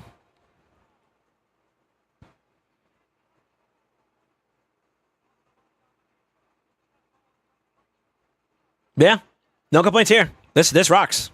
Good shit. Good shit. One Billy team, non-Trunda. Yo, he did that on purpose. He's like, I'm gonna show him I got at least this down. You know what I'm saying? What about the rest of your teams? What do you normally use?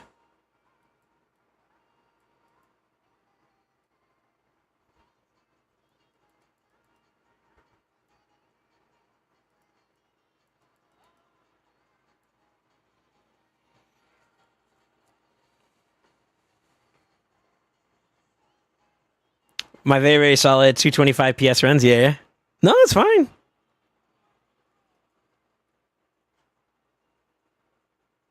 I done 3. Oh, you're going to hate me for this, but when it comes to like the Sand Devil and Shoguns, believe you me, I've farmed my ass off for some dust, man. Like, definitely Sand Devils. You could tell.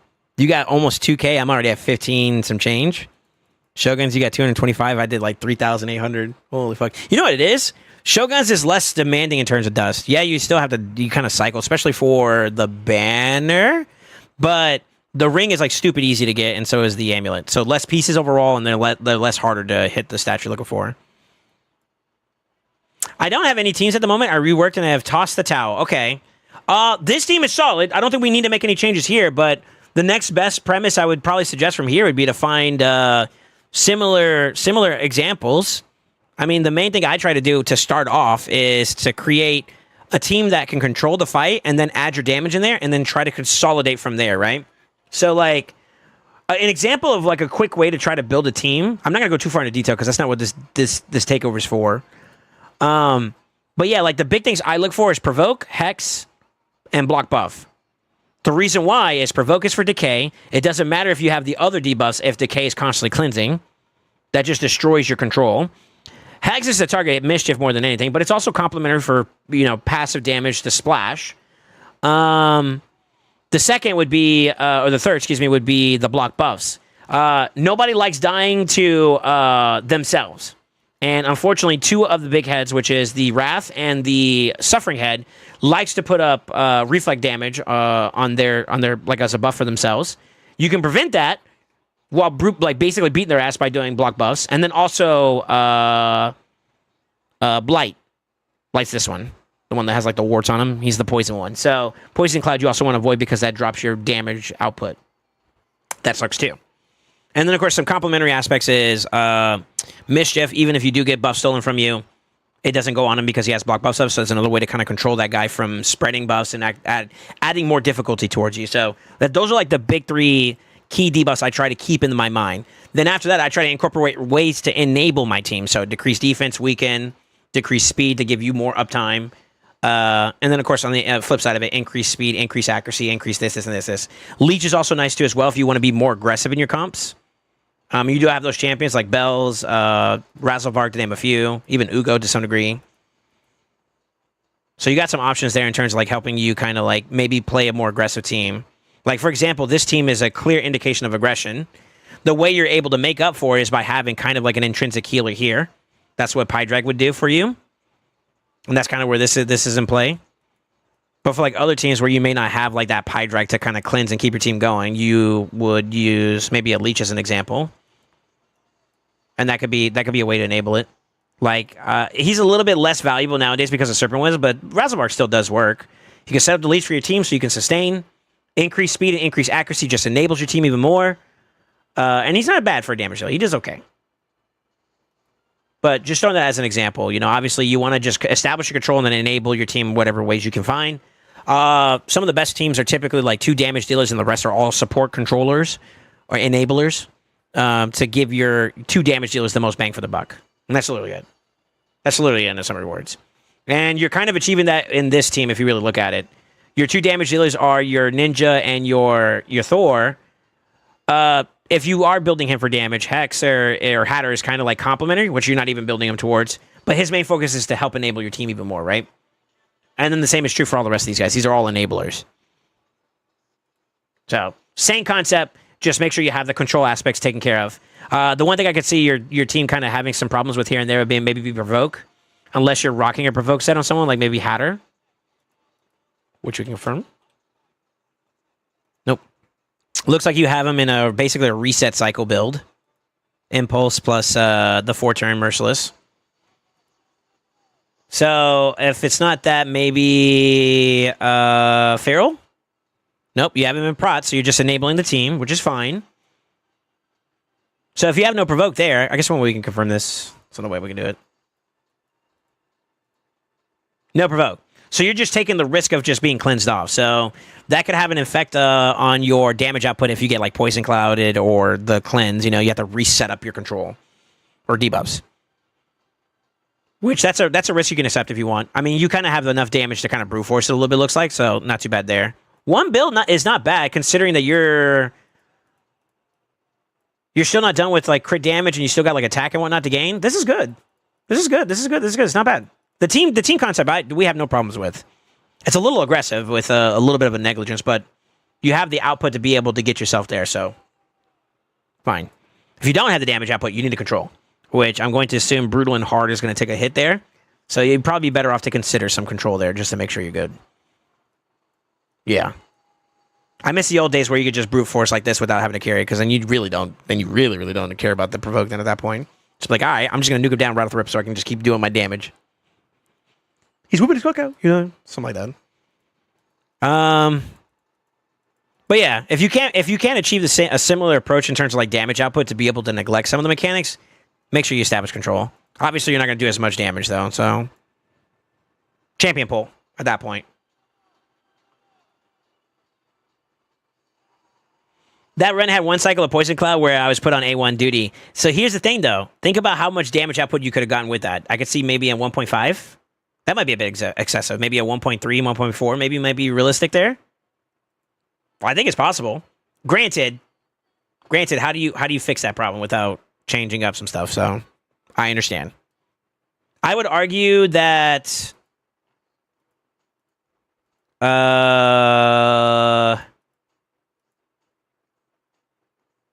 Hatter could probably be the one that you can get a little bit more out of this team. If we're going to go into specificity, I don't believe that this champion does any buffs for the team, does he? I know he does 2 debuffs. So buff duration is increased, but that's not him placing any buffs. It's all about debuffing, right? So like if we're going to be like super analytical, that's the word I'm going to use for it, you could probably do like 9-piece Feral to give like 10% more damage for his Hex and Weaken being placed. That can maybe give you a little bit more there. But then you're also taking a different route. So it's not the quantity of how many cooldowns you can get on a turn. It's more so making it quality, which there's semantics behind both, right? You can tailor it however you see fit, but that could be an example of one way to maybe try and do it. Obviously, easier said than done because Feral is siege dependent. So you are dependent upon your clan to do well. But I like the team. I feel like you kind of have enough visual representation of ways you can kind of do it. Obviously, you see the Provoke, you see the control there and there. Enabler and then damage. It's the same concept. Just finding stuff that would be like an alternative to that. Like maybe you have an Estrid instead of a Necmo, or Krisk instead of this, or even Vizix for that matter would still technically work. Ugo for Ugo, or shit, we got Nora coming out now that he can also technically do that too. You know, examples. Take the information as it is in terms of like what you need, and then apply your account as best you can to those needs. Or you could just rock out with your cock out and just use a Trunda. Lol. Which I don't think... Do you have a Trunda? I don't think you have a Trunda. No Trunders. I'm for it. You need more than just Trunda to enable her, by the way. She does good on her own, but like the real big numbies come from the team. If you build this team by yourself, I don't think I need to criticize you building anything else. I think you just need to find those answers to replicate something similar or comparable to this team. I think you have a grasp on the concept of Hydra, though. Would you agree, or would you like some clarification? This doesn't look like you don't understand Hydra, though.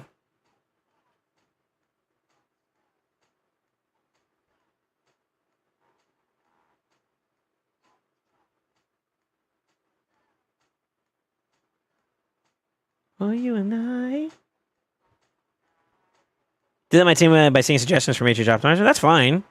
But I mean, like, you understand how to handle Hydra as a whole. If you understand how to do that, then you just need to apply the concept to controlling it, along with just, you know, your champion pool and how you can make that work for you. Create your control, consolidate it, and then add more damage on the side of that. And as you consolidate, you'll add more damage, and then you have a pretty nice team.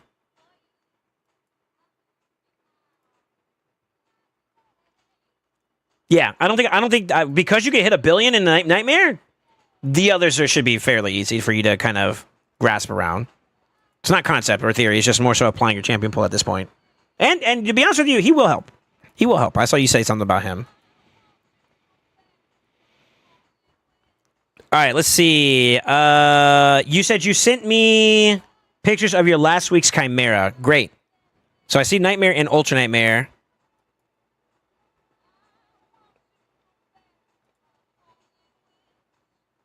You're over on both, so that's good.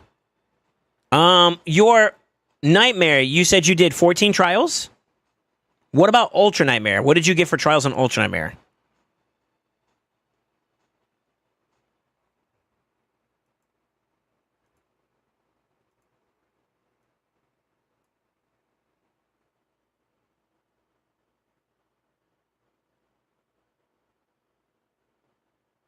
Okay, goated. Goated, we already know that. Feral would be a plug-and-play alternative, depending on what you're trying to achieve for the week. No Leech is kind of rough. No decrease attack either. It's kind of rough too. So I guess it depends on, like... So, like, it's hard to criticize, like, Chimera teams in general. It looks like you got... Damage is not a problem. And honestly, like, running, like, a Shadowkin duo with Mikage is obviously going to get you some pretty good stats. Toshiro, Ninja, it doesn't really matter, honestly. You can get plug-and-play a lot of different options. You got some good damage. Should be expected, at least, right? Hatter is kind of interesting. You're getting Hex and Weekend, turn meter boosting, and the A1's irrelevant.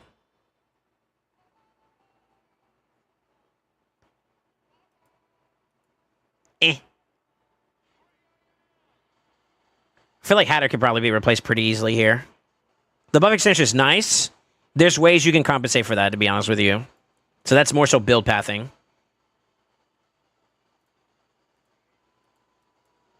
Okay, left side.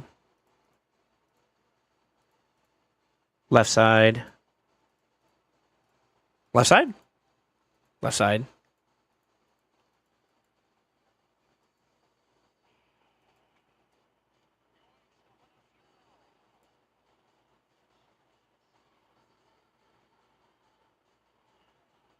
What's your average of trials across the board on a given week? Sounds like you're averaging roughly between like 14 to 20.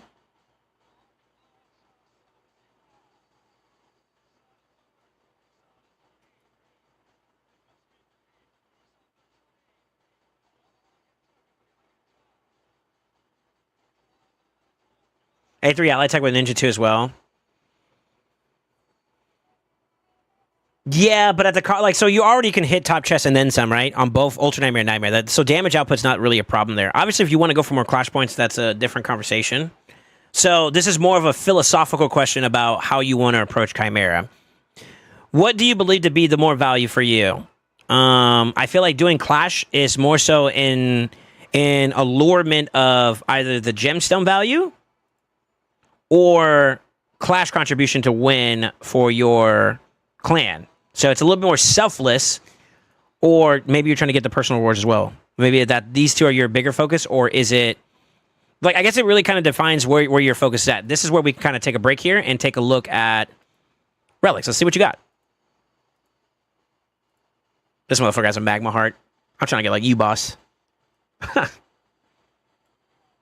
Okay, those are from the events of the Alice in Wonderland. 1 wand, 2 wand, 3 wands is good. 1 coronet's not bad. 1 Seroth is not bad. You could use a little bit more on the Seroth, a little bit more on the crowns. Obviously, more wands would always be ideal too. Put this on someone, please.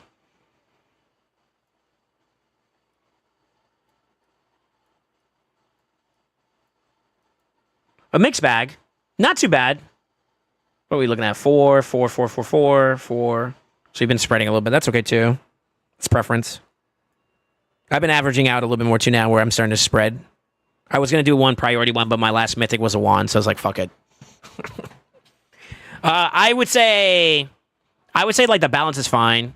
This is all personal preference at this point. Do you want to average out like your team being better overall, or do you want to give like high quality to one?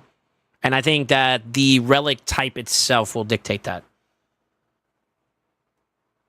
Yeah, I think it depends on what you got. But I would say general consensus for people who are not as lucky as you are, spread out's fine.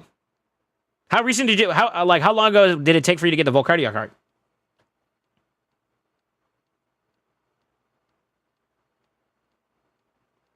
Third one is negative since it's got horsey name on it. Okay. That's okay. I've had 1 or 2 runs on Ultra Nightmare with like 7 to 9, but lagged on damage. Okay. We're a little behind on Embrius too as well. Okay. So, for you and where your focus is at in terms of what I would suggest for Chimera specifically, I would say that like you still want to get to the point where you're top chesting. That should be your primary focus right now. And the reason why is you need to be able to do Ultra Nightmare and Nightmare consistently, nonstop, to get Embrius. At a minimum, that's what you want. You don't want to delay that anywhere because you can see how game-changing it is. He changed the meta. So, a champion that can change the meta is a valuable champion, in my opinion. The next thing that I would say in terms of focus would be your trials. So, I would argue that your champion pool, or maybe the build pathing and the style you build this champions in, could be tinkered with or adjusted to give you a better value in terms of the part 2 of that. So, this is all subjective on like what you want to prioritize, right?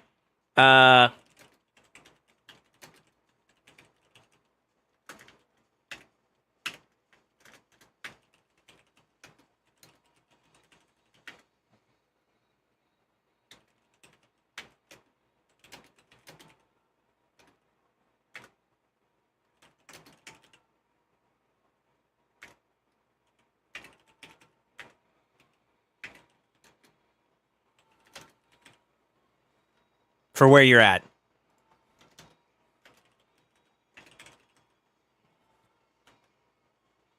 Honestly, it's just top key damage, really, which will cover top chest. So I'm going to just leave that out for now. But trials become a secondary factor afterwards, right? So I guess the difference maker is it's progressing accounts. Even my account I would consider as a progressing account when it comes to Chimera. I don't have the most cream of the crop options, and you fall into the same category. You actually have more options than I do, believe it or not. With like Feral as an example. But in terms of like what your focus is, do you feel like you need more specific type of relics, or do you feel like you need gemstones to complement the relics you already have? And depending on what your perspective is on your account, you're going to start to see it swinging in that way. Now, as your account gets better and it evolves and it becomes more efficient, you could start kind of closing the gap between those two, and they become one focus as a whole. End-game counts are there. I perceive your account to be more towards like the late-ish game account, where like you have some good foundations, you have some really great resources in some key areas, but there's still some gaps, right? I would say I'm barely in-game because I got a little bit more accessibility to options, but I also still have gaps. I don't have Fyna, just as an example.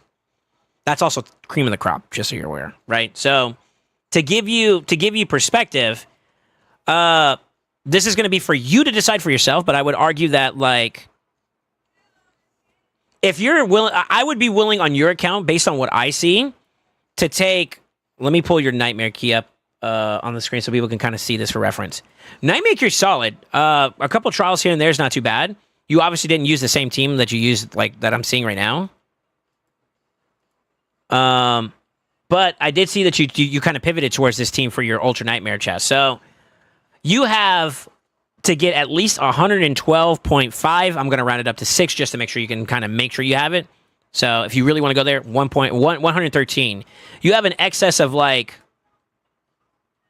80 and some change. I think you can take the hit on damage a little bit to drop someone like Hatter, just as an example, to incorporate someone who can enable you to get more, not only quantity of masses, but maybe even a focus towards quality. A great example, Lydia. I talk about this all the time, but the trio that I can tell you right now will always hold it down for a solid 14 plus trials if you do it right.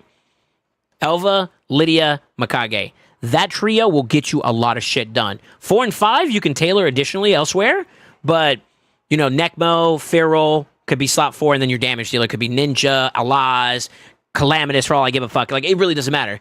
That trio, if you combine them with a combination of other 2 champions on top of that, will always net you really, really good quantity of trials. The focus will skew a little bit.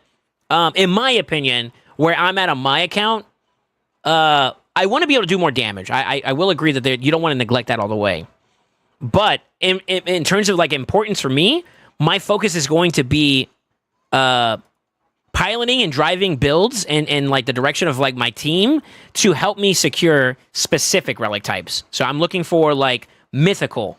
That's why what I do when I first came into like Chimera, I went to go see where the mythical masses are at now. Does Feral help you, or Hatter for that matter, help you get towards this? The answer is no. How about this one? Not really. I feel like in this particular scenario, Hatter could kind of help, but it's conditional to turns, and you kind of don't have the luxury of turns when you're dealing with Ramform because he comes and goes, right?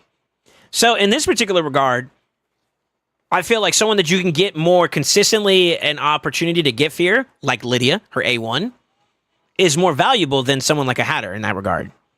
It is a hit because you're not pushing your ninja in play very often, but you're still focusing towards trials. So you see how like I'm kind of like devising the team now to focus specifically towards this angle of trials?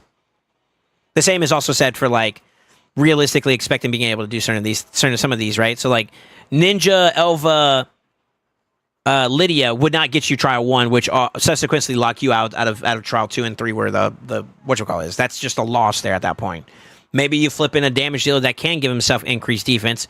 Hypothetically, I know I'm using this as an example because it works for me, but just using like just to kind of expand your thinking on this, a loss. That's just a damage dealer out, another damage dealer in with the same core team that I'm using to keep my control, my enabling. Now I have the increased defense or, you know, whatnot. And technically that doesn't enable the block damage side if you really want to go there, but these are hard to accomplish trials, unfortunately.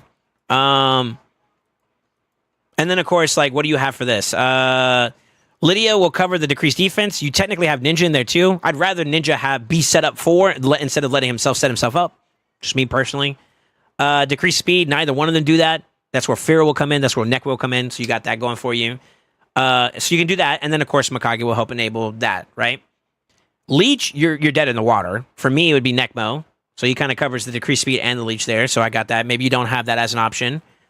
This is where you maybe consider a pivot in terms of damage dealer options, or maybe take out Feral and favor something else that can do decreased speed and Leech. See, the whole idea of why I'm saying what I'm saying is just to kind of like tailor your team towards your focus. If it's going to be damage, then by all means. If it's going to be trials in addition to damage, you gotta mix and match a little bit more, and just be aware that you're going to always be changing every single week because. This week, it's Trial 1. Last week, it was Trial 2 in the middle. Well, it still is, but maybe the week before that, it was Trial 3 set for Viper. And, you know, your team is going to look different because now you care about, you know, decrease attack and increase speed. And now block debuff and increase attack and decrease accuracy and increase res. Whereas the week before that, you didn't give a shit about it because those masses weren't as important. So that's what I would say the conundrum around that is. You could use me as a reference. You could use other people as a reference. I know, I'll give some shout out to some people that I know that I would vouch for. I think he has a generalistic approach. He has a pretty solid developed team that kind of works for him. PJ shows some of his Chimera runs and whatnot, so you can get a little bit of an idea there. Mine's, I would say, is kind of on par with free-to-play friendly outside of maybe the DPS option and whether or not you consider Necmo to be free-to-play. But Mikage You could technically get everybody could technically get at least once with a fusible. Lydia is free to play. Elva could be debatable. Just go AFK for a month. I'm kidding. And then a damage dealer. Ninja. Technically, everybody that played long enough would have a ninja. Alas is not free to play. Neither is Calamitous. But you know, you could look at options, right? That's the concept. That's the concept. Let me see here. How do you replace Elva? You try to find someone who could do something comparable. Some examples, like, okay, what does she bring to the table? She brings increase, speed, block debuffs, and a cleanse, as well as a revive, and continuous heals, right? So healer, cleanser, buffer. Who are some people that could do that? Well, you lose out on some depending on your options. A great example would be like Duchess. She's a buffer, technically a pseudo healer and a reviver, but not really so much a cleanser, right? So buffer and reviver, you got that checked, and maybe a little bit of heals if you really want to go there. I wouldn't rely on this for heals. You're going to be dying a lot.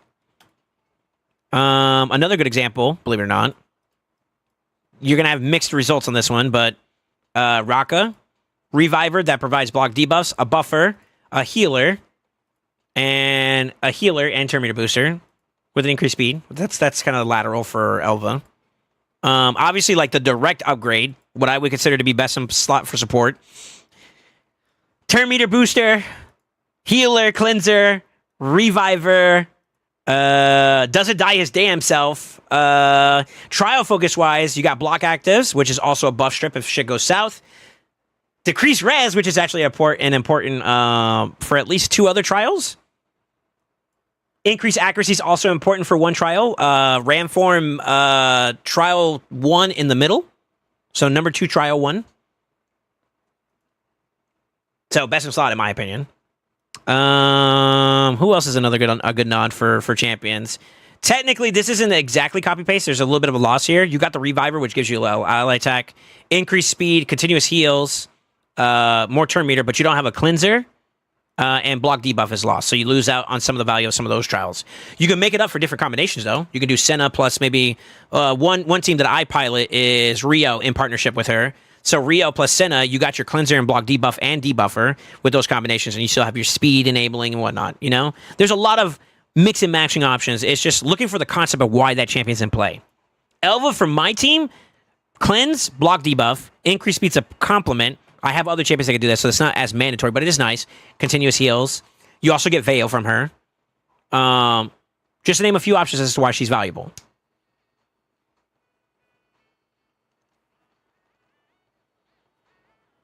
Yeah, run Snick Track. Got myself an Elva, was worth it. I'm missing Elva, never been AFK for so long. Yeah. I wouldn't do it for 4 years, so that's a lot. Yeah, his turn shifted with Galathier Pata. You can feel his pain. Shut up. So just pull Galathier. I mean, if you do, yeah, that's the best option you can have, honestly. But what I'm trying to get at is the combination of like debuffs and buffs and what the people bring to the table. The why will introduce the how. And what I'm trying to explain is the why. But to define the why, you have to first identify what your focus is.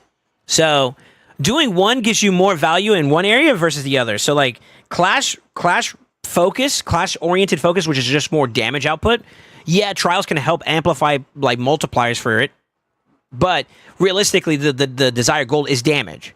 So you may neglect trials a byproduct of that, which means you get less masses, but you'll end up securing a better position in trials, in Clash, which means that maybe you're cycling through this every week a lot more effectively. I get a full 8 bill within 2 weeks. So I'm resetting this every 2 weeks, not every week, maybe compared to someone who is primarily just pushing damage as a focus, right? And let's just break this down, but with this guy. 12 trials. 10 trials on Ultra Nightmare. That gives you an idea. Less trials, more damage. More trials, less damage when it comes to less acquiesceable champions. And even then, he's rocking a Fyna, so that might be why he's doing a little bit better. Looks like he's missing the final piece to really make it work for him, but you get the idea. Let's look at this one. Nightmare, he got 3 trials done for 198 mil. 152 damage with 2 trials. He just went focused on damage. Yeah, he got a solid 3.6 billion Clash points, which is about halfway through a full bar of the personal rewards. But he's also kind of shooting himself in the foot by not being able to achieve the amount of mass potential that he could get for materials. That's more relic opportunities, more fodder. Literally right now, because of how hard it is to acquire the basalt ore, every mass, in my opinion, is valuable. Even if it's rare, even if it's epic, legendary, or mythical. Obviously, the rarity will dictate the better value that you could get from a relic type.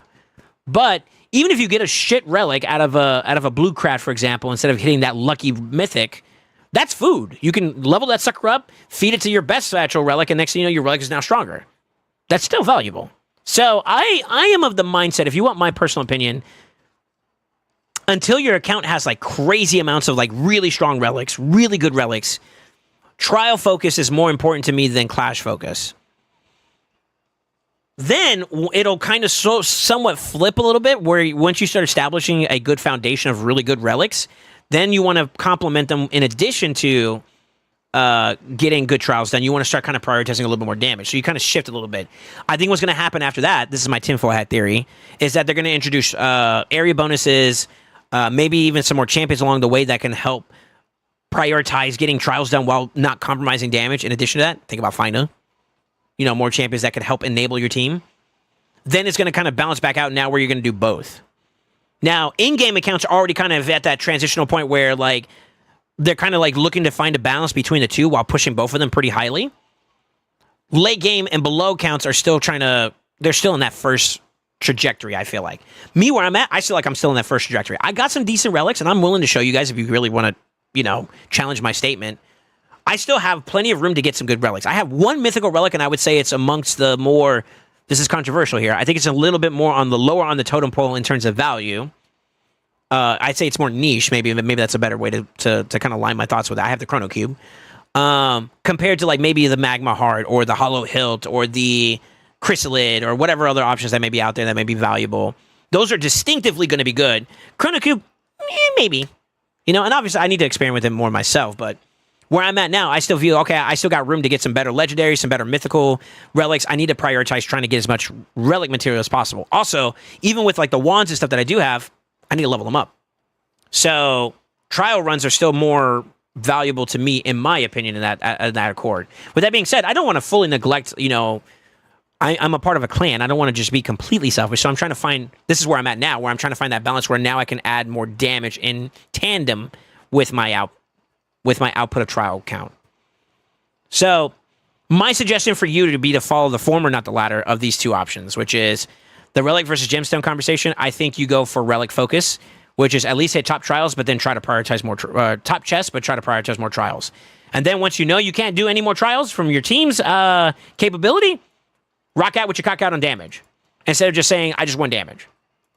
That's where I'm at with what I perceive what you got.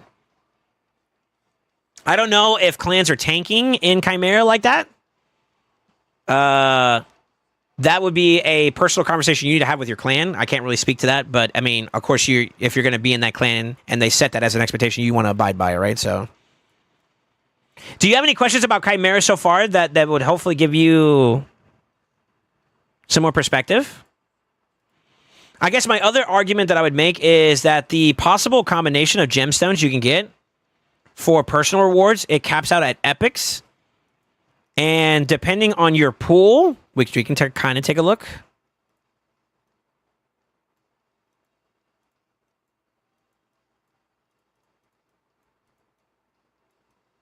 Where's the triangles?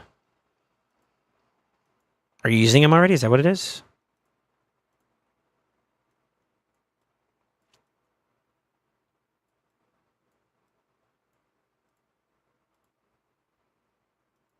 Did you get that from collecting all the Alice in Wonderland champions? Is that what that was? Question mark? Or did you just get that from like a actual drop?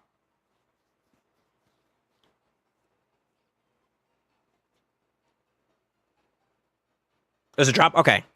So I could kind of make an argument in favor of my stance of like you pushing a little bit more clash to as well, because if you look at the relics index, you're cooking on the circulars. So circulars you got enough to divvy out for a good bit.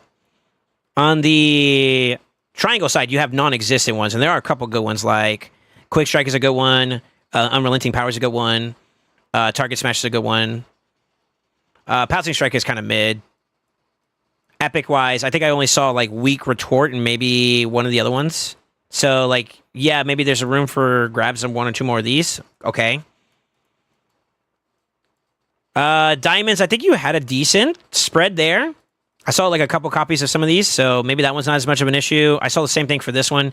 You might be missing one key one there. But outside, to me, I feel like the one that you have the worst drawback on when it comes to, like, luck, per se, would be, like, your triangular epic sides, right? But I think you have a decent pool of the epics when it comes to the other gemstone socket types. Now, that only covers PR as a part of this conversation. Yeah, that covers PR. When it comes to Clash, that's a little bit different because now you're talking about mythicals, and you definitely don't have enough of those. I don't. So, Clash right now, getting the mythical gemstone is the main reason why people care about that. Just being straight up honest. The problem is, you need to place in the top 2 at all times in order to be able to get access to the mythical gemstone chance. So, if your clan isn't aligned as a whole, you need to have that conversation. It's a moot point. My clan is aligned with that. We're trying to get top points, top damage, top trials, the whole 9 yards. We're trying to be the best of everything. And I'm struggling. I'm trying to do my best to catch up to them and do what I can do, you know? But even with that being said, though, you get the idea. Like, that's where you need to understand where your clan's focus is aligned to. If it's just do your best, then I would argue that, like, right now, in terms of prioritization, I'd probably relax my opinion on whether or not you care about the Clash point side and just prioritize trying to improve your trial count more. So, yeah.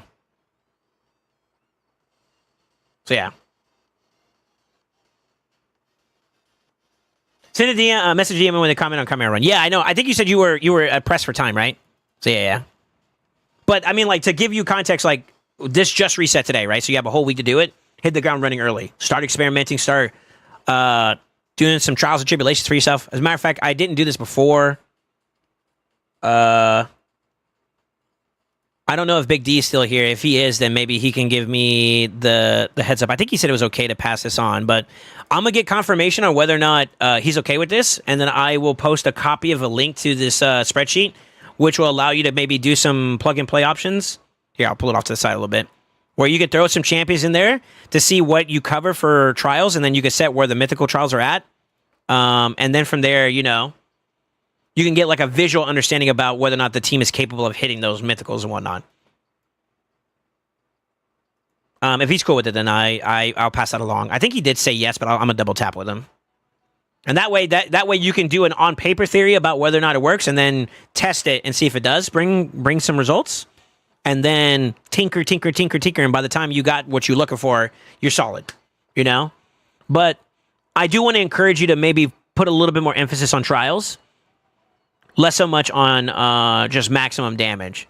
Obviously, we are all trying to get there where we can get the best of both worlds, but realistically, for every account, is going to vary.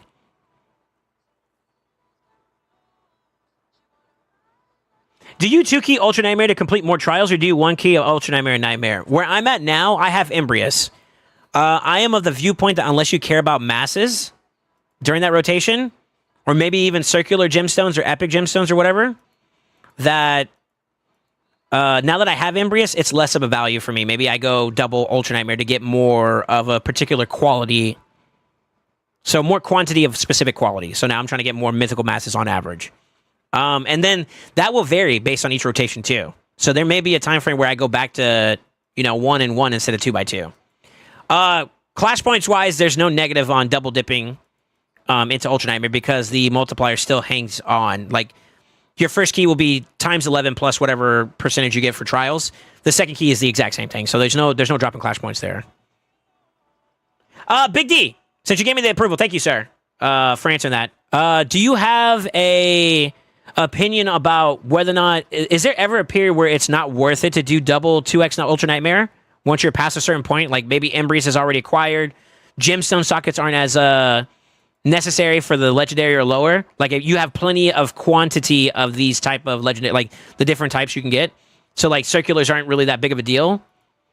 Does it matter now at that point? I think I'm of the opinion that at that point you could probably make more of an argument for double dipping into Ultra Nightmare for better relic mass value.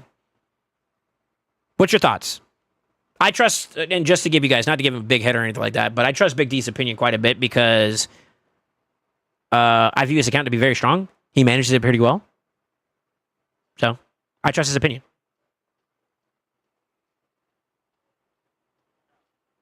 I didn't know you could get mythical gems from the top chest. Pretty neat. Yeah, that's only Ultra Nightmare. Nightmare, you do not get mythical gemstones.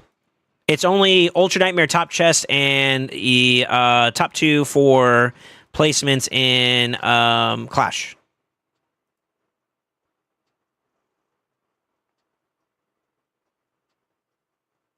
Nathan, thank you for the follow. Depends on 2 things: how many trials you can get in your clan. When you say your clan, are you talking about like their drive and focus? Because if so, I agree. And to elaborate more, if you're willing to go into depth about what you mean by the trials you could do, is it like if you can get like a lot of the Ultra Nightmare mythical trials done, obviously you would double dip. What if you can't? You can get some of them, but not all of them. Wouldn't it still be wise to double dip there too? I guess it depends on how many masses you can get from like per difficulty, right? Like, say, for instance, maybe you can get 1 trial done on the Ultra Nightmare side, but on Nightmare, you can get 2 times the amount done. So whichever one gives you more mythical masses is the focus, right? So if you can get more mythical masses by doing a lower tier, you do that. Is that what you mean? If so, agreed. If it's something else, explain. If 4 people are doing Nightmare, you screw them over. Okay. Okay. So I guess like being reasonable for your clan too as well, like looking out for the other guys. Okay. What is the best way to start this game? It looks fun for a time killer. If you do exclamation new, that'll give you a link to how to start off the game strong. If you can't do trials on Ultra Nightmare, but you can do them on Nightmare, you probably should do them on Nightmare. Okay. Okay.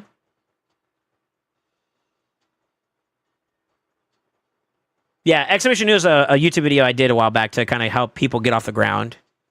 I talk about different ways to help enable your account to get the ball going so you have a nice little quality life start, and of course, some general rules and thumbs to consider whenever you're playing the game. Yeah, I like being prepared. Commands OP. All right.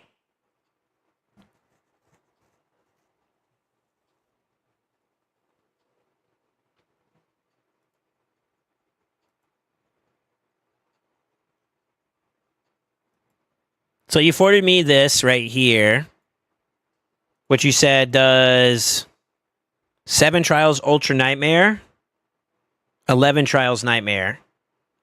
What's the quality you got on top of that, though, is the question. I guess that's where it really matters at, is you're not at this point now where you can double dip. I don't think anybody that doesn't have Embrius yet should double dip. I think right now you need to do Ultra Nightmare and Nightmare until you get an Embrius, because if you were to go straight into double Ultra Nightmare now, you're delaying how long it's going to take for you to get Embrius, and Embrius is a good champion. So you definitely want a top chest on both sides, because that's 4 boxes by, in terms of chance to get multiple amounts of fragments. So fragment acquisition wise, don't double dip. After you get them, though, this is where the conversation of like, what type of trials can you reasonably achieve? The value of those trials being completed. So like if they give you, more legendary mythical masses versus just, blues and purples, that'll have a dictating flow of whether or not which one will have more value. And I think at that point, I'm also on par with that too. And I guess if you want to be considerate of your clannies, I don't know if your clan has any struggles being able to completely down both of these. That could be worth considering. I would say, I guess it depends on, that's on a per clan basis. So I guess that's something you have to talk to your clannies about as well. And then you have to make that choice of whether or not you want to be a little bit more greedy for yourself or a little bit more selfless. I think there's a healthy need for both. If you want to win more sieges, you need your clannies to do well, right? And having accessibility to champions that you can help them get will benefit you in the long run. But at the same note, too, you don't want to completely neglect your account in favor of, like, everybody else's. So a healthy balance, obviously. Communication is going to be important for your clan there at that point, though, too.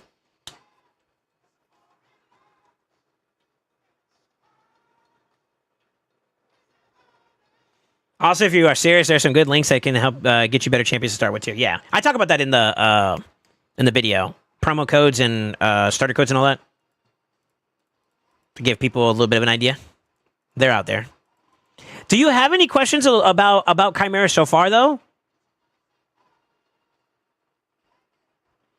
I know there are some that are starting to double down on Ultra Nightmare for now, so I don't know, to be honest with you. Well, how many weeks ago has it been since we've gotten Embrius ourselves? I think we're about like 2-3 weeks now since Embrius could have been acquired. So we're starting to creep up on a month now. That would make sense. If any of your clannies have been on top of that and your clan has been able to get to Ultra Nightmare fairly quick, then I would argue that that would affect how soon you could have gotten to this, right? And then, of course, how effective you are at top chesting too as well. That also plays a part. So clan performance and individual performance would kind of dictate that. You're kind of behind. I would still say that, like, what's the hypothetical highest you could get in a week? Is it 2x4 if you're doing Nightmare and Ultra Nightmare top chests, which is 8 fragments a week? That's if you have good RNG, by the way. Worst case scenario, it's 4. So anywhere between 4 to 8. You got a couple weeks though. So yeah, either you guys didn't get to Ultra Nightmare for like fast within a reasonable manner, or maybe your performance individually was struggling to kind of hit certain key statutes. Then I would say that would explain why that. The only other option to say, and this is a little bit of a downer against you, would be your negligence. You neglected to do it properly. Maybe you missed a week or something. That could have happened, and at that point, respectfully, it's on you. Not trying to be mean or anything. But if it's any of the other ones, though, like something just was prohibiting you from being able to be effective, whether it's your own account, it's progression at the time, or maybe the clan wasn't there at that point, then, that's a different conversation. But moot point.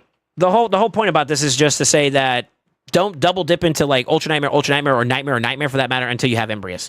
After Embrius, then we can start opening up the doors to that conversation, and it would be based on what your account needs. I think is probably the bigger outlier for that. I kind of did that for you already. I kind of showed that like you already had a pretty good accessible amount of epic gemstones across the board for your account, so PR rewards is a little bit less of a nuance outside of the triangles. And then if you care about the mythicals, then obviously top chesting on Ultra Nightmare is a mandatory part. And then Clash is going to be a little bit important. So you need to align your priorities at this point. Do you care about relics more, or do you care about masses more? I think you're going to have to pick one for now with where your account's progressed at. I think you're eventually going to start making headway, as we all will, as you kind of develop more and more in there. And maybe you could start balancing that out a little bit better. It's also going to depend on your champions and stuff too, though. So,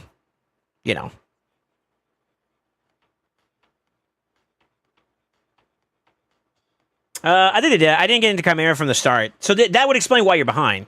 But as of right now, don't do that. You're hurting yourself. And this is just a general rule for anybody.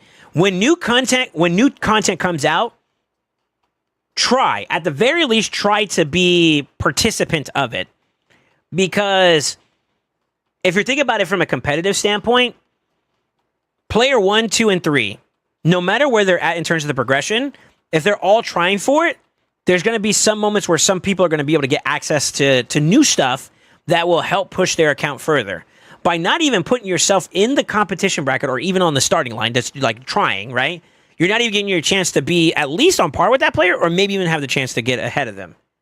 So by not participating in this, you kind of hurt yourself a little bit. You're now weeks behind getting Embrius, which could be game changer for you. That could enable your live arena more, your TTA a little bit more, classic more. I don't necessarily know if he has a spot in terms of PvE content per se. He does do AoE decrease attack and fear, so there may be some conversations there for that. Maybe. But I know only.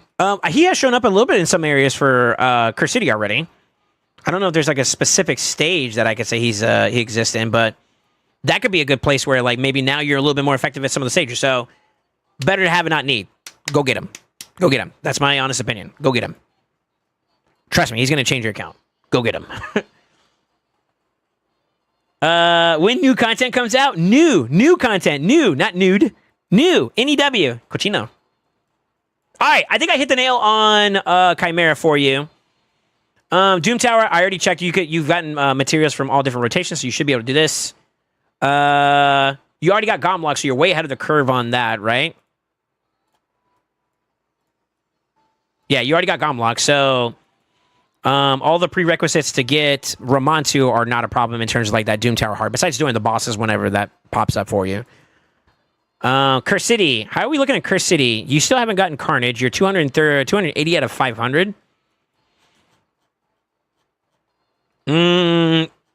Curse City is a bit harsher on accounts because it's a lot more restricted base, and I would also argue that no matter what, you're going to have to invest some resources to some unorthodox champions that you would normally not use. For example, last week's S19, I built up Krokmar, who, for lack of better words, isn't really that relevant on my account, but for that stage, he was necessary to help me clear it. I went out of my way to build him. Just to use that as an example for my own account. Same thing is also going to hold true to you. You're going to start finding, like, okay, what do I need to do to be able to beat this stage? I don't have much, but maybe it's time to invest in that Cornelia that's not finished so that she can help me finish this stage. It's necessary. Carnage is worth it. He's actually a really strong, underrated as fuck champion. I think people kind of rated him initial, like, when we do this as a community, it's kind of bad on us.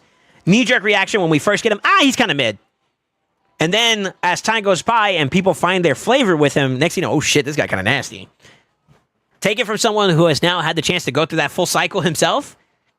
Carnage, he's nasty. He's worth it. Trust me.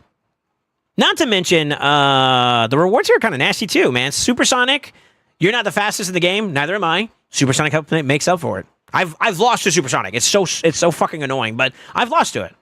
Just being honest. Merciless. PvE content. There are some variations of PvP builds that are starting to come out now that incorporate Merciless. It's worth it. And then not to mention free energy, remnants. Yo, there goes your mythical.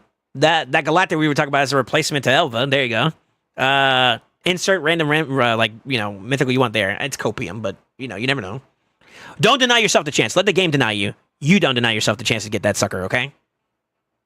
So definitely prioritize this a little bit more. I think it's weird because like it still seems like you're still kind of committed based off of what I'm seeing here. And I don't necessarily... I like to see people complete things instead of just like get to a certain point and then completely stop. And I feel like Hydra holds relevance in my opinion, considering where you're at in the game. Because if we were to flip it, there are people who have done like 9-piece prot builds for Chimera, as an example. And the only way you're going to be able to get 9-piece prot is by doing Hydra. Same thing is also true for like Stone Skin and Savage builds, or Instinct is what you're using. You need the Stone Skin, right? So Hydra still provides that too as well. It's a little bit less demanding now because all you got to do is just at least hit the PR rewards and you have your general amount that you would get. But if you care about Clash to some degree to give yourself even more chances, and I'll just be a proponent and say this, in terms of like a weekly reward, I think this is one of the only places you get a mythical tomb without participating in like tournaments and events. Where else can you get mythical tombs besides the shop? So here weekly, tournaments and events.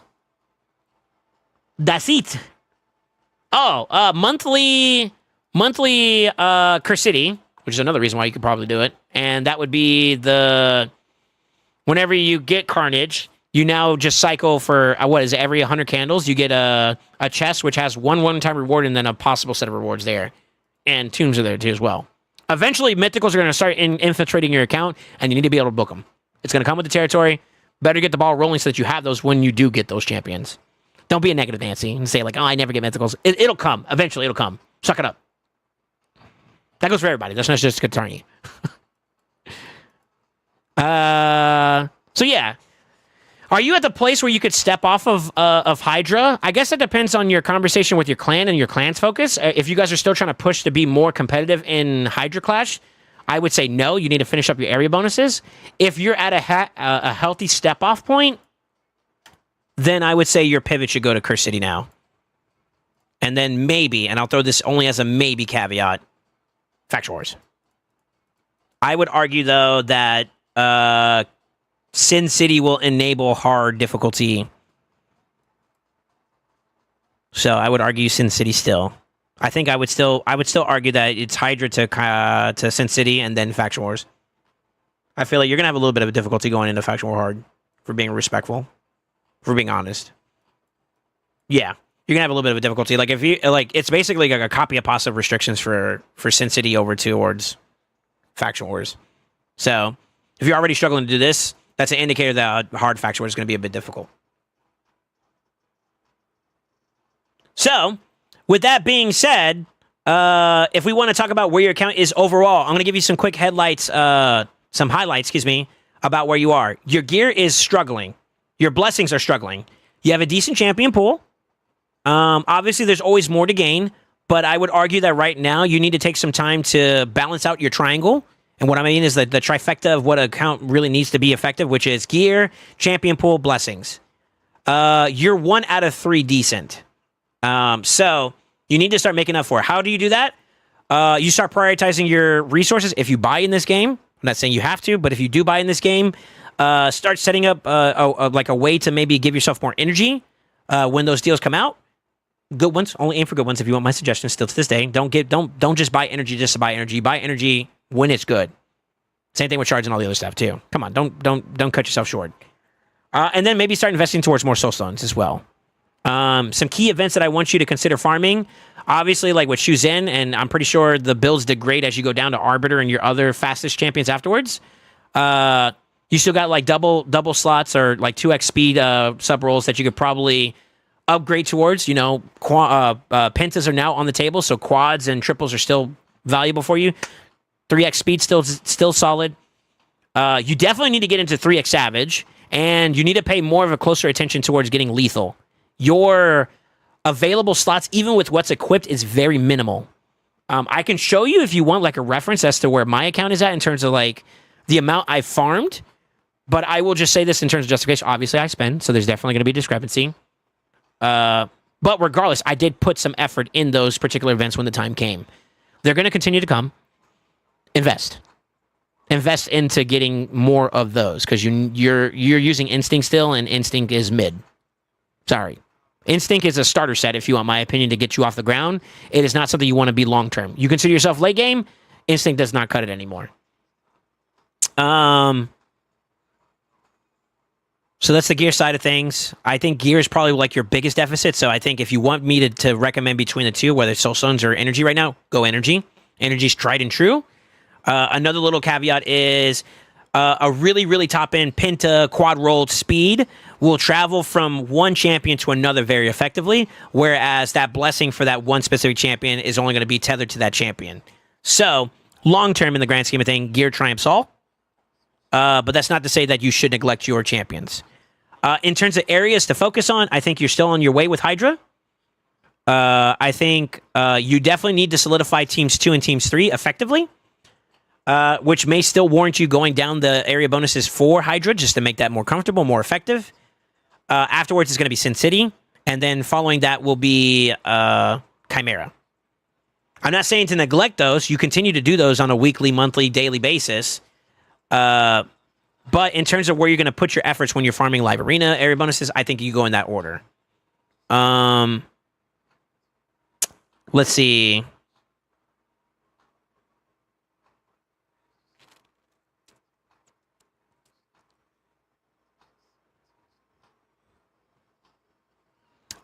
In terms of dungeon teams, I'll give you this as a little bit of a tidbit.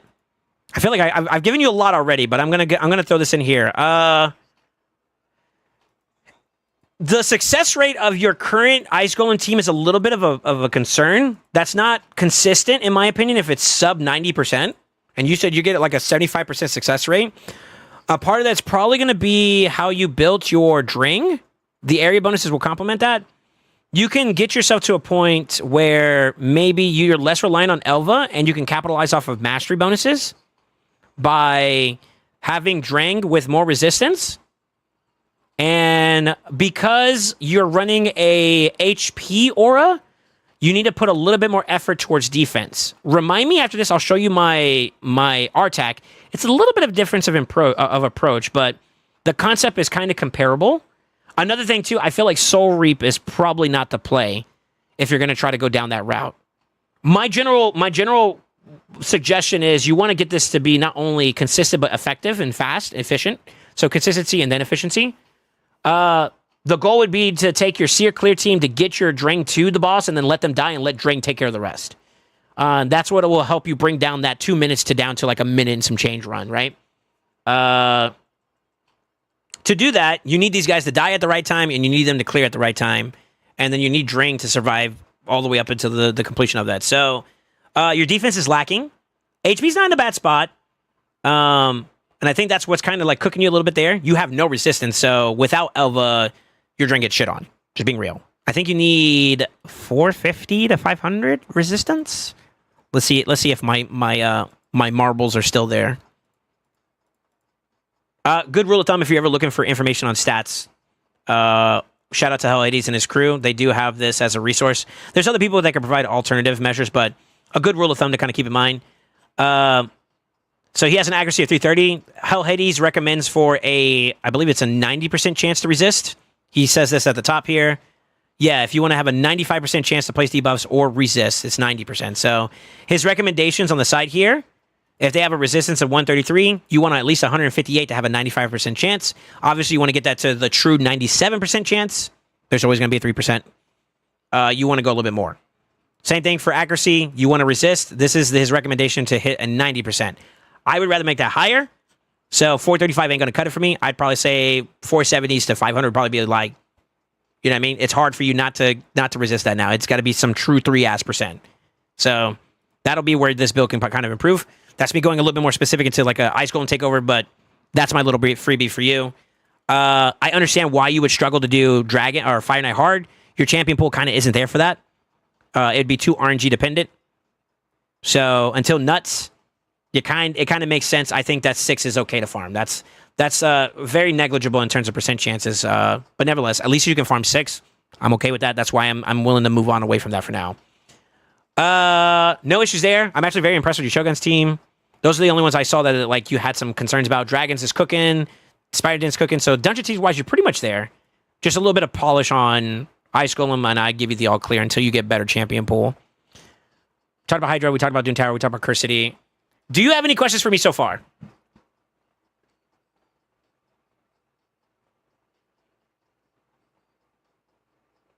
I'm like 99% sure Fabian is my second fastest champion. Yeah, lacking in speed. I've been thinking heavily on investing in scam stones and need to grind 3x speed and 3x savage big time. Yeah, obviously you can always get more champions. Mythicals are the new wave, right? That's the new meta, obviously. However, I don't necessarily think that the champion pool you have is not worth investing in towards. I think Shuzin's still top tier. I still think that Harma is a top tier champion to invest towards. Even on the PvE side, getting Ninja his final blessing or some of your other alternative options is still a good option to get. Armand's is still very dominant. So you do have like key champions. I would prioritize it this way. This is my other little tip. Go from the most competitive to the least competitive. So in order, it's probably going to be PvP. That's peak competitive. Then the clashes. Look at Chimera teams, look at Hydra teams, and where you can add more value where it's substantial. That would be the areas I would look at in terms of like your champion pool and who to invest towards.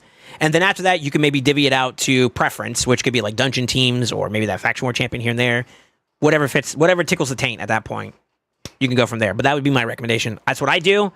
And I would say that has done me well.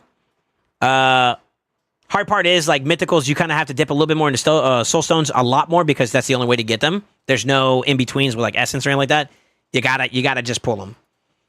Thankfully, you only have three. You only have three mythicals. So I don't view I feel Mezamel as like kind of a niche pick in certain scenarios against certain opponents in certain matchups. But I would say Harma kind of fits a little bit almost into every single one of them pretty well. Shuzin's a good fit into almost certain dynamics. She's an enabler. So Armand's is kind of a good size fits all in terms of like he's good in any matchup for the most part. So like investing towards getting his blessings done and pimped out, obviously it's not going to hurt you. And it has good longevity. So, and hot take, Harma's dope as a Hydra champion. You got 2 Makages, by the way. Just saying. But yeah, that's where I'm at. That's where I'm at with it. By the way, you can rename my account name that I have 40 LA wins. All right, what do you want to be named? I got you.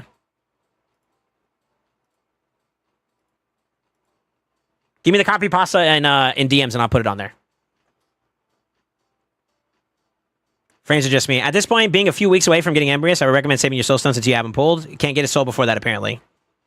No, I don't think you can either.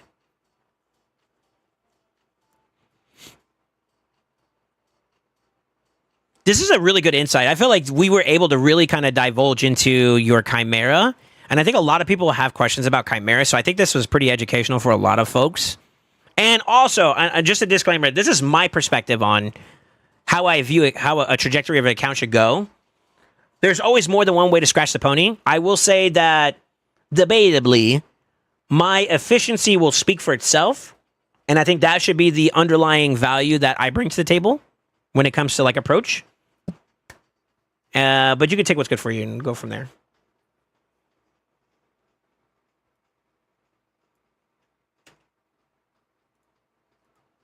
Let's see if you have the space for this. Let's do it this way.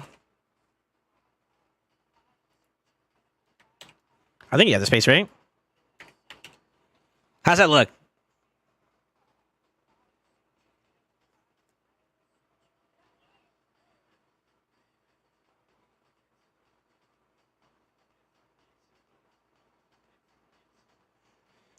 Yeah, I did drop a little bit of frames. I'm still dropping. Well, it's stabilizing. Never mind, we're good. Yeah, sorry about that. You might want to refresh for anybody else that's listening in. Good trying. Let me know if this works for you. I don't know if the rest of your boys use the other bracket, but if that works, I'll just... You want him to do this one instead? Like that? Hold on. Like that? You like that one better?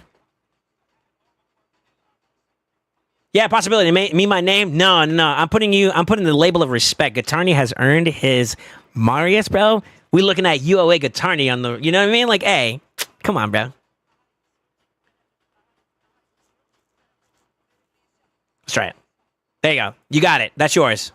You don't like it? Suffer. Do you have any questions for me, sir? At the end of the day, this is for you as a takeover. Obviously, others can benefit from it. So, by all means, if you guys want to take what's good for you and discard the rest, you're more than welcome to. If you want a personalized takeover form, you can definitely reach out to us. Our takeover services are always available. Yeah. I would say that like Attorney being a mid/late game player does speak to the attributes of his account. He's on his way. He's actually kind of like in that transitional period where he's starting to go up to the next level. I think getting Marius and Embrius as an example of two champions that he can acquire will be game changer for him. He's going to open up some different combinations for him. Make his TTA more effective. So I did see you have a little bit of concern about that. I do think that to answer your question, yes, those will probably help you clearly see that a little bit better. I guess if you want to dive into like arena teams, because TTA is basically 3X Classic. So the principles of Classic will also apply to TTA, which is understanding what a go first team is and understanding what a go second team is, the nuances behind them and how you can enable them. We talked about this before, but obviously go first is go ham, go home, get out of there. So you want to not only put your team first in the lineup, enable your team by disabling the team, which could be lockout, buff strip, and then let your nukers cook, go ham, go home, and that's it. There's also the go second strategy, whereas you may not be able to go first, but you're going to introduce methods to allow you to survive and make it to your turn successfully. That is passives, set bonuses, and maybe abilities that can help protect your team. So, like Necrit, for example, he puts as a part of his passive, or in general with his A3, being able to protect with ally protection, or maybe Harima's passive being able to mitigate some of the damage you take by reducing ignore percent effects. Those type of ways of being able to do that, and those combinations with Stone Skin and whatnot, are what going to help enable a go second style team. I think my best bet for you is, I think you're at the point where you can kind of do 3 teams pretty solidly, but if you're not sure, try to develop 2 perfect, or as best as you can do, team 1, team 2, and maybe neglect the team 3 a little bit. That'll make it so that at the very least, maybe you win a couple defenses instead of trying to win all 3, and instead you're losing all 3. Maybe you win 2 out of the 3, and that's still a W, right? So some food for thought there. If you want me to build some teams, that is going to fall under another takeover. But I do think that could be a good rule of thumb to start off of. I think you understand those concepts enough. Marius is great in both positions. Embrius is also great in both positions. So I think that'll help enable you even more once you get them. So yes, it'll make it better for you. Yeah. Yeah.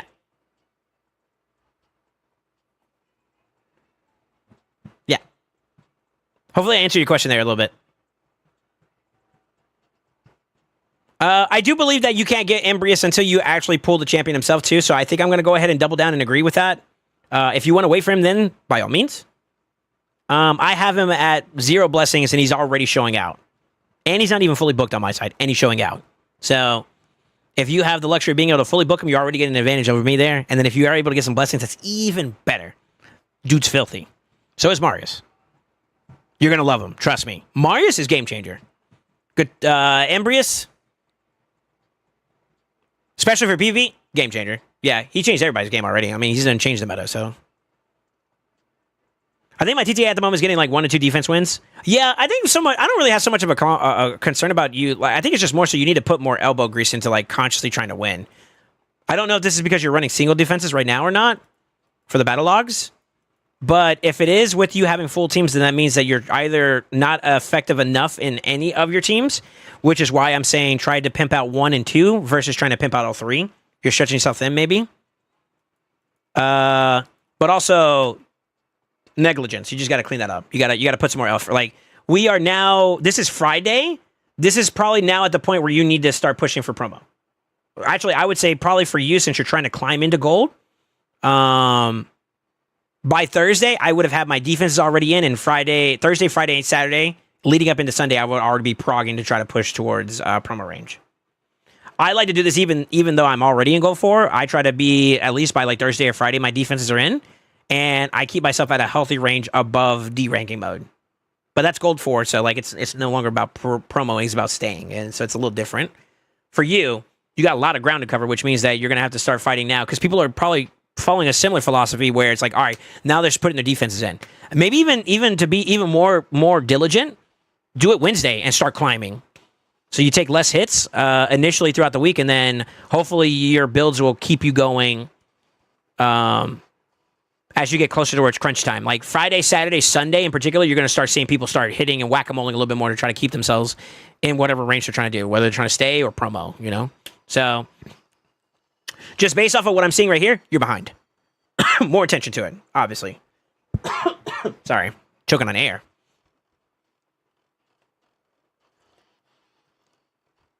So yeah, get the ball rolling. You probably still will see a little bit more single targets, but as you get closer to like this range, and obviously as you push up here, you're probably going to start seeing some more full defenses, and you're going to need to be ready to take those on to get you where you need to be. You need to be over this to promo up, so. This just shows me that you got to do a little bit more in general.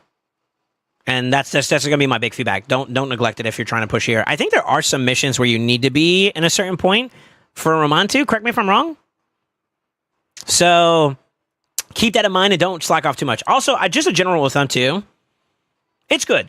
It's good to be in the higher tiers of TTA because you get better accessibility to the medals, which will help you get more rewards. Like you're sitting on 1,000 medals to get 300 energy right now. Shit, I keep that on cooldown. Energy is a hot commodity. Voids are still relevant on your account, just like they are on mine to some degree. Buy a void shard, and then of course sacreds. I mean, that could help you out with those fusions that are a little bit more taxing than usual. Or, you know, maybe you got an influx of good champions. You know, maybe you got that Fyna and you want a booker. Shit, you know, you can get an extra book here. Don't deny yourself the resources. Obviously. Only thing I have, tried my Shadowkin team, Shuzin, Mikage, Haruma, Tetsuya. I think he's fun. Where? In like Classic real quick? Do you have one? This one?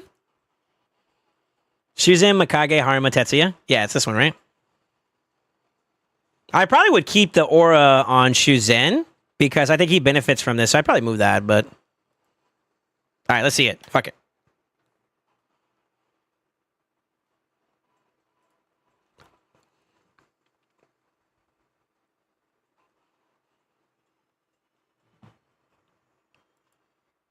That was a free-to-play team, though. I'm not gonna skip the page though to find a harder team because like this is actually like free resources. You know what I'm saying? And you're not done with your Great Hall anyway, so go farm that. I think I have my Tetsuya. I'm gonna get off your account now. If you don't have any other questions, bro, I'm happy. I got to take a look at your account, man. Not bad at all. Got some things you got to pick up the pace on and like improve, but obviously very solid. And give a clap again to the homie Guitarny. I know it's not easy being under the lens where you can be scrutinized aggressively, but I mean that's how we grow, right? And also, thank you for supporting the stream, man. I mean that. Thank you, sir. So big salutes to Guitarny, guys. If you guys haven't already given him salutes, give him some love, man. He's helping me, which helps everybody. Sort of. At least me.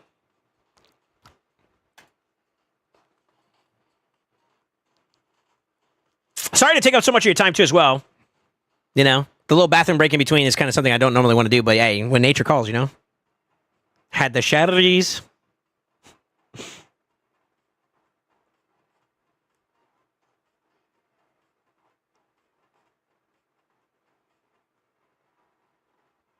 I love looking at other people's accounts too. And this is not to throw shade directly at yours or even at other people's or whatever.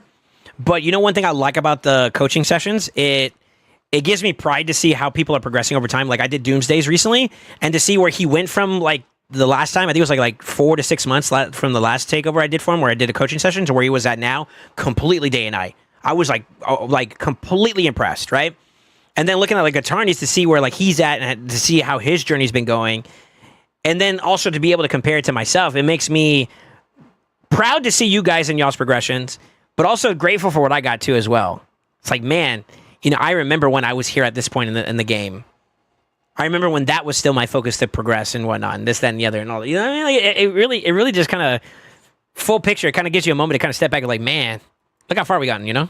So it's humbling, it's empowering. And it's wholesome as hell to see all you guys and being able to do these takeovers. I appreciate you guys trusting me with y'all's accounts. I don't know why I'm getting all mushy, but like, fuck it, I'm grateful, bro. Life is good, man. Life is good. I'm right in claiming I'm late mid-game. I would say you're probably in the early late game. Early late game, and this is a bit dated. I kind of had one about defining your progress. I think some of the general topics are kind of accurate, but I would say probably... God, I can't believe I still got this.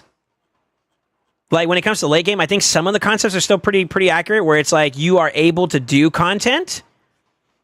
And this is where, like, consistency is established the most. Like, mid-game going into late game is, like, where I feel like consistency is. And I think you do realize you have a couple areas where, like, you're not completely consistent yet.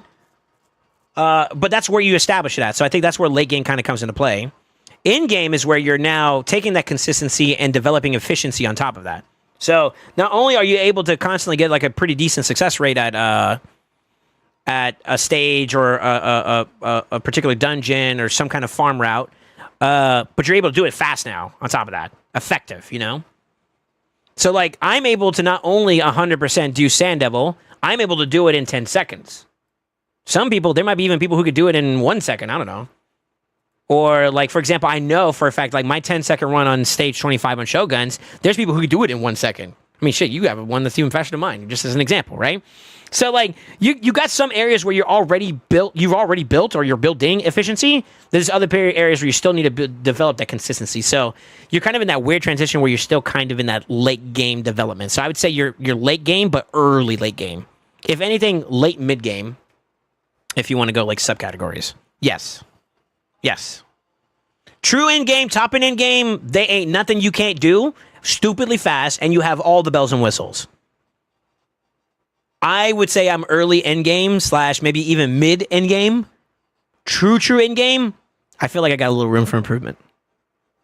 To still go there. And to be honest with you, the other things that need to be completed along the way, like Sin City now, I would say is like a late game, in-game focus. Chimera is kind of everywhere, but particularly when it comes to like the top end positions of it, it's late game, end game. And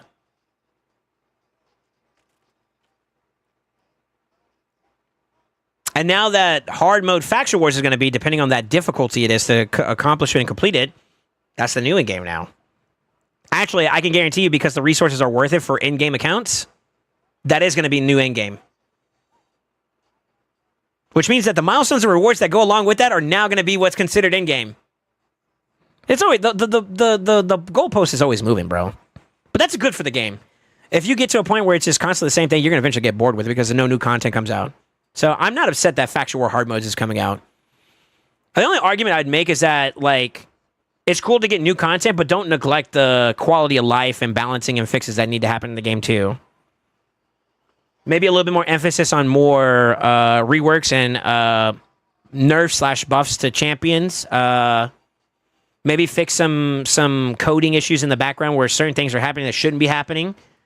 I think as long as they don't neglect that as much, I'm okay with them giving us content the way they do. We get a pretty stable amount of updates within a year.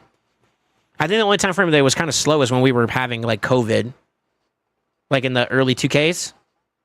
So, but that makes sense. Or like when they had like issues in Ukraine and whatnot, when it came to like political stuff going out there, you know, it kind of makes sense because you know the company's based in Player Aim is based in, I think, in Ukraine, right? So it makes sense that they would have a little bit of like a performance issue when it comes to like other shit going on. It makes sense, right? And even then, they still kept the game afloat. So.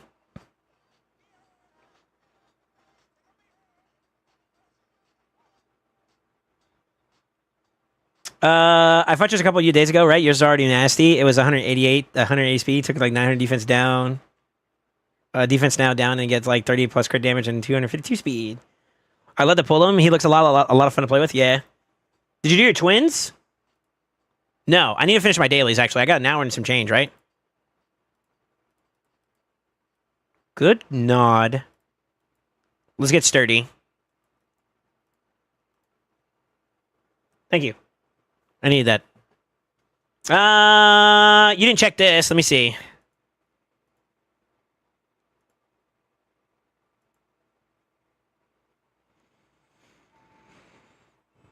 Do you want me to ban you? Do you want me to ban you, bro? Why are you showing me the Theodosa blessing and the Commodus blessing? All right, fuck you. God dang it. I don't know where my Calamitous is, but I'm gonna be bitter about that one too.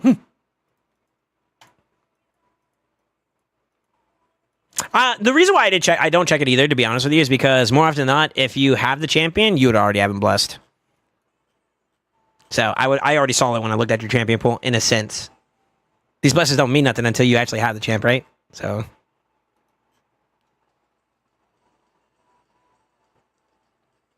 Yeah, a little bit less than 2 hours. Yeah. That's more than enough time. I can get it done in less than an hour or so. ET's okay. Caught in the middle. Fun day, man. Very, very fun day.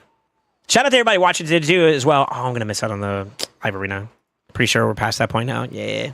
It's worth it. Fuck it. I'm glad I was able to do a takeover more than anything. All right. Yeah, let's finish that up. All right.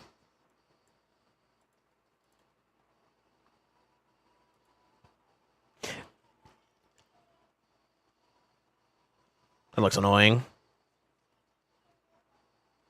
That also looks annoying.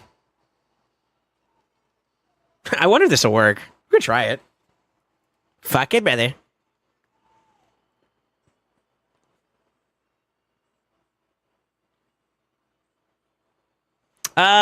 What is this? This Gayazo.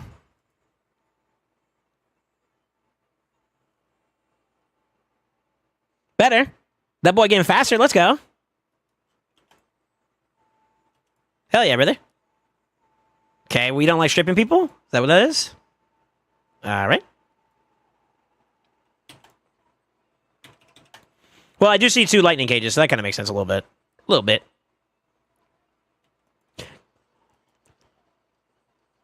What the fuck? Block damage, bozo.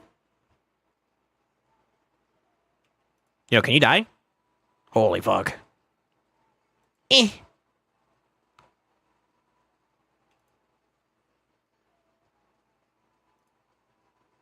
Dead? They really go out of their way to protect this bozo, by the way. Sure.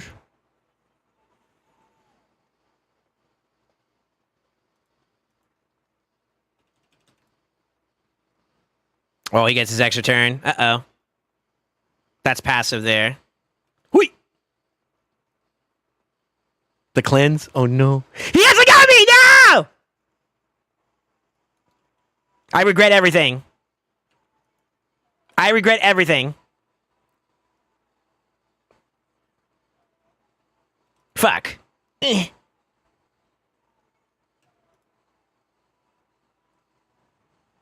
Oh, I got polyed. I hate it here. I wonder if he actually can do this. Let's see. 1, 2, 3. Fuck. Actually, that's not bad. I'll still take it. Protection.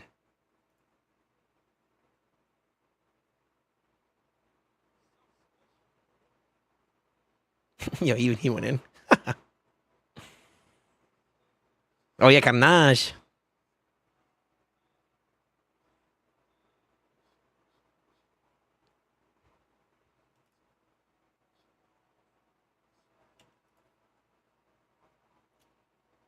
The meme team. It's actually working. What the fuck? I wish I had my stock built. Because then I could deal with this a little bit more effectively. Ah! Doesn't matter! Wait, hold up.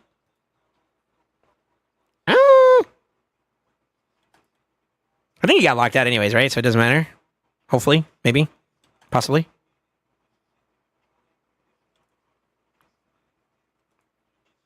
Fuck.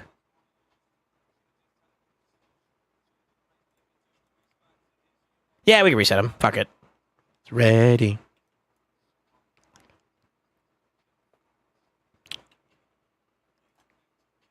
Oh, we did it!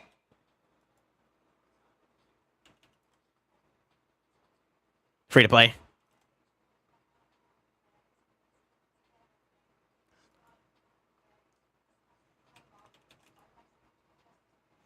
Damn, I didn't even extend it. I'm for it. We cooked him that way though, because we did the block block passos. Easy. Down on top of me. Hey yo.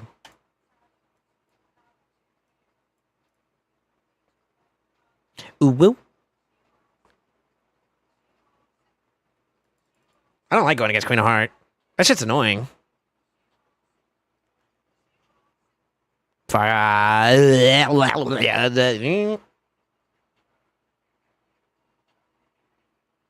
Maybe? Fuck it.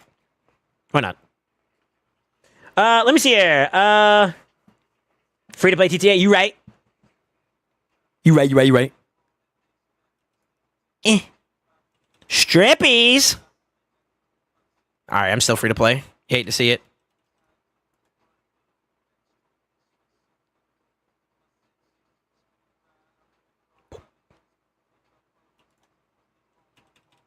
I need this motherfucker to go. Oh my god, we can't do it. Wait.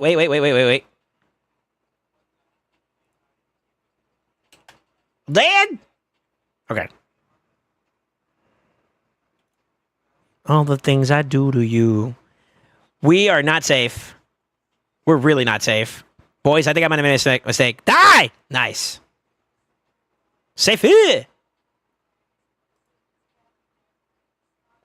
Alright, bro. I literally just did that. Why don't you come over here? Really? Oh, this man doesn't even have a preset. XD.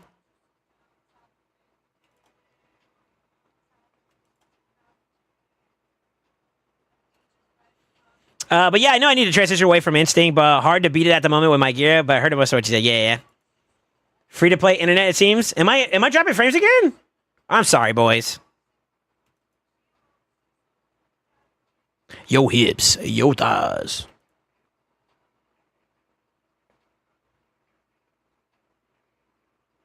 I want to see. You son of a bit. How do you freeze through that? What the fuck? Get poly, nerd.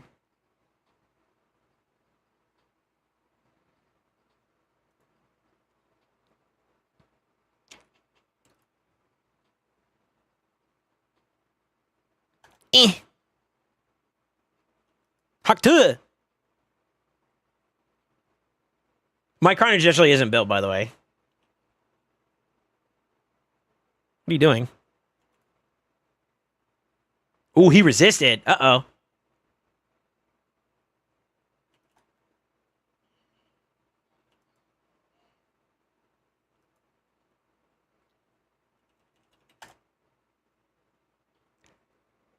Oh, he got the black cactus. Oh, yeah, we're chilling.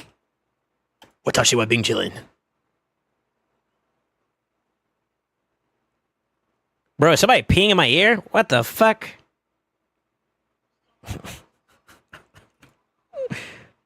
Yo, what the fuck?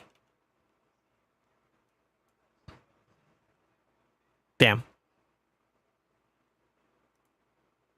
Bro, they're peeing.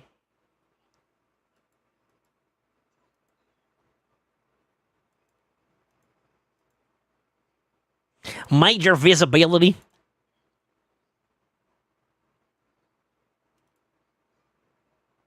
Okay, he just got resistance. God damn. Let me do this first just to keep him alive a little bit longer. Bro, how long is this inch? Oh, there it is. I was wondering where the fuck that shit was at, dude.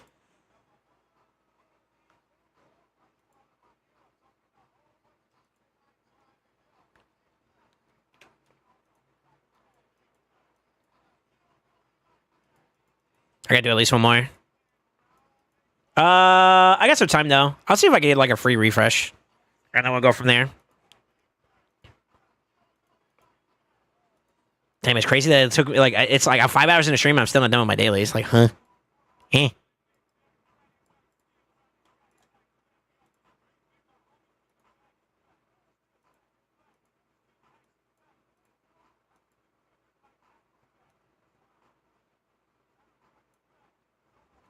Fuck it.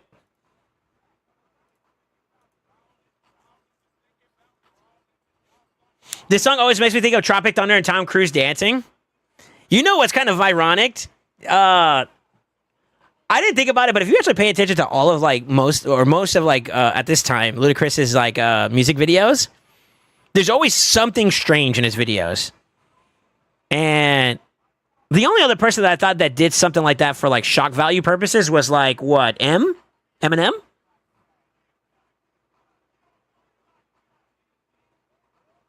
Yeah. But who did it first? Was it M or was it Luda? I want to say it was M, no? They just did like weird shit in their music videos? In the jaw.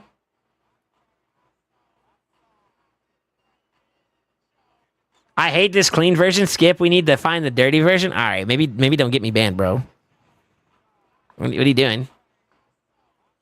Missy Elliott is another one. Yeah. Lucky. Actually, if we're gonna go there, technically Busta too, right? Busta also did some weird ass shit in his music videos too. Fair enough, but they were all around the same time. Like M was around when like Missy and them were up. Missy is a goat. I put her like on like some of the top end of my like greatest female artists of all times.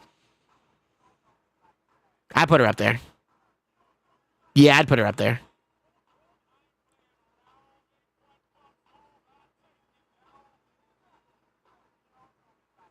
I already said that too. You got the delay, bro. You keep up, all right? Shitter.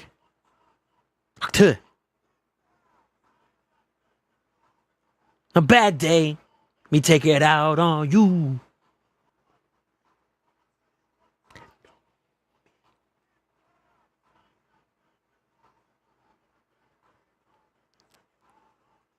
How do you think that Ludacris is a weird guy?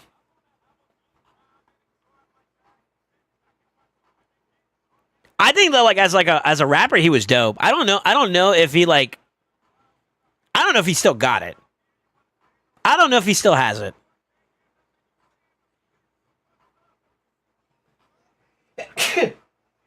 Yeah, I don't know if he still has it or not, but like some of his older shit was actually pretty good. Yeah, some of his older stuff was good.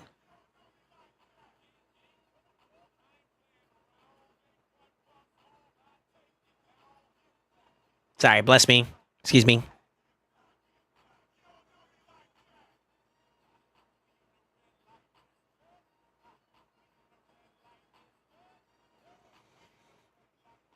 Unless something majorly wrong happens, I should have Marius free to claim during Monday. Nice. I would go out of your way for it, to be honest with you. I guess the only other conversation is like whether or not you have any concerns about like CVC points, or you could maybe save it till that following Friday. I believe we're gonna have. So like, you're talking about this Monday coming up, so the next couple days, right?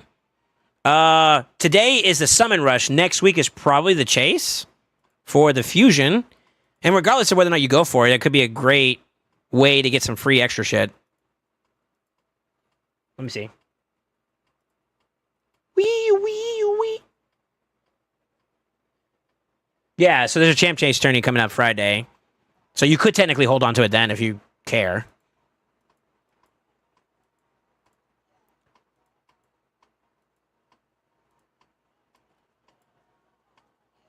Ooh.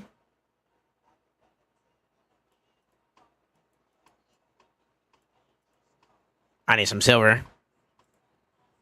I guess this is a good time as any. How many of you guys are here? Smile. Smile if you made it this far into the stream.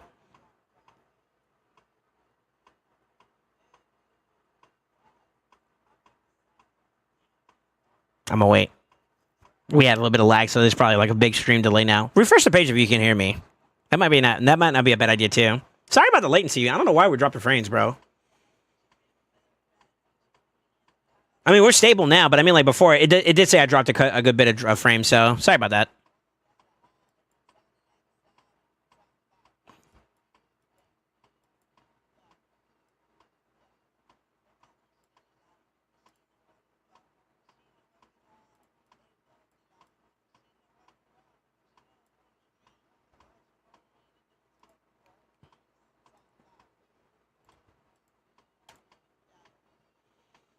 Only thing stopping me at the moment is I needed to get to 40 stages in Sin City and Hardamius, which is up to me forcing the run, to be honest. Gotcha. Yo, I'm gonna let you guys know that delay is stupid. That's a lot. That's a long ass delay, by the way. So definitely refresh your pages if you can. If that doesn't fix it, then it's on my side, and I'm sorry. Holy shit, that's a long ass delay. God damn, that's a long ass delay.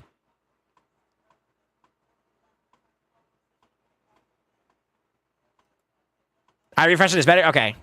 Yeah, that was a nutty delay.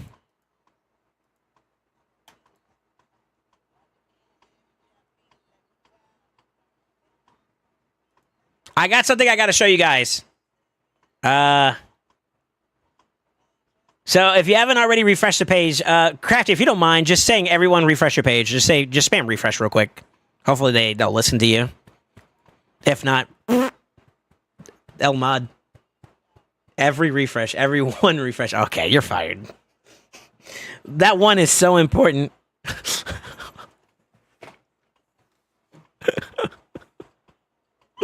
Alright. You know, for everybody that's listening in right now, oh shit, I got cooked. For everyone that's listening in right now, ignore the screen. You know how we were kind of going pretty aggressive for Fyna?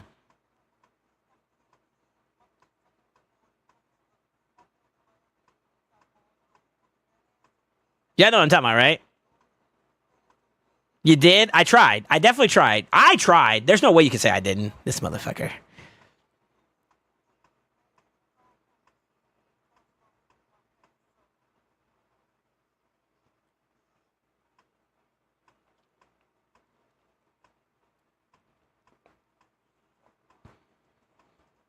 You got her? No, I didn't.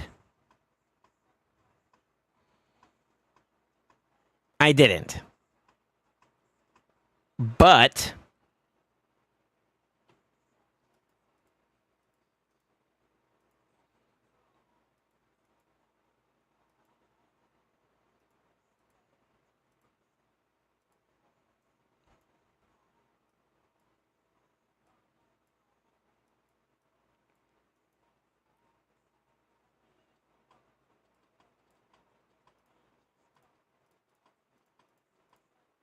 y'all see how this is empty, right? Type 1 in chat if you can see that it's empty. I'm baiting out engagement. I'm sorry, boys. Just bear with me. Trust me, this is worth it. The payoff is it's worth it. Just hang in there with me, okay? 2, you're blind. Get therapy. 69, you're horny. Hub. Wait, no, let me stop. Yo, hold up.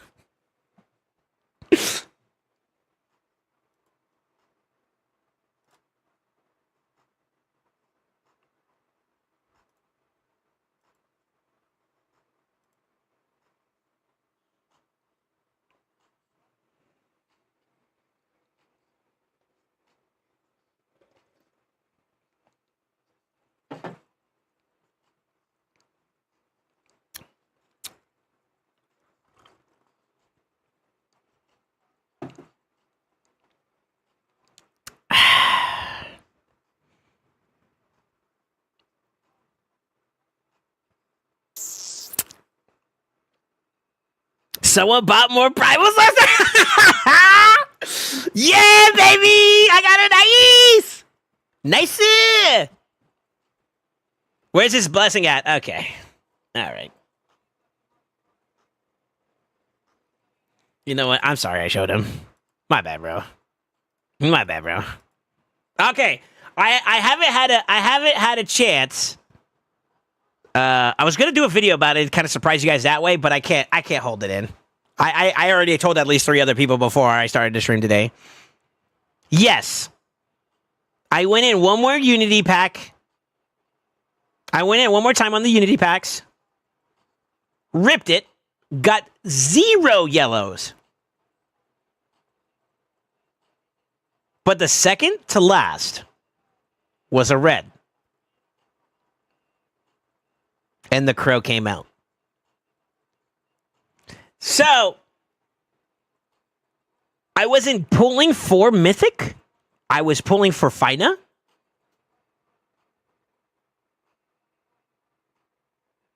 I'm not saying you're going to experience the exact same experience as me. And hope to God Big D isn't here at the moment. But he might be onto something. You know what? I'm deleting the VOD. I can't let him know that he might even be partially right. I gotta go, boys. I gotta go. But no, I'm actually really excited about it. My first draft on a build for him looks pretty decent. It looks pretty decent. Obviously, there's still plenty of room to improve. I still need to get a blessing for him, obviously. I think I might change my blessing on him for now, too, as well, so that might have to evolve. I wish I had a way to get more books because I need them. And thank the Lord God Almighty that there's... Oh, fuck, there's one in the pack. But $60 for 4, man? Fuck off. Yeah. I want to tell you guys, it took every fiber of my being... When I need you guys to be aware of this, the amount of like difficulty of control. I had like this pack and a couple other packs that were also primals. I was this close to making a really, really bad decision. And I was about to buy out the shop and keep going because I don't know what it was, but I was nutting. I said it. It's out there.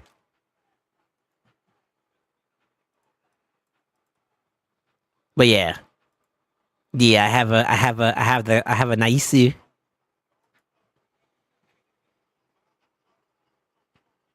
Is there a video? You pulled primals today? No, I pulled it yesterday. Going for Fyna. He is built. I'm not sure I want to share it just yet. Or I don't know if I will share that one because that kind of lines into my PvP build a bit. But I didn't have to dismantle anyone. No, I did have to take from, I think at least my Frolny. I didn't mind that, obviously. If I had to pick between Frolny or Nais, I mean, that's a no-brainer. But, I did some more upgrades on him, too, as well, after I hanged out with some of the boys that I showed it to.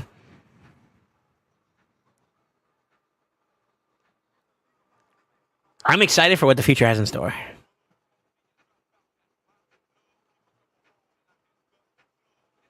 I swear primals are more worth buying and pulling than for sacreds. Yeah, that's a no-brainer. Well, yeah, that's a no-brainer. Now, I will say 2x for 2x, if we're talking about legendary pulls, then obviously like the sacreds have a little bit more of an advantage there because it's 12% to pull a Lego, right?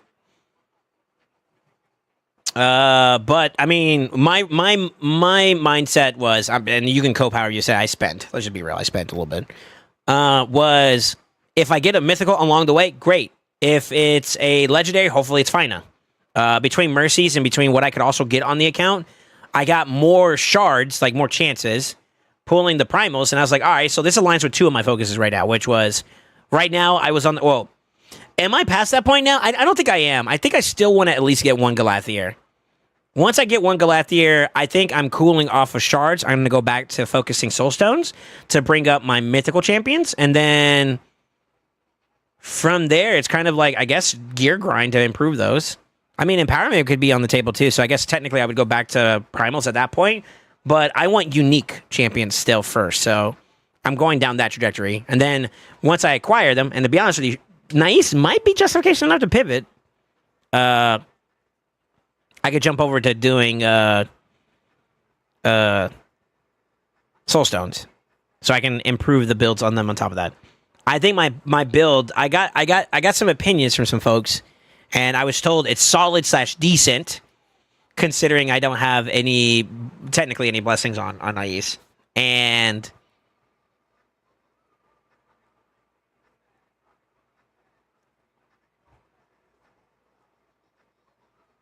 I figure out how can I say this. That tells me that the gear is there. I'll just say it like that. The gear is there. With no blessings and I'm still pulling out some decent numbers, I think I can cook.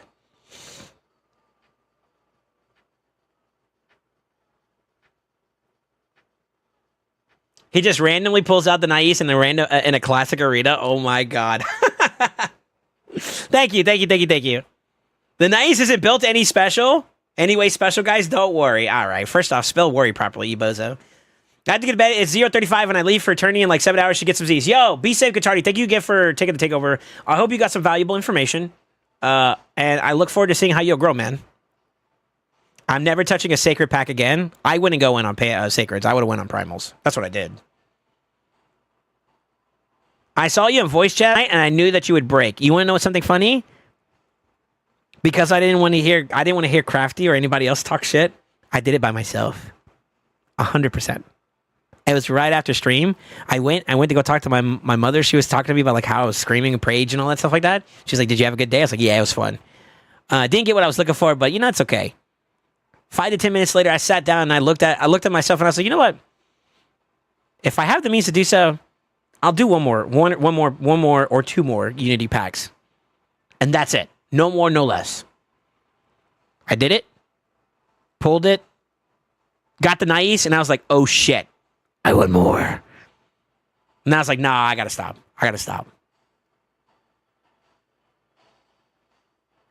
How many pull shards did you pull off stream? I think you get like, what, 16 per Unity pack, right? So 26? No, 24. 22. 32. 60 times 2, 32. Yeah, I pulled that. And the shards pulls before that was... Well, I'd have to double check, because I think I have my helper on. So I should be tracking my mercy properly, I think.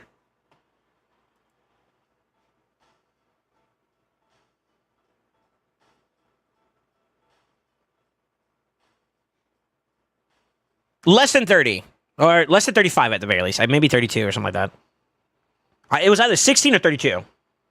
I don't remember. I think it was 32. You pulls Nice. I want more. That's not the right reaction, bro. Well, you know what I was thinking in the back of my head? So it's always, my statement has always been, my top 2 choices right now that I want from a mythic is Nice, Galathier.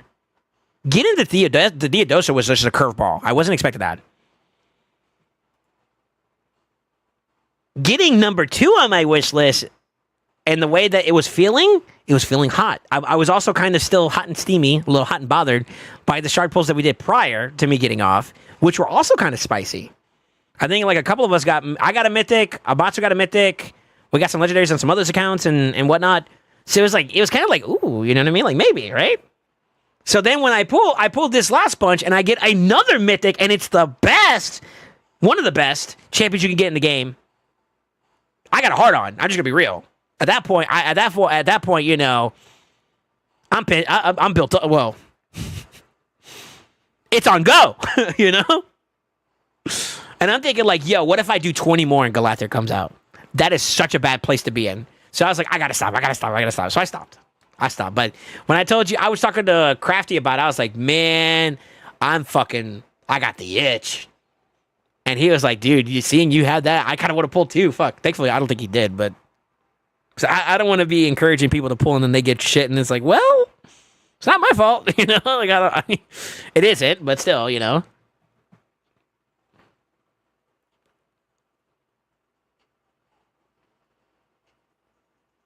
So yeah, that's where I stopped. This guy's mapping. We let him coach. True. Sorry, I be thinking fast. So sometimes like words don't come out as effectively as I think them. I'm like 3 sentences ahead of what I'm saying sometimes. I got F-all. Anyways, leaving headset now. Yo, good night, Guitardy. I puked yesterday before I pulled. Why are you puking? All the HP nukers, lol, gear drama. I don't actually have issues with it. You want to know who I disassembled? I'll at least leak you this much. I took one piece from my Elva, one piece from my Frolny, and the rest were from I guess leftover gear from maybe this one I did the Sin City push, but from Husk. All champions. I was like, shit, I don't mind taking from those. And of course some extra stuff along the way too that nobody was wearing, so. I actually, like, I'm not trying to brag. I mean, obviously I got to playtest a little bit more, but on paper, I like where the build is at. Especially for a rough draft, for a first start rough draft. I'm not mad at it. Theodosa, on the other hand, I don't know how the fuck I want to build her, man. She's still sitting naked. I haven't even done her masters yet. I had some ideas. I don't know if you saw it when I first pulled it off to the side, but I think I closed it, actually. Maybe I don't have it anymore.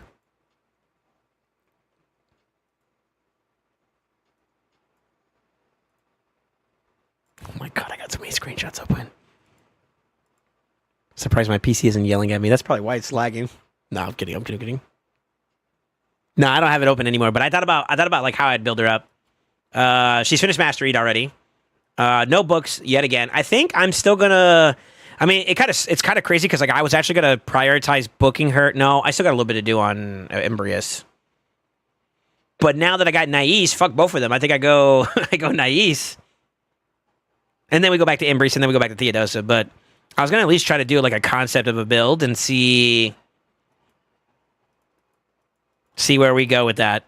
Get a feel for it, and then maybe adapt it some more as I tinker with the ideology of this champion. This champion's kind of weird.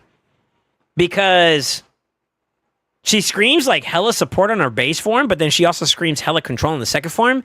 It's hard to do both of those effectively without something taking a hit, and that's where my issue is. So I'm trying to see where I can maybe build her up to a point where she could at least do one side of her form really well versus the other. And that's where my problem is. That's where my problem is when it comes to this champion right now at the moment. I don't know which side I want to lean on. I think I want to lean on the base form, and that's kind of where I'm thinking I try first. Theodosa's kid looks like so much fun.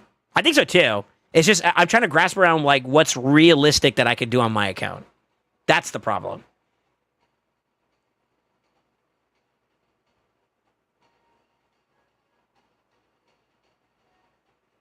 But I guess now that we kind of let the head out the bag,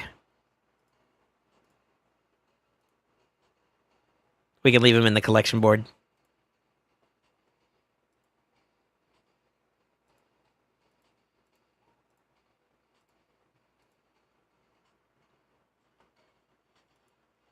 Now I'm starting to feel like, yo, we kind of got some schmooze, you know what I'm saying? Now I feel like we got some schmooze when it comes to this account. Theodosa was a W, I think, low key. Nice was a crazy W.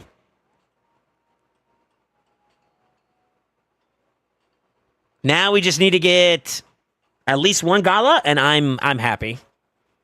I'm still on the hunt for Gala. So if I can get Gala, I am copacetic. Then at that point, it's going to be Blessing Grind, honestly. I don't even know. Part of me kind of wants to consider going Blessing Grind right now because I have like 1, 2, 3, 4. At a minimum that I think like if I probably pop anything, probably could be like a big upgrade. But then like 5,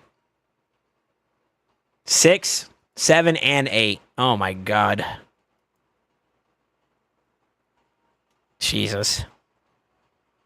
Do I take a break from shards and start saving up for soul stones whenever I want?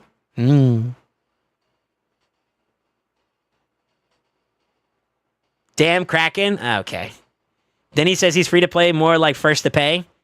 Brother, how long has it been since Nice has been out? I'm behind. Yo, leave me alone. You got all but Gala? No, I'm still missing a couple champions. I don't have...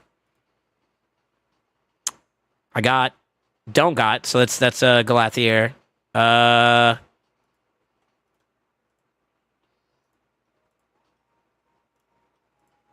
Don't have Mesomel, so that's 2.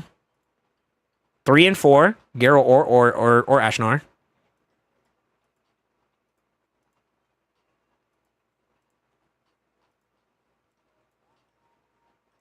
Five. And 6. So I'm missing 6 mythicals out of the entire champion pool to Pokédex. 6 away from the Pokédex being finished in terms of the current mythicals. Do I want all 6? Not really. I think Nell I'd be okay with. And Galathier. Right now, it's just a Galathier. I want Galathier. That's all I really care about. If I got any other duplicates, what would I want? I wouldn't mind one more Laws would finish him off. That'd be kind of nice to just be done with it. And then Siegfried, 2 more of him would get me +4. 3 more Naises now that I got him. Or 4 more Naises. XD squiggly line. Lazarius, I think I need 2 more, and then I'm... wait, no. He'd technically be a +1 right now. So 3 more would get him finished. Crixie would be 4 more. I want red. I want to get unique ones first, though. So, like, I would rather get Galathier. I want Galathier. And I got a blessing waiting for him, too? Oh. Yeah, give me a Gala. And then from there, we could worry about dupes. I think the big 3 I would want is I would like upgrades for Gala, upgrades for Siegfried, upgrades for Nais, and then preferential treatment, probably like Alaz Toshi. Yeah.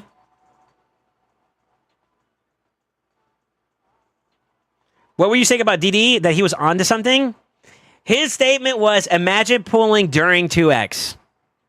So I think he pulls a little bit more luxuriously throughout the time he plays Raid.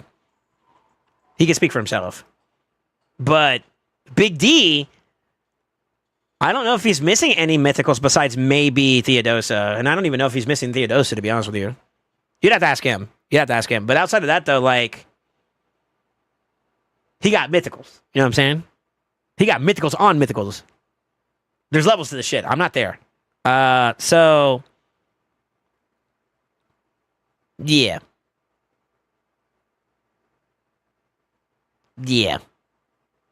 He might be onto something because I pulled like yesterday is non-2x, right? To be honest, maybe that is the techies though. Like you pull for something that you like. It's not even a mythical you're pulling for. You're pulling for like a legendary or some shit. And you end up getting mythicals along the way because you didn't. Your focus isn't on the red. It's kind of like on the yellow. And because you're focused on the yellow, the reds are a nice little happy surprise. Is that techies or are we coping? We're obviously coping. Let me finish my dailies. Dang it. Refresh. Any freebies? No.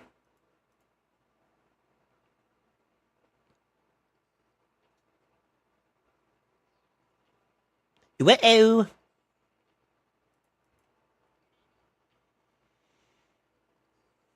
You're not behind anymore? You don't think so? I think Gala is actually kind of like a big one in my opinion. Yeah, I think Gala's a big one, man. Not that I'm being ungrateful or anything like that. It's not that. It's just more so like I think out of all the other possible game changers I could have gotten, that's a big one. For sure. Not the reaction proc. And the failure to strip. Like, hello? Hello?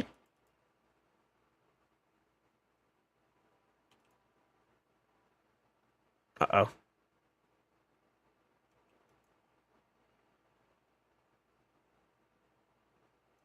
Oh my god.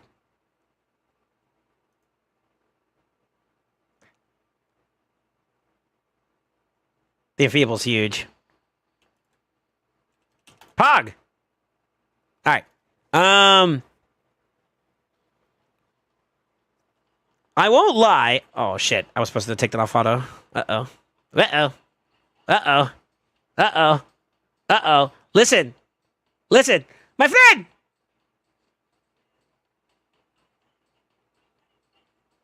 Oh shit.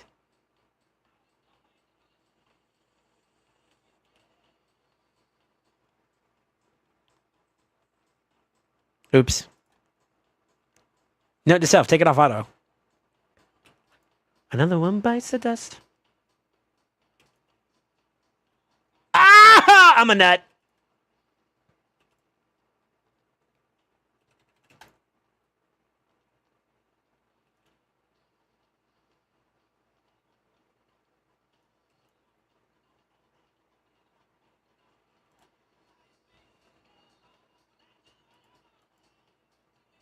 You know what's kind of cool about this?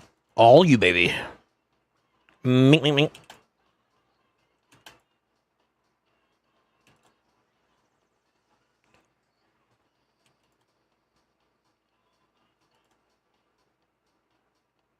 Fuck two.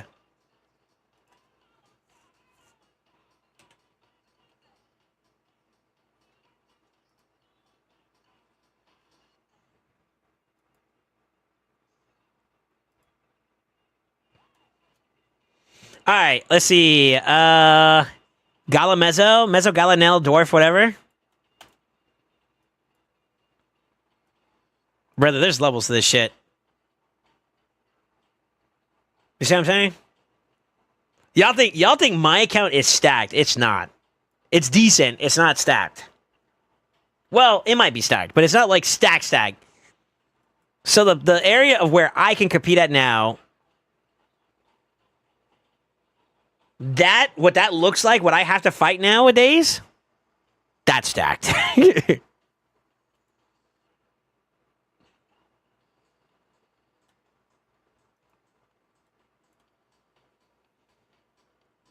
All right, let's see. During the 2x, we didn't do so hot the last 2 or 3 times. Well, I mean, you have to speak for yourself, brother. But then again, at the same time, too, I actually pulled a lot more, too. So, I mean, I guess maybe, yeah. I'm not missing any. I have 67. Jeez, major copium. You need 2 more, lol. I feel like with progressives, every time I pull the first time, I don't get it. The second time I get it early, it just could just be copium. I don't know, man. My rule of thumb is 20s, man. If you're gonna pull primals, you got to pull at least in 20s. If you pull in 20s, for some god-given reason, every other 20 I get every 20 I get like a mythical. Maybe my account's just blessed when it comes to mythicals. Thank the Lord. Like actually. Feels bad, man. That came from the heart a little bit.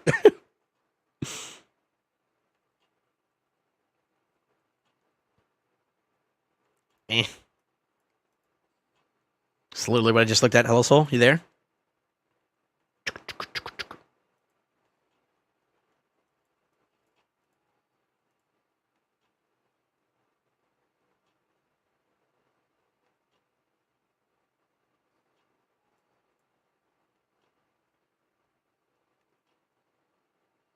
Kind of like equal opportunity there. Do. Yeah, we could try it.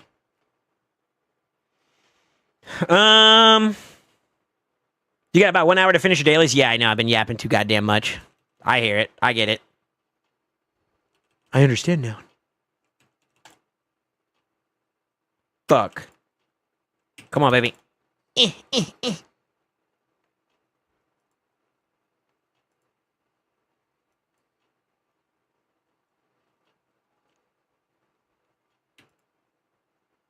Oh my god, no supersonic. Bless the Lord Almighty.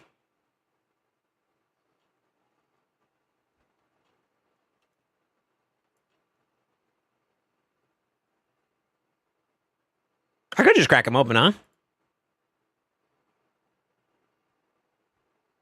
Boop.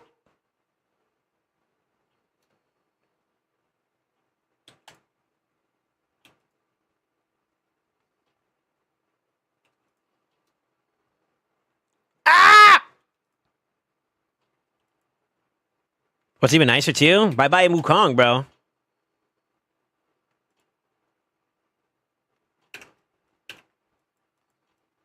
I should hit Reedy. Does that mean? It might be a little bit. I wonder if he's faster than me on his sippy.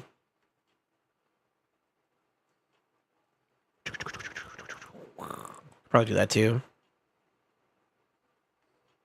Now, this would be a really interesting way. I want to see if maybe I can get Carnage into a battle where, like, I can handle a Nais with Carnage. Fuck it, let's have some fun. It's Reedy. Surely he wouldn't mind, right? A little bit of loving. Huck to. You son of a bitch. You actual son of a bitch. Huh.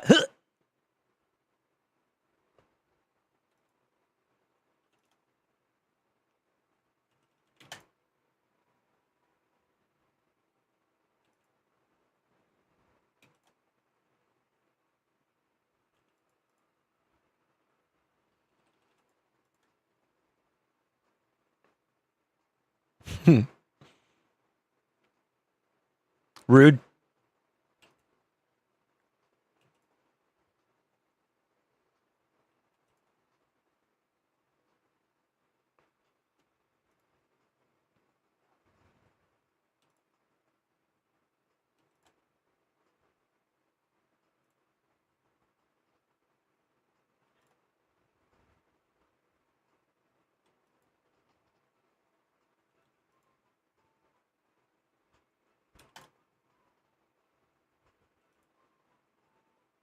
Oh, damn. Where your damage come from? You're not even built like that. Are you?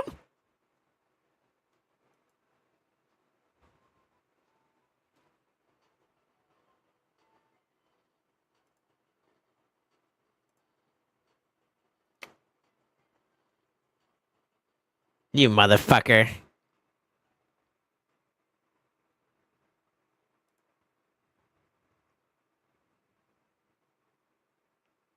Fuck. Okay, let me see. Let's see if we can make this work for us.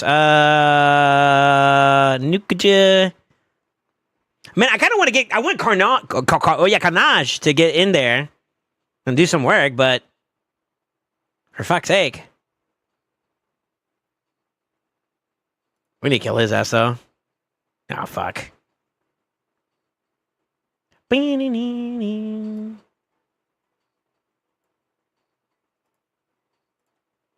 He does have Chainbreaker. We gotta watch out for that, too.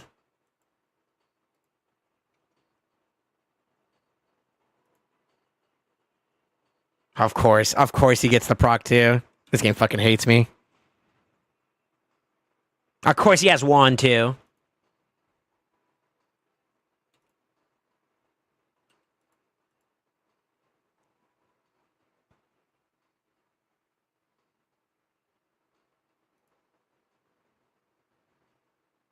You know what sucks now? I can't even use him. He's too damn slow. All right, let me see here. He's only placing in top 20 in the reset. He's not stacked. Wow. Wait, are you trying to say I am stacked? I saw someone with all +4 mythicals. I got the most mythicals with 5 and less 2x. Only a top 0.005% of accounts not stacked. Okay. And I'm saying it wasn't that good, brother. I know there's level to it. One of your clanmates, I think Infinite, has 3 teams with 2 mythicals set up for TTA defense. It's +4 Sieg. In second form, A1 smacked my supports like 30% in one hit. God damn. Yeah, be like that, brother.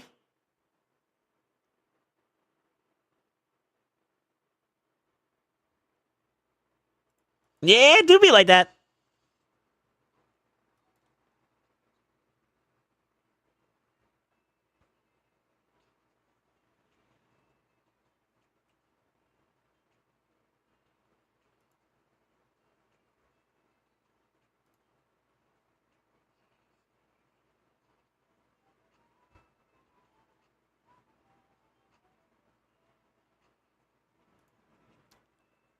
Okay, we're okay. Man, I wanted to show Carnage, but like he's too damn slow. I'm gonna move on. Here, take it back to the drawing board. Oh shit.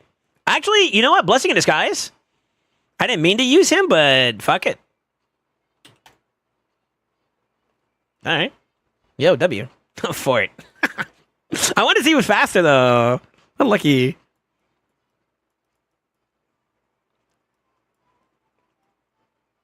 Yo, Reedy has a little crow too. Let's go. That's cool. Yeah, Reedy's the homie. Reedy's the homie, man. All right, I'm fucking around too much. Let me finish my dailies. I'll come back for the last couple fights there. It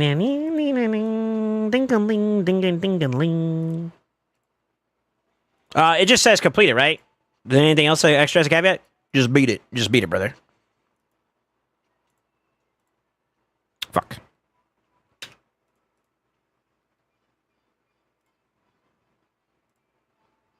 Shh, stop snitching on me. Let me see. Cirilla thanks you for her annual salary this year. All right, why you gotta do it like that? Finally, oh, now I could type and socialize. I thought Embryo Stone Skin removal didn't need accuracy. It doesn't. It doesn't. The thing is, though, is Lightning Cage is still a problem. Bro can't even complete his dailies. Yeah, I'm still doing it for the milestones at the top, though. Just in case, you know? Keep progressing, at least in some way, towards that other legendary book. It'd be nice if they updated that, to be honest with you. Updated so that we could also get, like, mythics, maybe, every month? That'd be kind of cool.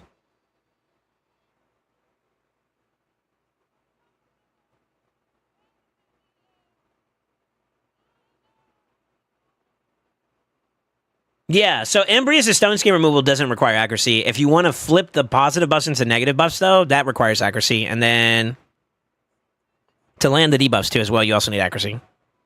Because the decreased attack and the decreased attack of fear on the A2, that requires accuracy. Second form swap doesn't require anything, neither does the A2, and Necrosis doesn't require it either. So, like, overall, you don't necessarily need to build him with accuracy. It is a complementary step towards his scaling, so I mean, it doesn't hurt either. So I mean, it's like pick your poison, but I think you're probably just better off leaning more towards his primary stat, anyways, which is HP for sure.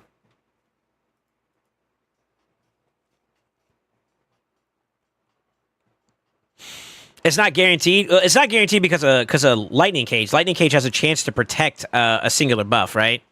So the protection will supersede the ability. And even then, it's a chance. So it's like there's a little bit of RNG there. Depending on the level of the blessing. I don't think... what is the blessing? Is it like 25 or 75% or something like that? Without Lightning Cage, it's still not happening.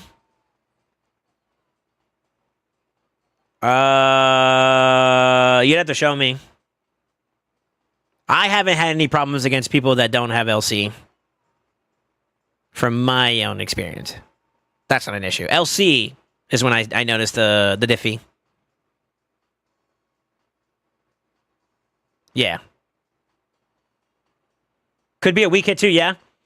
Yeah, weak hit could be a thing. Yep. Weak hit could be a thing there too. So technically, Spirit Affinity. If you're under Enfeeble, that could also be another problem too, because you're just going to change your stuff to weak hit too. Now, I wonder about this. Now that we're talking about like weak hits and whatnot, I wonder how Enfeeble versus Death Dealer, how does that interaction work?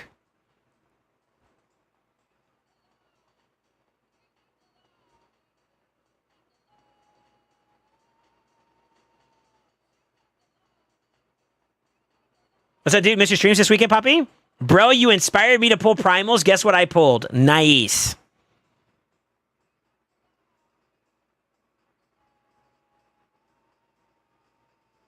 Death Dealer bypasses Enfeeble? Ooh, that's kind of nasty. That's kind of nasty. Death Dealer a lot more impressive than you thought, huh? Sure.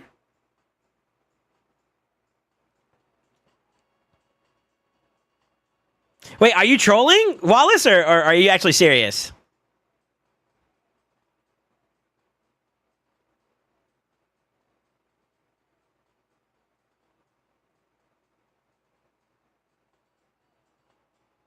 Real? Oh, shit. It doesn't bypass reaction or champion passes like Harmo. Well, right. Because, like, Harmo's passive isn't necessarily affecting, like, critical hits or whatnot. It's reducing the ignore percent factor behind it, right? So that makes sense. That makes sense. It's a different way of reducing damage, but not necessarily through those stats. Yeah, that's fine. That logic makes sense to me. It's the same thing with, like, Narcisse. Narcisse's passive is, like, anything that would prevent him from being able to put the damage in terms of, like, reduction, like mitigation. It ignores mitigation in that sense. So it's an indirect way of being able to still mitigate it because Narcisse's A2 does not stop Harma passive. Actually, it's a good matchup into Narcisse because of that. But Wallace. Twinsies!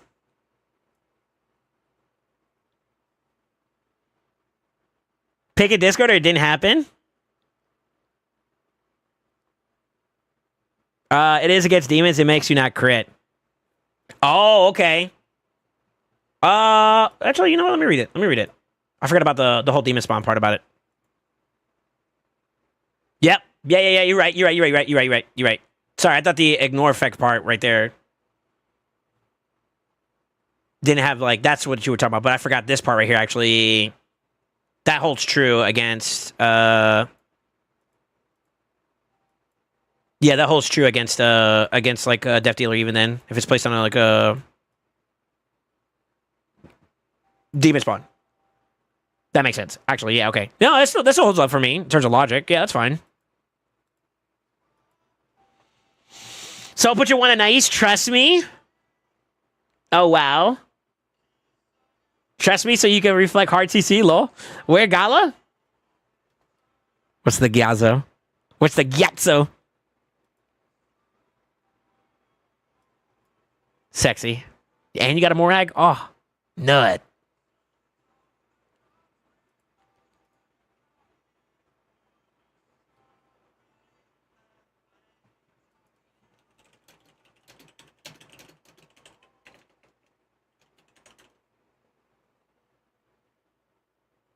That makes him unstoppable. Proof link. Yeah, GG's, brother. GG's. Congrats, man. You happy with your first rendition of a build on him? I got to playtest mine, but it looks promising to me in terms of stats. There's one area that I'd like to improve on the stat-wise, but obviously the build's far from being finished, which is why I'm not, you know, overly bragging about it.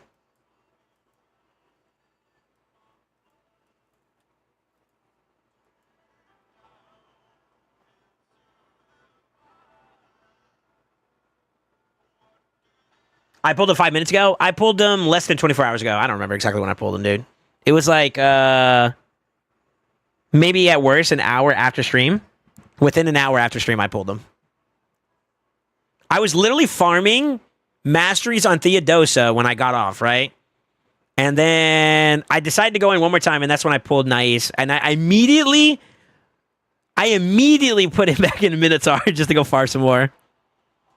I think I just finished Theodosa when I decided to go in again, and then that's when I pulled Nais. I was like, shit, I'm going back to Minotaur. Fuck it.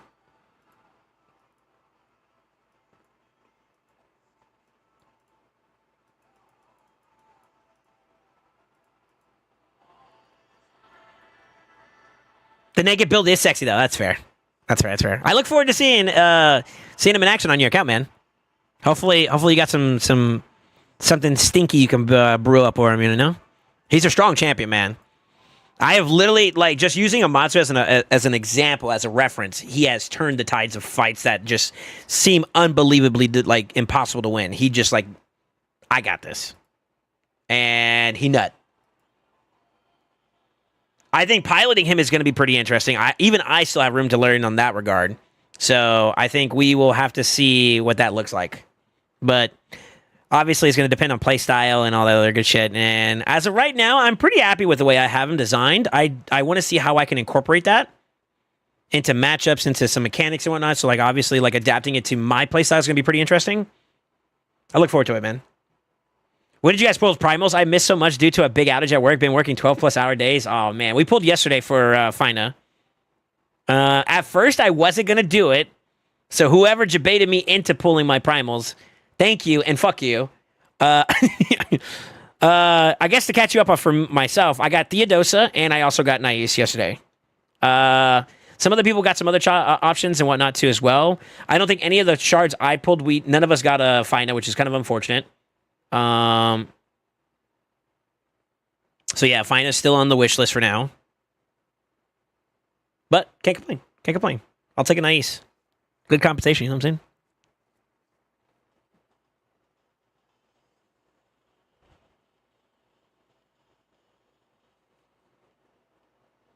saying? Although the first star is huge for the plus HP bonus of 10k to mythical, y'all make me want to pull more, but I'm poor. Yeah, relatable. Actually, you know what I want right now? I need books, man. I hate to see that like I have so many epics. I need books now. If I could get some books, man. If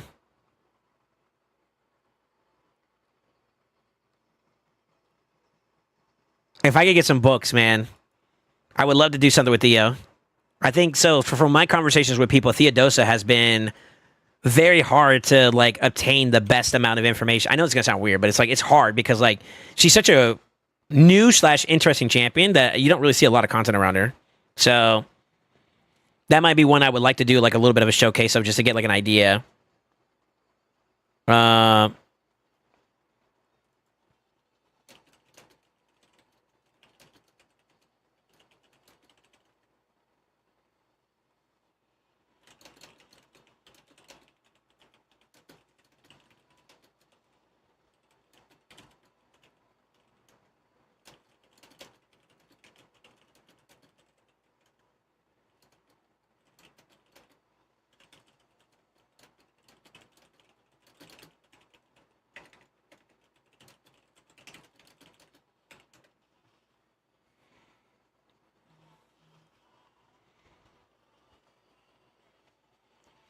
All right, sorry.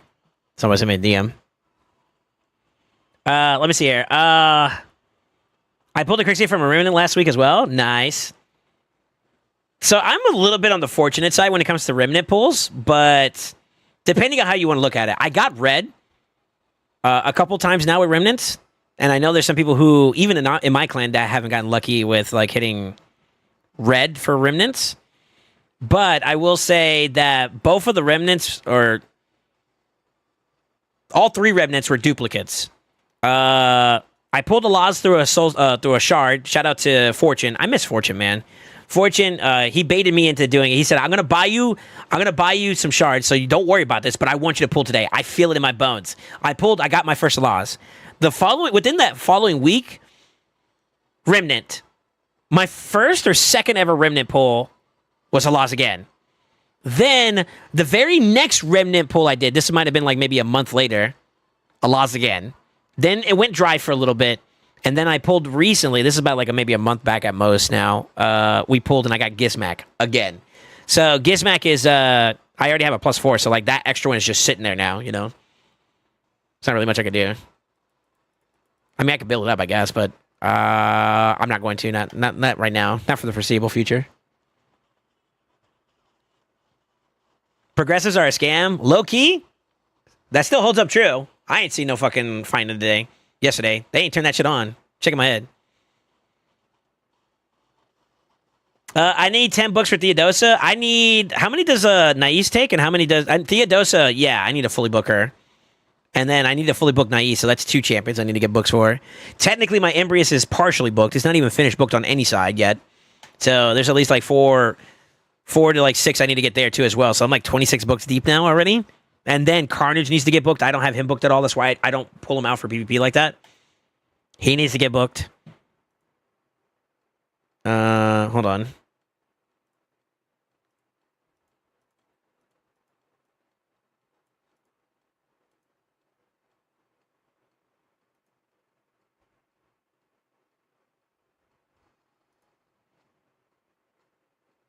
Fuck it.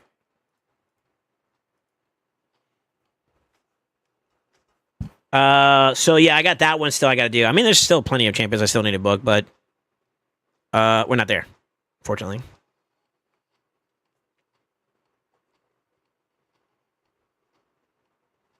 Is Fyna not available for shards now? No, she's only active during the promotional period for the banner. And then after that, I think they're technically not normally a part of the pool.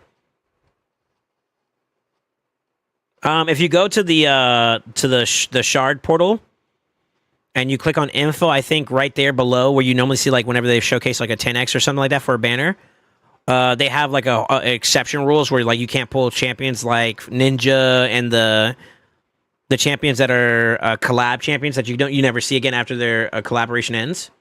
I believe all the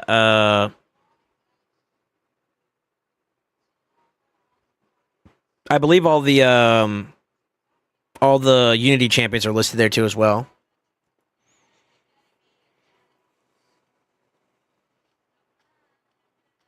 That Gizmat could be a 6-star Michelin dish for some rare? Nah. Ain't no way we're gonna do that. I'm gonna save it for a rainy day for now. This is what I'm thinking. Worst case scenario or best case scenario, I find a purpose for him where like we need him.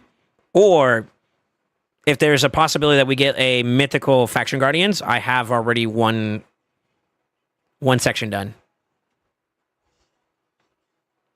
That's what I'm thinking in the back of my head. 26 books, holy hell. There's more. There's more mythicals I still need to get some.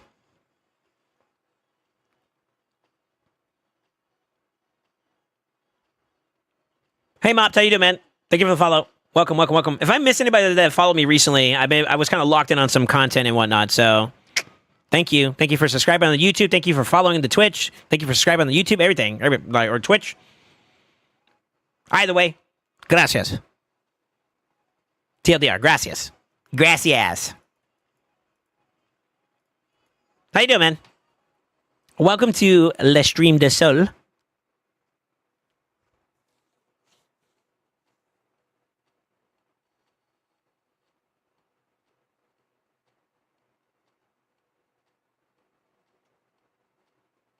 Watching Gina like creep up and then creep out whenever he does his kid is funny. Just see him a little teeter around, you know. All right. All of these are donezo. One classic arena run. Could probably knock these out real quickly. And then we'll be done with daily, so we'll be good. We're chilling. But yeah, I'm pretty sure it's way more than 26. I think I'm actually closer to what... Well, now with Nais and Theodosa, I'm pretty sure I'm probably hovering around like the 40s to 50s in terms of how many books I need now. Let me finish up my dailies because I want to make sure I don't miss anything. I mean, we only got like a couple more minutes. Let me make sure we're W'd there, and then I can show you how many books I'm missing. If we're talking about fully booking out champions, I can tell you a little bit better.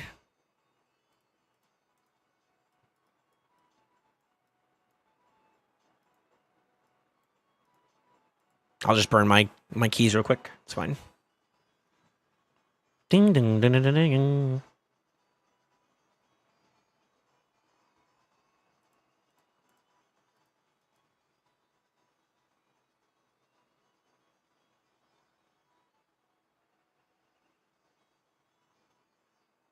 That's our passive that's triggering him there. Yeah. Poor Valkyrie.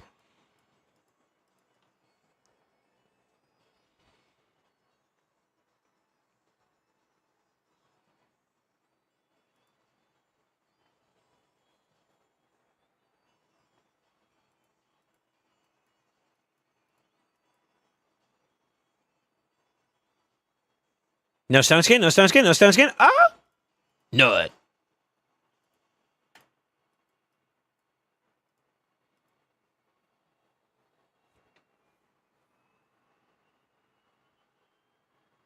Bing, bing, bing, bing.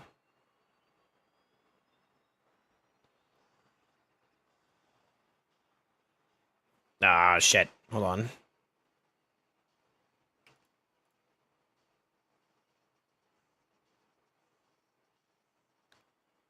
That boy in trouble. Uh-oh. Uh-oh, we might be cooked, boys. We might be cooked, boys. No! Fucking monkey. Someone, please! Ooh, wrong one. Someone will pee, bro.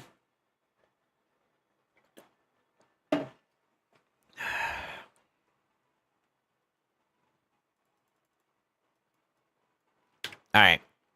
I think that is everything, right? I can't do the live arena one, so I'm kind of cooked there, but at least we got a couple extra dailies done and advanced quests done. Start pushing back towards that. Those will get done naturally. Weeklies are good. Dailies are good. I'm chilling. What else do I got for resources? I'm done with gold keys, so that's all automatically plus 10. Where's the other 9 at? I got a silver key I could burn. Hydra key and Chimera key are a weekly thing. Live arena can't do anything about either. We missed that today. So let's knock out the Doom Tower silver key, and then I'll show you what I'm dealing with. All right. So book count. Where am I missing? Gizmax done. I think Allah's is done as well. They were like the first 2 set of mythics I think I got my hands on. Base form Frolny is done. But the second form, that's 2, 4, 5. Yeah, 5 there. Secondary form on Seekfront is not done. 6, 7, 8, 9. Androck, I believe, is fully done. Technically, Gallius is missing books. So I'm at 9, right? 10, 11, 12, 13, 14. 15, 16, 17, 18, 19. Uh-oh. She's done. Space form's done. 20, 21, 22, 23, 24, 25, 26. Done, I believe, on both sides. 26, right? 27, 28, 29, 30, 31. 32, 33, 34, 35, 36, 37. Oh, shit. 38, 39, 40, 41, 42.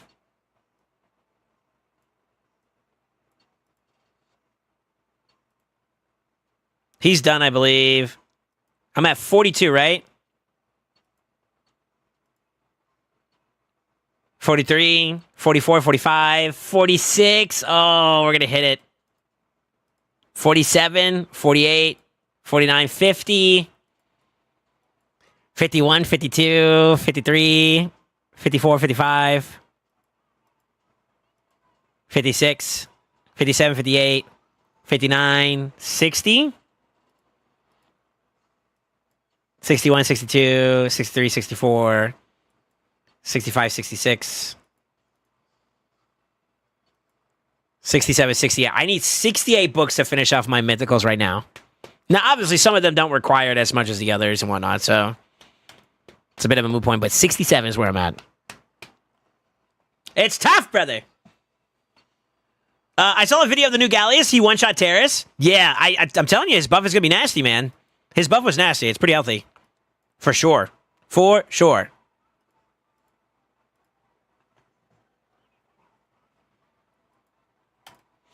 I guess fuck shards and souls. You wail on mythic books?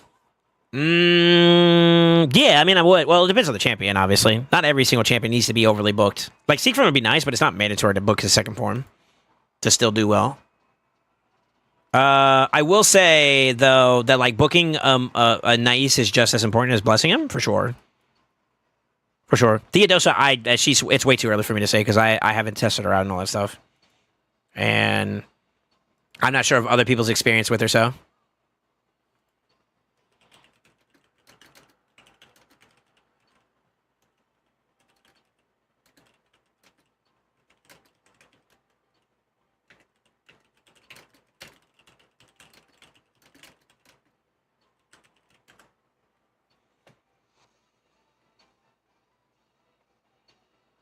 I only need 10. I thought I was cooked. That's like $700 in books.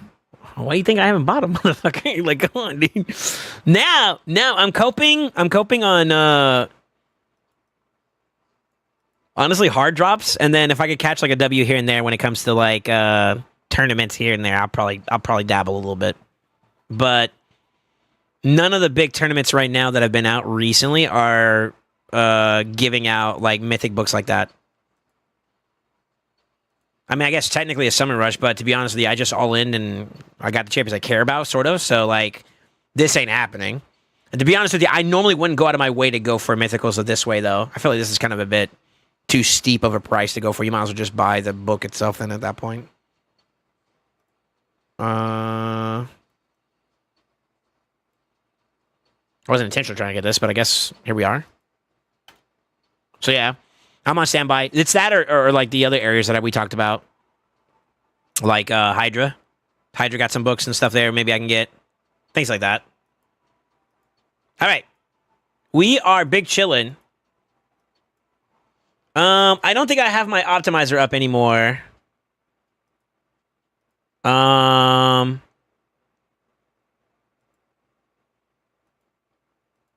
And from the builds that I did see so far, they didn't look too enticing to build. Maybe. Maybe not.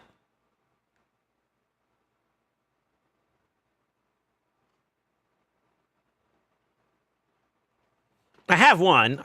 This build got stopped in the middle of it, so I don't think this is like the absolute best I could have got. Let me screenshot and save it for myself, but...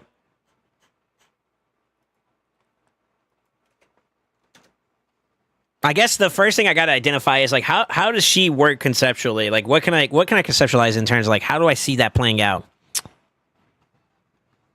I need more reference material from people who may have had more experience for that, but it's kind of hard. She has no conversion of like builds, like stats and whatnot. She's not like Galatea where she can convert resistance into accuracy. So I feel like she's a little bit harder to build than Gala. Where, like, as in, like, you can build resistance, which will help out with Gala's survivability as well as control, making it harder for him to get controlled. Whereas, like, if I built in resistance for her in addition to, like, speed and tankiness, I lose out on the value of her second form. Intrinsically, if I go tanky plus some decent speed plus accuracy, then I'm subject to getting controlled on her base form. And that's where it kind of gets a little iffy for me.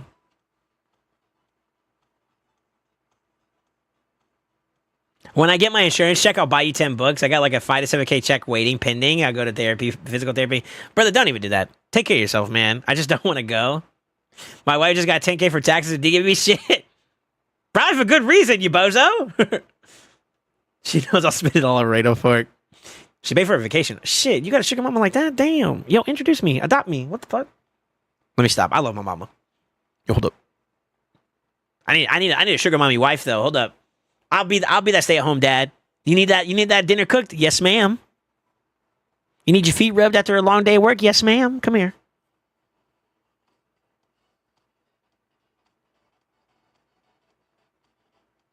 Nowadays, resistance doesn't matter that much anyways. You can't resist well-built combos and shit. I think the way I would play it, though, so, like, all right, the conversation topic would be classic arena and then live arena is where I would see my value, right? Live arena, you can have some influence into, like, the way that the engagement will go, either by banning Kami or, you know, something. You could make some efforts, right? But it would also still be favorable to be able to resist some champions that, like Armands or something around those lines, for example. That could be pretty valuable.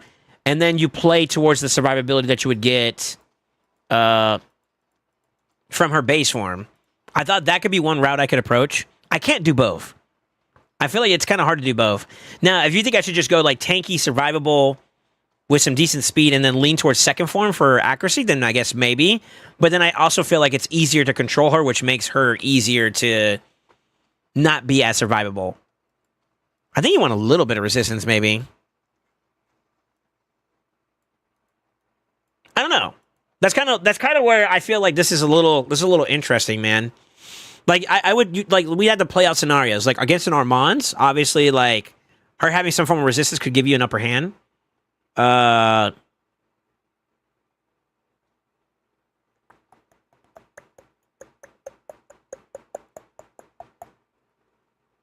Being able to resist,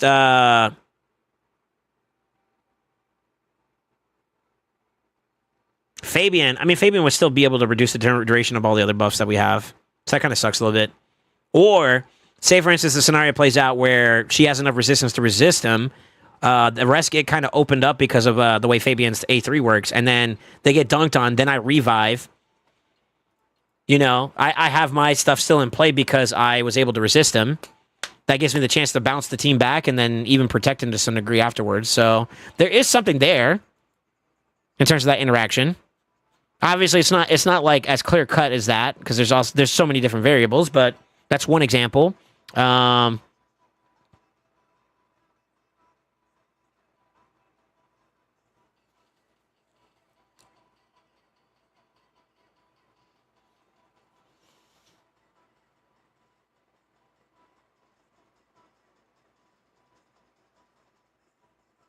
Being able to resist the debuff duration on Marius is also technically possible. And if he burns it and he kills everybody on the way and she's still up and standing and she gets the revive off, then you actually have like a really big play into that because they'll be unkillable. Yeah, they'll take enfeebles and whatnot, but Theodosa also has the ability to cleanse, right? And then she perfect veils, which means that singular targets are going to be harder to achieve on your enemy, on your allies that are bouncing back. There's that. That's not completely guaranteed or clear-cut either, but I mean, I'm just trying to paint some scenarios against meta champions that would be viable. Against straight nukers, I mean, obviously, like Siegfried and Nais, there's an affinity matchup. Obviously, still an uphill battle, but I mean, you technically got something going for you there.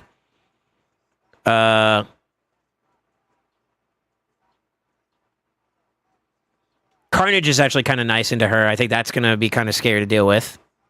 Debatably. It depends on the scenario.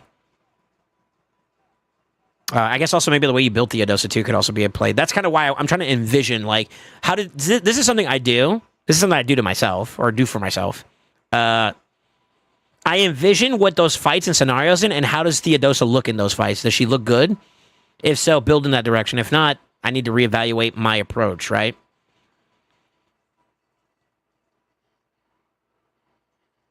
Who else is obnoxious to deal with that would be meta matchup against Theodosa, or that, you know, Theodosa could play into? It's tough. It almost feels like she's missing something in between her kit just to put her right there where she needs to be at.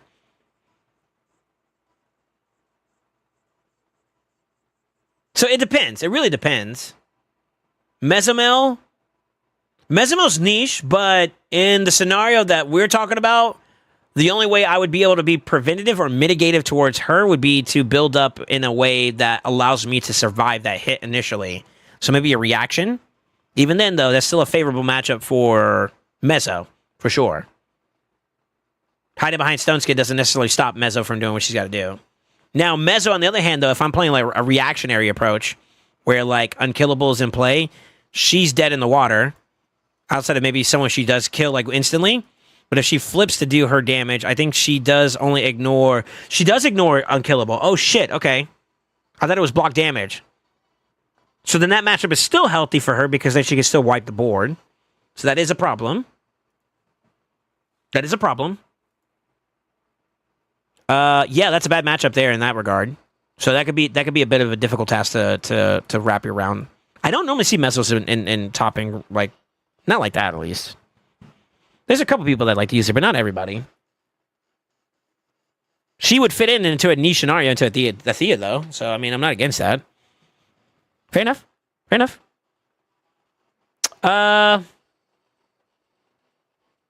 SoulSaint be sucking toes. Did you see his face get all big with the foot rub? Yes, ma'am. Come on, Sugar Mommy wants to do it. I'm on it, dude. Anything to make that girl happy. You know, as long as I can get a little tickle in the pickle, I'm happy too. Shit. When we're all said and done, you know, she's like, "Hey, what do you want on the in the shop?" And be like, "Prime move, Soul Stones, mythical books." Let me stop.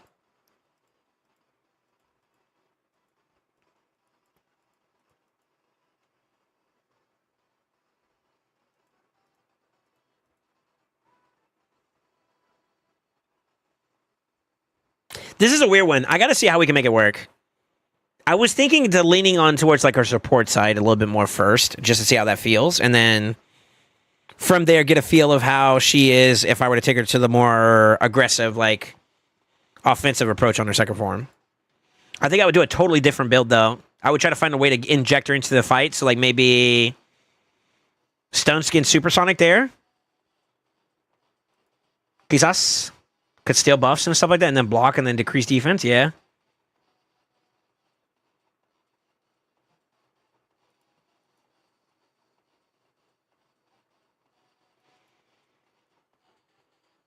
I don't know. I'm gonna have to plug and play this one out a little bit more.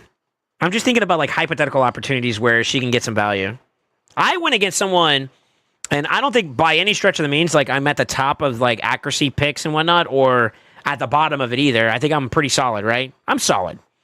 I'll give myself that little nod, right? I went against a Theodosa with high resistance, and I could not lock her down, and that's what won them the fight because I could not.